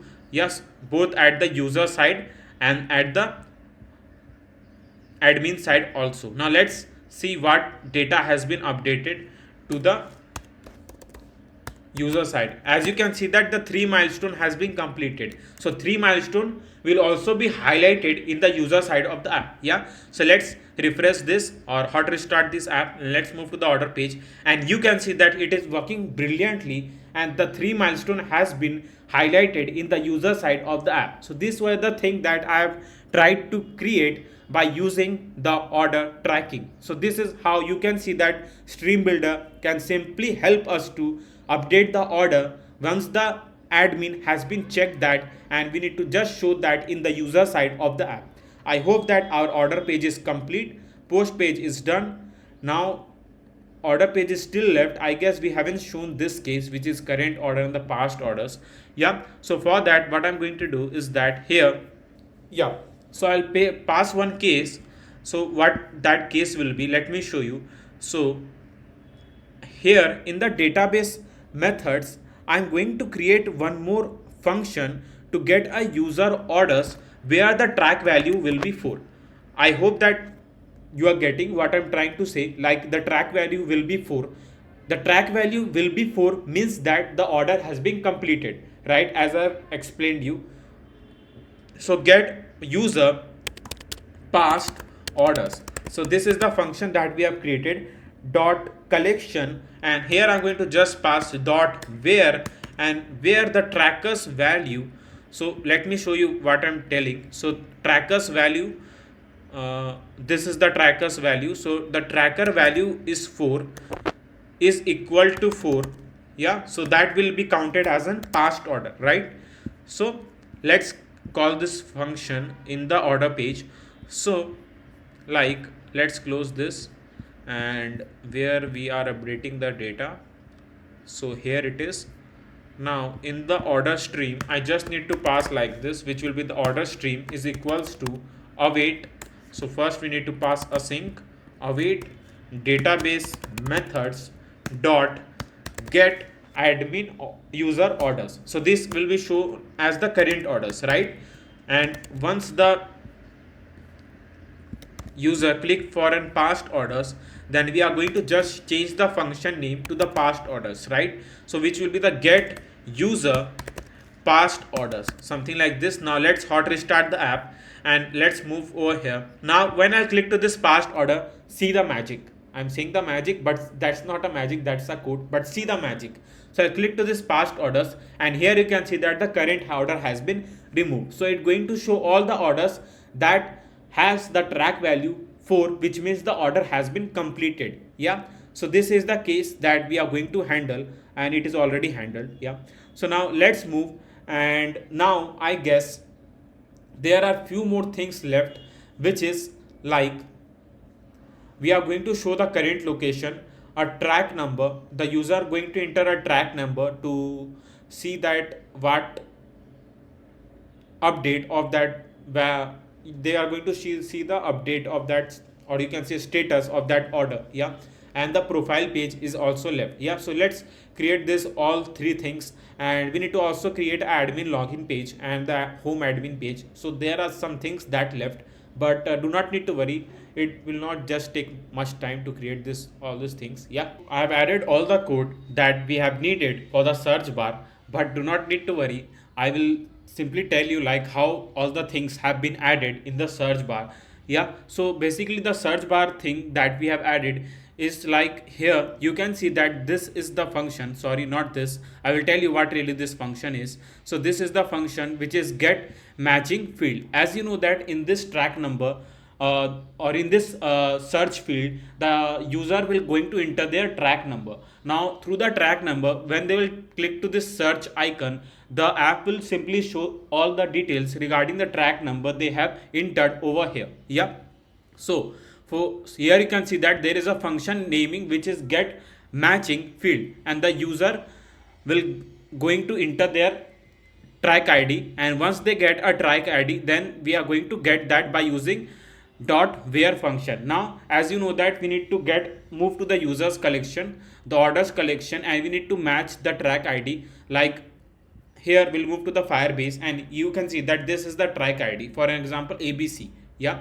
so when we'll move to this order, then we are going to match the track id, which is a unique id. As you know that we have provided the unique id to the each orders that the user going to place, right? So we are going to simply match that, and once it is matched, then we are going to get a drop of address and the tracker. So these are all the simple code that I have written over here. Yeah, so now once we have wrote this code, then we'll move to the text field.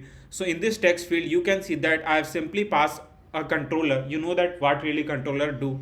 And then we have passed like a suffix icon. So this is the suffix icon, as you can see, which is a search icon, and await. So this is the function that we have written, we have called, and now we have simply passed the text that we, or you can say a track id that we need to track. Yeah, and once we keep on searching the track id, we need to just show the details over here.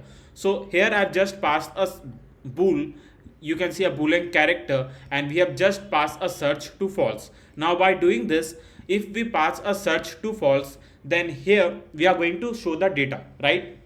Now to show the data, I will just name the search to true, and we are going to show the data over here. Now the data will be shown something like this, as you can see here. So let me show you, like if the, so where we have passed, okay, over where, yeah, so here we have passed, like if the search function is true, then we are going to just show the complete container over here. And this is the same code that we have written for the order page. Yeah, so this is the code that we have written. And now for an example, if I want to simply track, like if this ABC is my track id, and I want to see that what's the current process, or you can say a current situation of this order. So for that I just need to enter the track id. So I'll write ABC. Now I click to this search icon, and you can see that it simply shows me the detail over here, which is near Delhi Road. So the drop of address you can see at the top, and you can see that tracker value is 2. So 0 1 2, so 3 milestones should be completed, right? So here you can see that it simply shows that 3 milestone has been completed, and it going to show me the respective order where the track id I have written in this search field, right? So these are the all the things that we have written. Now let's move, and here you can see that for the current location what I have done. So we'll move to the pub.spec.ml file, and here you can see that I have added a two package, which is geocoder and geocoding and geolocator. So these are the two packages you can simply get from Pub.dev, and can add this package, as this package will help us to get a geolocation. As I've told you that we are going to get the user's current location. So you can see that it is San Francisco. So don't think that I'm sitting on USA. I'm using a Android emulator, and this is a Mac, so it's going to simply get an address of an USA. Yeah, if you are going to run the app on the real Android device or real iOS device, then you will get your location over here. I'm using emulator, that's why it simply shows the location of an USA. Yeah, now these are the two packages that you can add. Now there are some more thing, like we need to move to the Android app build.gradle, sorry, src main Android manifest file, and you need to just add these two commands over here. You can simply pause a video and can write all the necessary code you want, as I will provide you the source code link in the description box. You can simply get it from there, and if you are facing any problem to get the source code, DM me on my Instagram ID. I will simply help you if you want to pay from UPI, because I've seen many users like they don't have Visa card and all. They want to pay through the UPI and get the code. You can directly DM me. I will surely try to help you. Yeah. Now these are the two commands we need to add for the permission for getting the user's current location. Now once we have done this thing, now let's move back to the iOS folder, and here we'll move to the runner info.plist file, and this is one more command that we have added, and this command will simply help us to get the user's current location. So this is for the iOS, and the Android thing I've shown you for the Android, right? So once we have written this thing, now let's move back to the home page, and here you can see that These are the two commands I've written or functions I've written, which is geolocation. And here you can see that you can write this complete functions to get a geolocation, and a second function which is get address from latitude and longitude. So these are the two functions that you can write. Yeah. Now once you write all this thing, you just need to pass one more thing, which is a string current address position. Yeah, so these are the two things, and you can just pass a current address over here. So these are the three you can say some things that we need to write to get a current address, and we can directly show the current address over where, over here. Yeah, so this is the code I've written to show the current address. So these were the some things, and this is at last you can say this is the profile page, and this is just as simple as we have written. So let me show you the profile page as well. I will just simply scroll this slowly so that you can pause a video and can write a code. Yeah, it's up to your choice like how you want to get the code. Yeah, now this is like auth methods. So here in the service folder I have created one file which is auth.dart, and in this auth.dart file I have written all the necessary thing like sign out function, delete user. So delete user function will be called when we'll click to this delete account, and logout function will be action, like logout button will be an action when we'll call this sign out function. Yeah, so these are the some things that we have done. So these are for the sign out and the delete users. Yeah, so these are the some things that we have done to show all the data, and this is the profile page. Though I have used to create a profile page in my each of the videos, so I have done this. Now let's move, and here we'll directly move to the admin page, and we need to just add a admin login page which we have didn't done till now. So we need to just add an admin login page, and the second thing I guess which will be like managing the users who are going to use this app. Yeah, so these are the two things that still left, so we'll do that now. Yeah, let's move, and first we are going to create the admin login page. Now the image, as you can see on the screen, so this is the image that we are going to use in our admin login page. So let's move to the admin folder that we have created, and here we are going to create a new file name which will be the admin login, something like this. And here I'm going to just pass a import package by using material.dart, and we'll write a stateful widget name which will be like an admin login, right? So these are the some things that we need to do. Yeah, so I'll simply pass the page name which is admin login, and once we have done this thing, now we can simply pass a scaffold, a body, container, child, and a column. Yeah, container, child, and a column. Now once we have wrote this thing, now here at the top I am going to show the image that I've just shown you now. So for that, you know that you need to use image.asset, and I'll write image.asset images, and in the images folder I have simply saved the image file name which is admin.png, I guess. Yeah, so this is the file name, I guess. Yeah, admin.png. So this is the file name, so admin.png, and here I'm going to just pass the height. Let's pass the height 90, width 90, and a feed box feed.cover. We can change the height and width maybe later. I'm just passing it for now, so I'll write boxfit.cover. Now here I'm going to do one thing, like here in the main.dart file I'll simply call our admin login, something like this. Yeah, so this is the image, but I need in complete center. So for that I just need to increase the height and width of the image. So I'll increase to 150 and 150, something like this. Now I can bring at the center. You know that how to do that by using a center widget, and I need to also pass the margin. So I'll write margin edge inset dot only. From the top let's pass 50.0, which will be enough, I guess. We can increase the height and width of the image, I think, so that will look good. Yeah, so this is the height and width.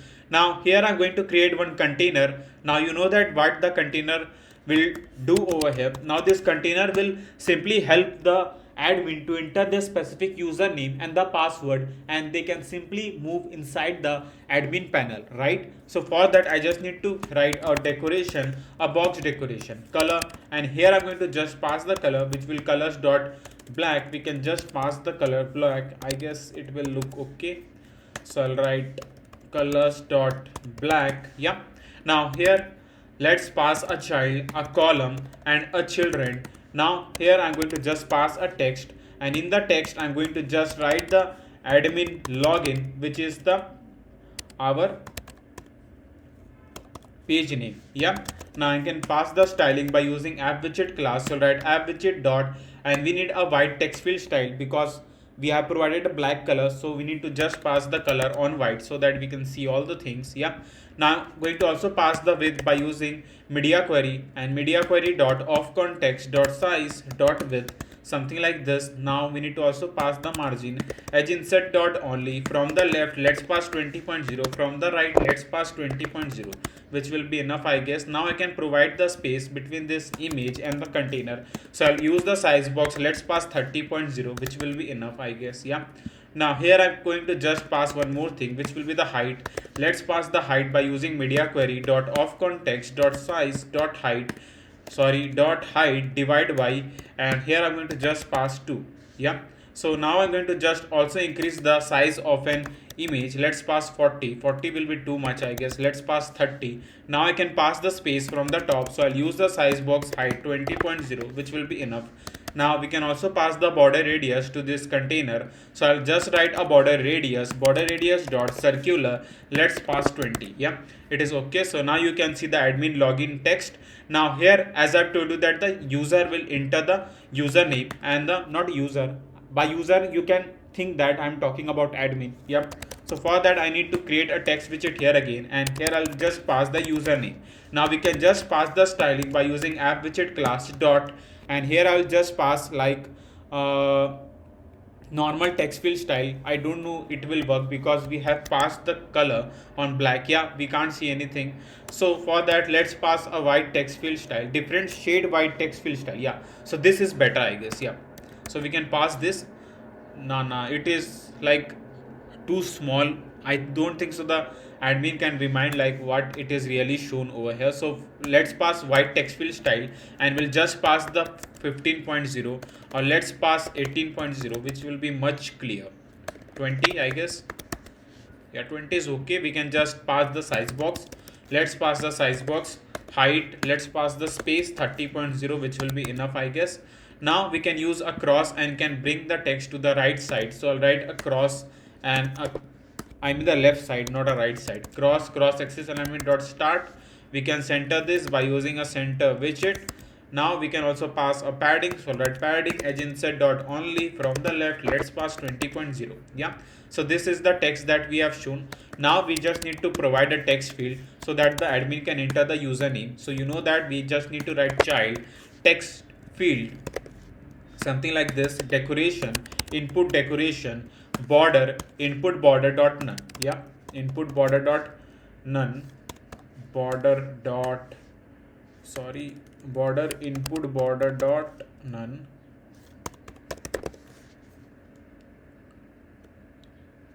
Okay, border dot none. Yeah, so here it is. Now we need to just pass a decoration, box decoration, so that I can first see the text field. So I'll just write a color, and here I'm going to just pass colors dot white. So this is the text field, now you can see, but we need to also pass the padding from the right position as well.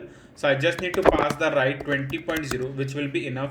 Yeah, and we can just pass the size box here again. So I'll copy this, let's paste it over here. Let's pass size box height 10.0. We just need to pass a border radius. So write border radius are circular. Let's pass 20. Yeah, so here we can see the text, not a text, text field, and here I'm going to just also pass the hint text. So for the hint text I'll just write a hint text here as well. So I'll write hint text, and in the hint text I'll just write enter, wait a second, yeah, enter username, or yeah, you can write enter username, I guess that will be perfect.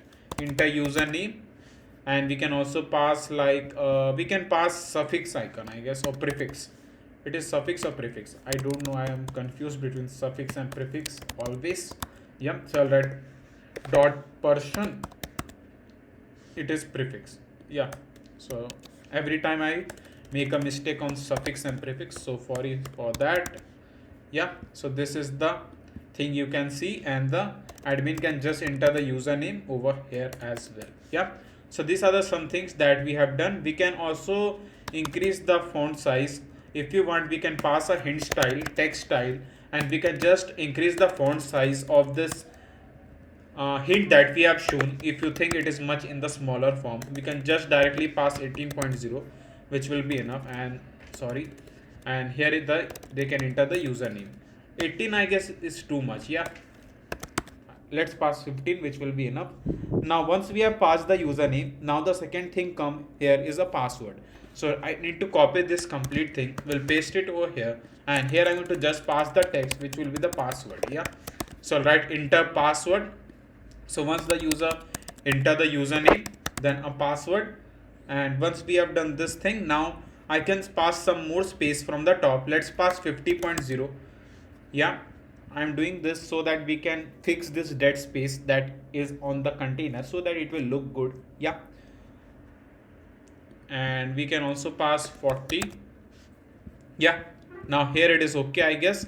Now I'll remove the height. Now the reason I'll tell you, because I don't need this much height to be passed on this container. So rather than I will use a size box, let's pass the height 30.0. Yeah, so this is the thing that we have passed. Now we can also pass the height between this image and the container. Now this is okay, I guess. Now we can show one button. So once the admin fill all this text field, they can simply sign in the admin panel. Yeah, so for that I just need to create a container with media query. Here back again, so media query dot of context dot size dot width. Here I will just pass a decoration, a box decoration, color. Let's pass the colors dot black again. So I'll write colors dot black. Font size, why I'm passing font size over here. So I'll write border radius dot circular. Let's pass 30. So now we can just pass the child, and we can show the text widget by using text widget. Yeah, and here I'll just write like login. Yeah, login. We can use a style app widget class. You can show the text in the white text field style. Let's pass 20.0, which will be enough, I guess. We have passed inside this container, we don't need that, so I'll cut out from here. We'll paste it something over here. Now you can see this, but what is but? We can increase this. We'll just center it with help of center widget. We don't need this much width. We'll write divide by 2 or divide by 3. 3 will be too less. Let's pass 1.6, I guess. Yeah, it is okay. Now here I can just pass the height. Let's pass the height 50. It's okay, I guess. If not, it's not okay. It's looking very bad. Yeah, I know that. I'll just pass the size box height. Let's pass height 40.0, I guess. Yeah, so now we can see this button, but we can increase the button size to 80, or let's pass 60, I guess, and we can just pass 30. Yeah, so this is the login button that we have shown. I know the page looks simple in the admin login page, but if you want, you can provide some other design and can make it more unique, but I've tried to keep the admin login page as simple as I can. Yeah, so this is just a small image and all the things that you can see over here. Yeah, now once we have shown this container and the button, now we can do one thing. If we want, we can pass the elevation. So let's see what is going to happen when we pass the elevation. So I'll write border radius, and we can pass the border radius, same thing over here, and we'll just say this. I think so now it's okay. Yeah, it is okay, I guess. We can just pass 65. Yeah, so this is the login button, you can see. Now we can add a further execution for our admin login .dart file. Yeah, so as you know that the username and the password that the admin going to enter on this admin login page will be unique and will be only known to by the admins. Yeah, so for that we need to just create one admin collection over here. So in the collection, I'll just create one admin collection. We'll click on next, auto ID, and here I'm going to just pass the username. For the username, I'll just write Peter, and the password, so I'll write password 123456. Yeah, so this is the thing that we have passed. So here you can see the admin collection, the username and the password. Now we can simply call this So for that, I just need to create one function name which is a login admin. Yeah, because when the username and the password will be entered by the admin on this two text field, then we are going to match that. Yeah. So for that, I just need to create one function which is login admin. Now here I'm going to just write a Firebase firestore dot instance dot collection, and here I'm going to just pass the collection name which is admin. So here you can see that this is the collection which is admin dot get, yeah, dot then, yeah, we can pass dot then, and here I'm going to just pass a snapshot. Now you know the use of snapshot, but if not, let me clear it one more time. So snapshot is something like here we move to the admin collection and we need to read this respective document fields. Yeah, so snapshot will help us to read the respective document fields, and it help us to simply match the fields and give us the result that it is matched or not. Yeah, so here I'm going to just write a snapshot dot docs, and I'll write dot for each, and here I'm going to just pass the result first. So I'll write result something like this, and now I can pass this thing, and here I'll just check the result. So I'll write result dot data, and here I'll just match the respective field name. So I need to copy the respective field name. We are going to paste it over here, and we'll just check that if the respective username and the username entered by the admin on this text field is matched or not. So if both the thing is not matched, because as you can see that I've written that result data username, the field, the username field that we are getting from the Firebase is not equals to, you know, this sign is not equals to the data that the user enter on this text field. If it is not matched, then we'll just write user, sorry, let's first create a text editing controller so that we can handle the text. So I'll write text editing controller user name controller equals to new text editing controller. Yeah, something like this. Now we need to create one more controller so that we can handle same for the password. So I'll write password controller, and we can just pass the two controller in this two text field, right? So this is simple, I guess. We usually do this in all of the series. That this is not the first admin login page I am trying to make. As I've told you, I've already made 16 plus apps on this channel, so you can follow that series and can add some more apps to your resume. Yeah, so I'll just pass a controller, and in the controller I'll just pass a username controller, and we can do same for the password controller. So I'll write controller, and sorry, I'll just write controller, and here I'll just pass the password controller, something like this. Yeah, so once we have passed this thing, now we can just write username controller dot text. Yeah, now once we do this thing, I'll write dot trim. Now you will say that what is a trim? So for example, as we have wrote the username in the Firebase, which is Peter, right? You know that. So for an example, if the admin here simply write the Peter, yeah. Now for example, they just mistakenly pass some space. For just a mistake, they have passed a space. Then there is Peter, and you know that basically in all the languages, Java, C, C++, Python, Flutter, Dart, everything, they count the space as an number, or as an, you can say, a string or something, or there is something written.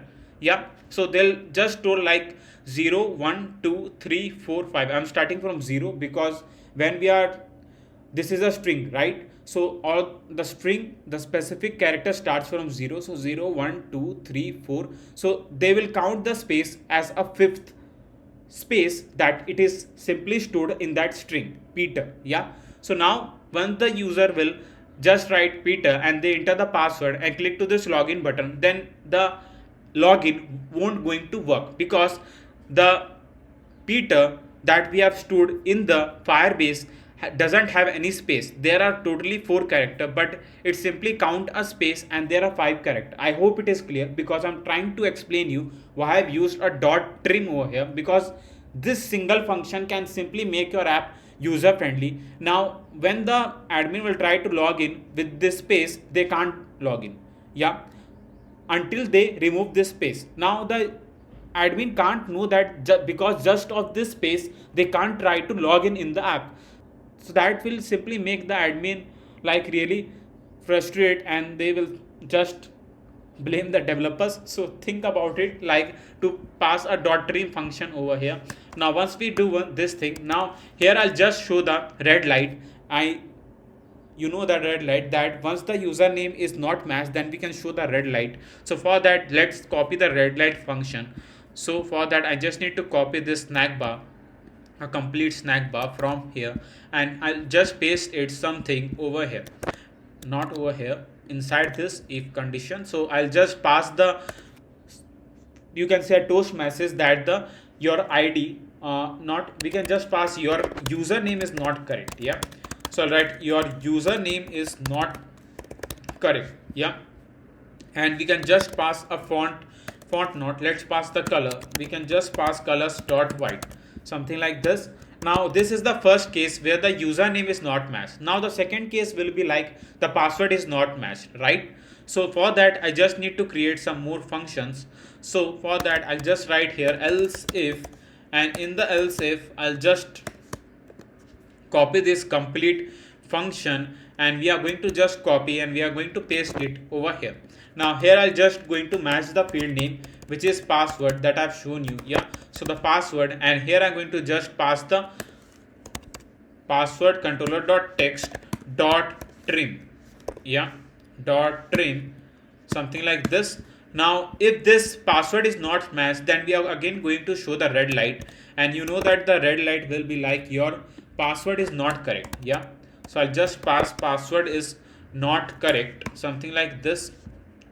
There is some error, so we fixed it. Yeah, so this was the two case when the username and the password is both entered by the user is wrong. And the third case will be like they have entered the correct username and the password, and they simply move to the home admin page. So let's create the home admin page first. So in the admin folder, I am going to simply create a new file name, which will be the home admin dot, and here I'm going to import the package by using material.dart, and we'll write a stateful widget name, and here we'll just pass the page name, which is home admin. Yeah, so this were the some things that we need to do. And here I just pass the else case, like if both the statement is false, then the simply the execution will pass to the else condition. Now if there is a problem for you to understand if else and the basic execution of the programming, that we have already made one video on this channel where I've taught you about a basic things about a Flutter. I'll highly recommend you to follow that, because that will simply clear all the basic things. As a coder, I will tell you that the developers basics should really be strong to add all this execution and make the complete app from the scratch, because I've taught about many things about a Dart programming, Flutter widgets and everything on that video. I'll highly recommend you to follow that video and get more about this if else condition and all. Yeah, so here I'll just pass navigator, and in the navigator, I'll write navigator dot push, navigator dot push, and here I'll just push the user to the home admin page as I've told you. So I'll write material page root, and here I'll just pass the context, and in the context we'll just push the user to the home admin page, something like this. Now let's restart the app, and let's see how this admin login page going to work. So here I'm going to just pass the Peter, which is the username that we have enter over here, and then the password, which is 123456. Yeah, you can show the password in the dotted form. You know that what to pass. You can just pass or secure text to true, and it will simply show the text in the secured form, I mean the password. Now here, to action our login button, I just need to wrap up the login button with a gesture detector, and in the on tab I just need to call the function name, which is like a login admin. Yep, so this is the function name, which is login admin. Now I'll click to this login, and yeah, so here we have directly moved to the home admin page. I know it is completely black because we haven't passed anything in our home admin page. Yeah, so this is how our admin login page going to work, and it is also working brilliantly, as you can see that. Yeah, so this is the home admin page, and now we are going to create our home admin page, right? as I've told you that we are going to create the home admin page, but I thought that we can create a home admin page later. The main thing that still left is a manage users section from where the admin can manage all the users, right? So here I have simply going to create one file in our admin folder, which will be the new file name manage users dot. And in this dart file I'm going to first import the package by using material.dart and will write a stateful widget name and will simply pass the page name, which is manage users, right? So this is the page name that we can pass manage users. Now here I can pass a scaffold, a body, container, child and a column. Yeah, container, child and a column. Now here I'm going to just pass a children. Now as you know that in the manage users dart file I'm going to simply first pass the page name manage users, that will be simply highlighted at the top. So for that I just need to pass a text widget, and in the text widget I'll just write a text widget something like this. But let's pass the background color to this page. So the color we are going to use is widely the color we have used in all the pages. So this is the color code that we are going to use. We'll copy this, we'll paste it something over here, and now let's switch to the manage users page so that I can show you what all code I am writing over here. Yeah, so now I can just pass a text widget, and in the text widget I'll just pass the text, as you know that manage users something like this. So let me hot restart this complete app. Yeah, so this is the page that has been displayed over here. So I'll write style app widget class dot white text fill style. Let's pass the font size 20.0, which will be very less. Let's pass 30.0, which will be enough, I guess. We can just pass a center widget to center this text, and we can just pass the margin from the top. So I'll write margin as insert dot only from the top. Let's pass 40.0. So this is the text, as you can see, which is our page name. Now I'm going to just show the circular container as we widely do in all our pages. So I'll just write child. So we have already written a column, so why I'm writing child. So we can need to write container decoration, a box decoration. In the box decoration I can just pass the color, and here I'm going to just pass the colors.white, and in the colors.white I just need to pass the width by using media query, and we'll write media query dot of context dot size dot width, and here I'll just pass the border radius, and through the border radius I'll write border radius dot only. From the top left I'll write radius dot circular and just pass 30, and we'll just pass top right radius dot circular 30, something like this. Now here once we show this thing, now we can pass child column. So first I'm going to create the UI, basically the UI, the like how we are going to show the specific users detail from the Firebase, and how we are going to manage that.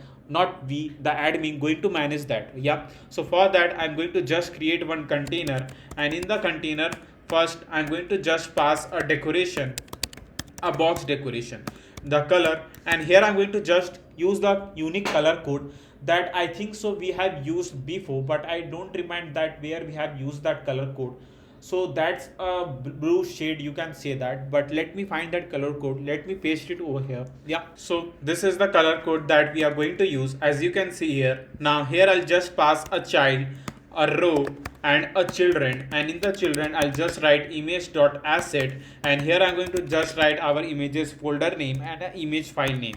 For the image file name I'll write boy.jpg. I'll just pass the height. Let's pass the height 150, width 150, and a fit box fit dot cover.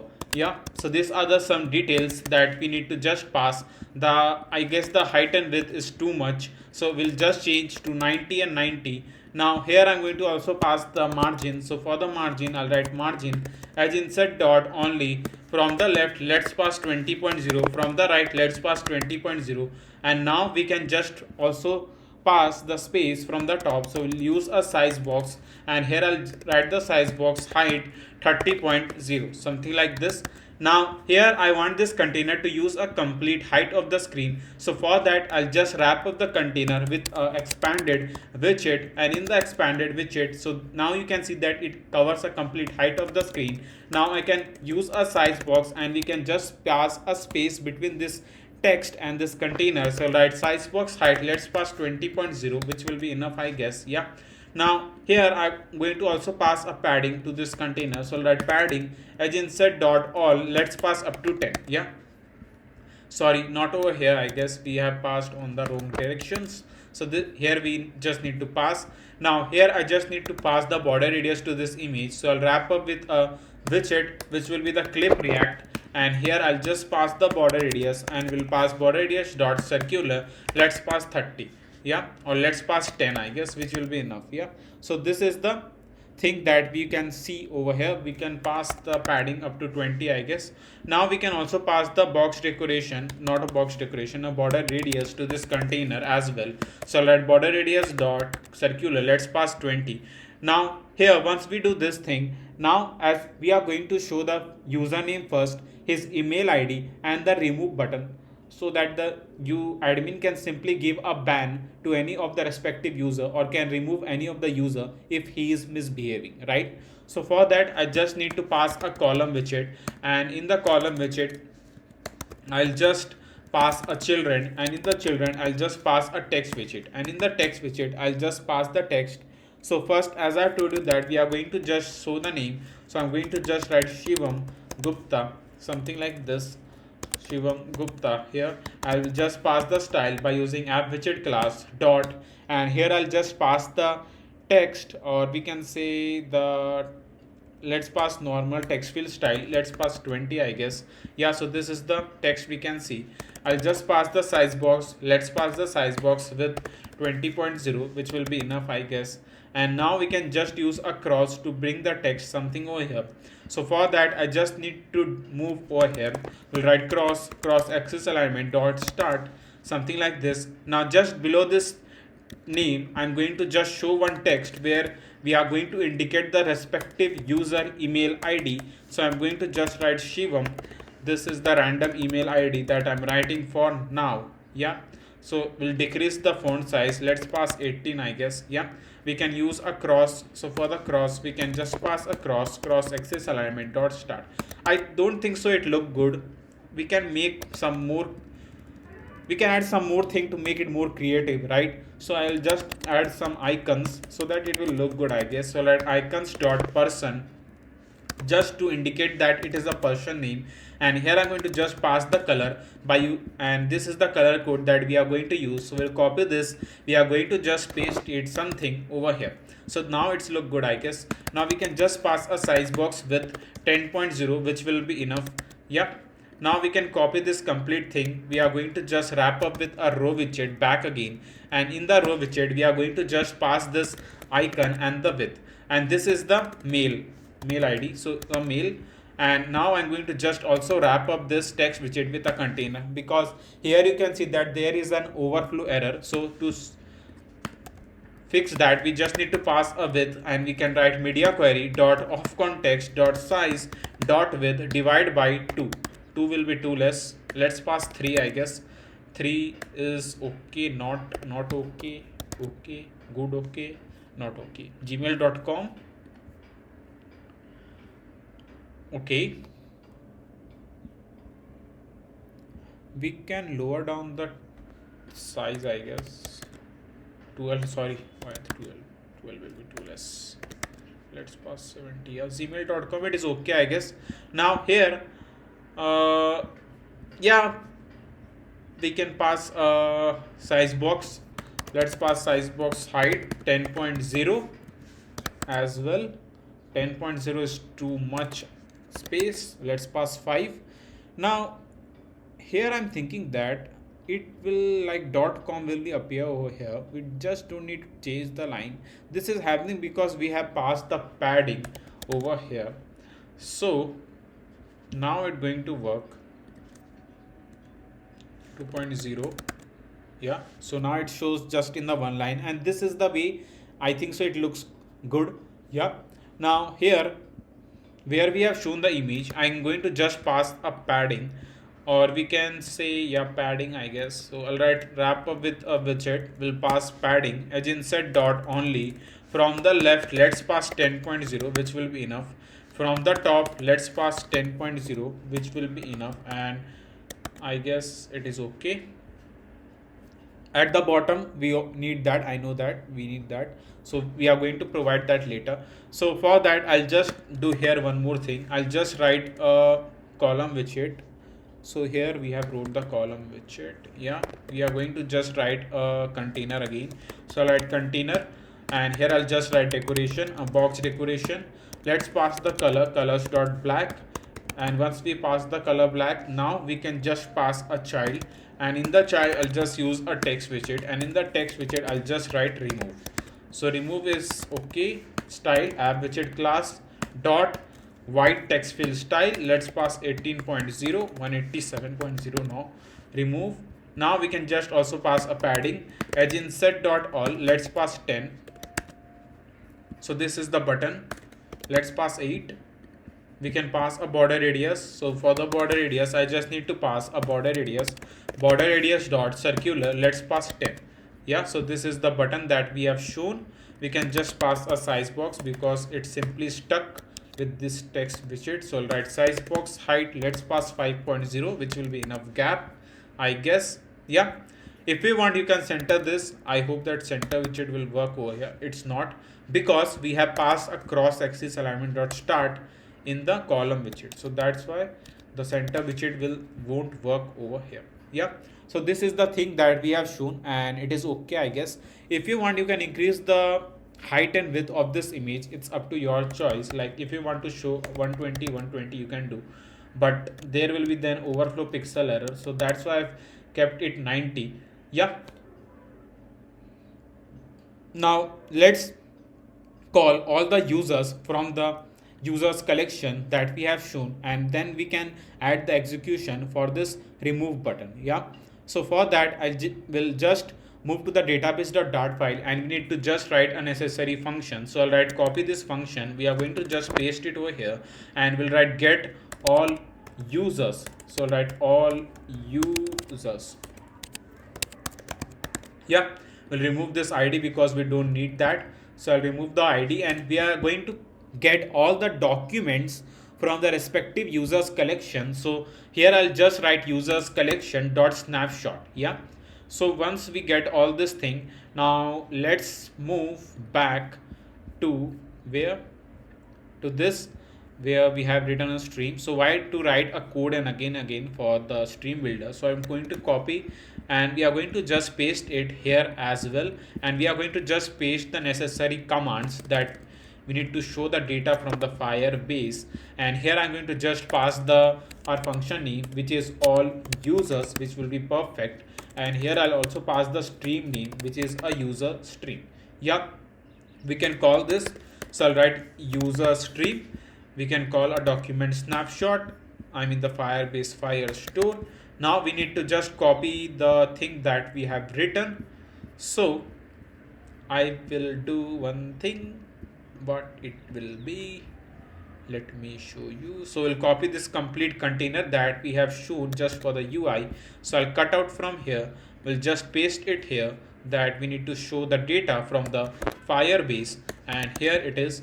So once we have pasted this, now let's execute all these functions. So first I'll write image.network. Now you will say that there is no image field on this document.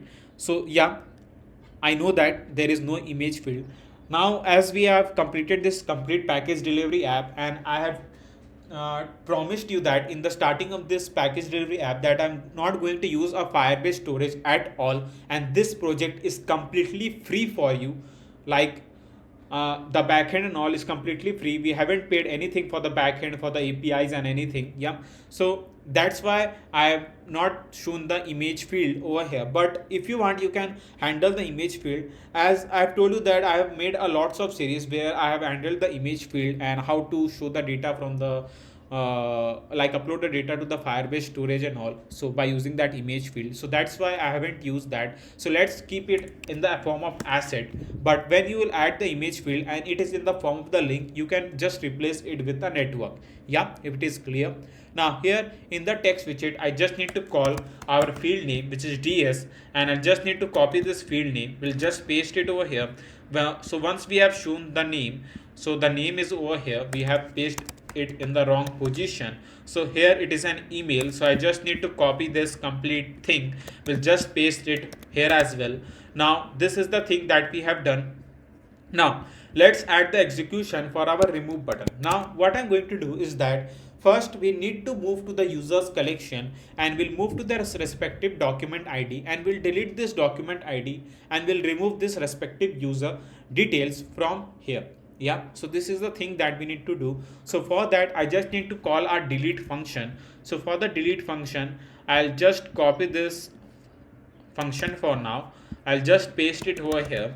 I'll just write our function name, which is delete respective user or delete user. We can just keep the function name delete user, simple. Yeah, simple dimple. So we'll write delete user. Now we just need to get a unique ID, which is a user ID. I'll just move to the users collection, and then we just need to pass dot delete. So this is the function that we need to pass, and we can just call this. So let's move back to the our manage user page, and here where we have shown the button, we'll just wrap up with a gesture detector, and in the on tap method here I'm going to just call the functions that we have written. So I'll write async, we'll write await database methods dot delete user, and here are a ds.id, so that we can remove that respective user. Yeah, so once we have wrote this, now let's call the user stream function. So for that I'll just write the function name, which is get on the load, something like this. Now here I'll just write async user stream is equals to await database methods dot get user all users. Yeah, we'll just pass a set state, and in the init state I'm going to call out this function, which is get on the load. Yeah, so this is all the thing that we need to do.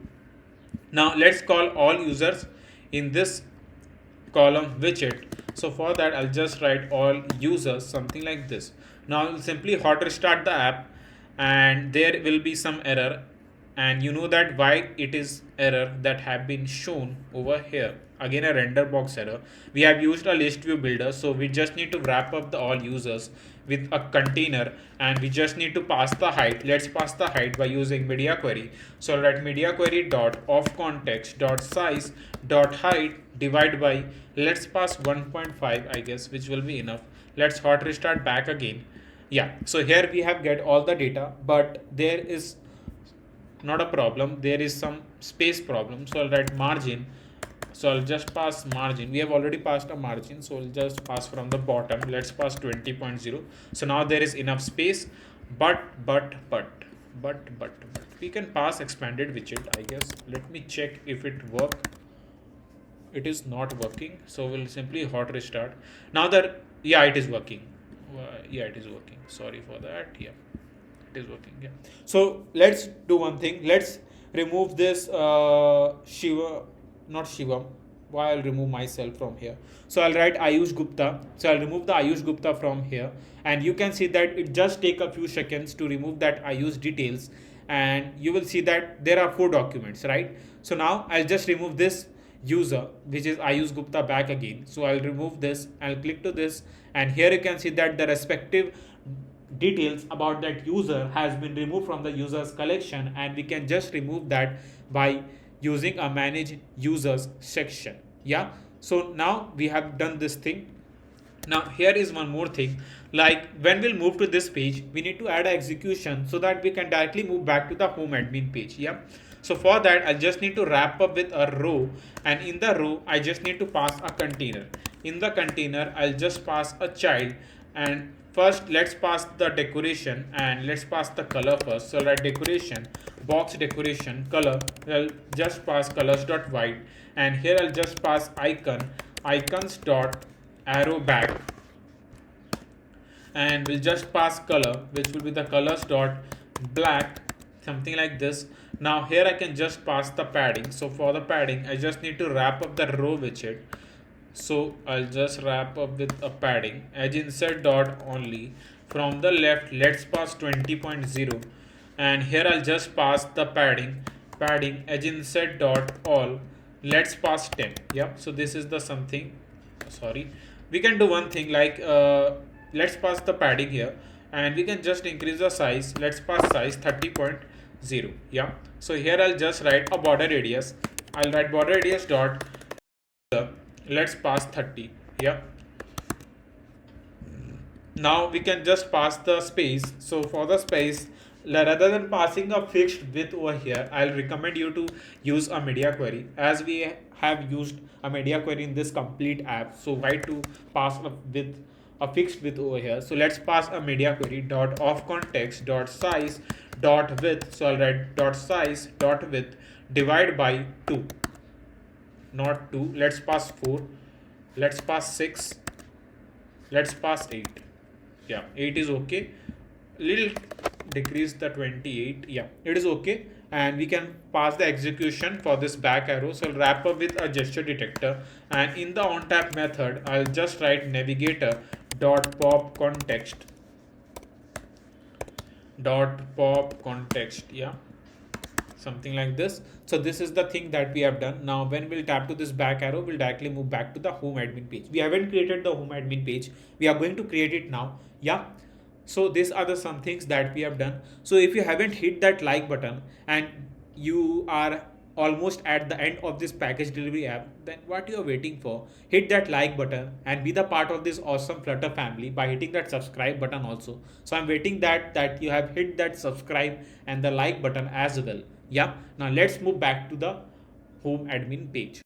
So I have shown you how to create the admin panel in the starting of, like, where I have shown how our package delivery app will look alike, and there you can see that I have shown the admin panel section like a home admin page, and you can simply create that home admin page. It's very easy, as you have followed this package delivery app, so I'm sure that you won't face any problem to create that home admin page.